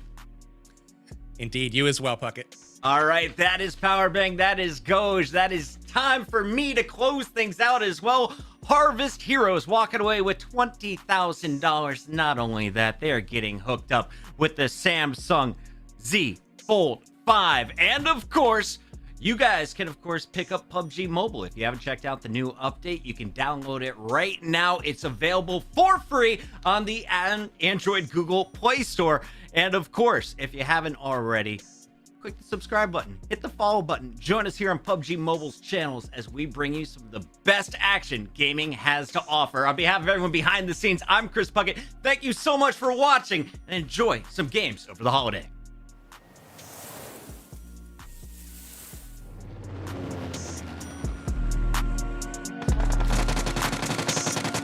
Yeah, we should go. Watch out. Go push up. Watch out. So there's a snowboard on rigs. Yeah, there's a dude on me. Where's he at? At the car? Yeah.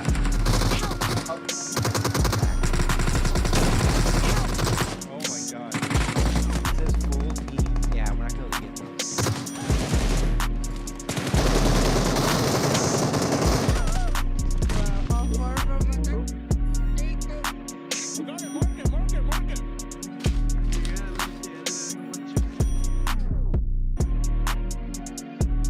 Flip this bad boy open. You not only transform this in from a... Can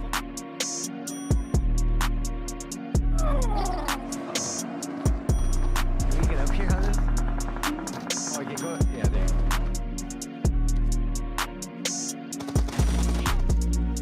Oh my god. Got it. Remaining team member must ride the snow rails at the same time for 10 seconds. Let's do it, let's do it, let's do it. There's one bit, have it. Yeah, right here. We got it. Yay!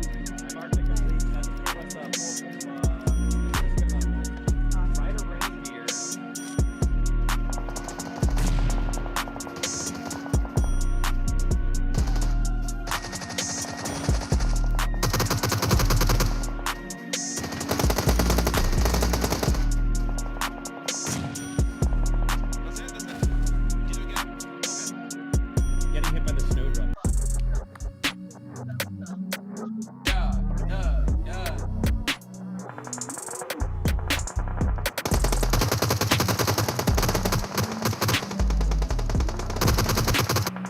You got it. Rings, yep.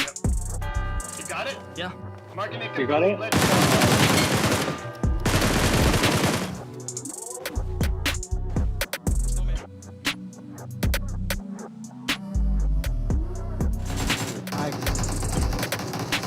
Oh, guy above us. Run. Yeah. Come on. Killed one. Oh, fuck. Two more. No. Let's go! That's how we do it. Dude, how many kills did we get from this? How did we not get 75 points that game?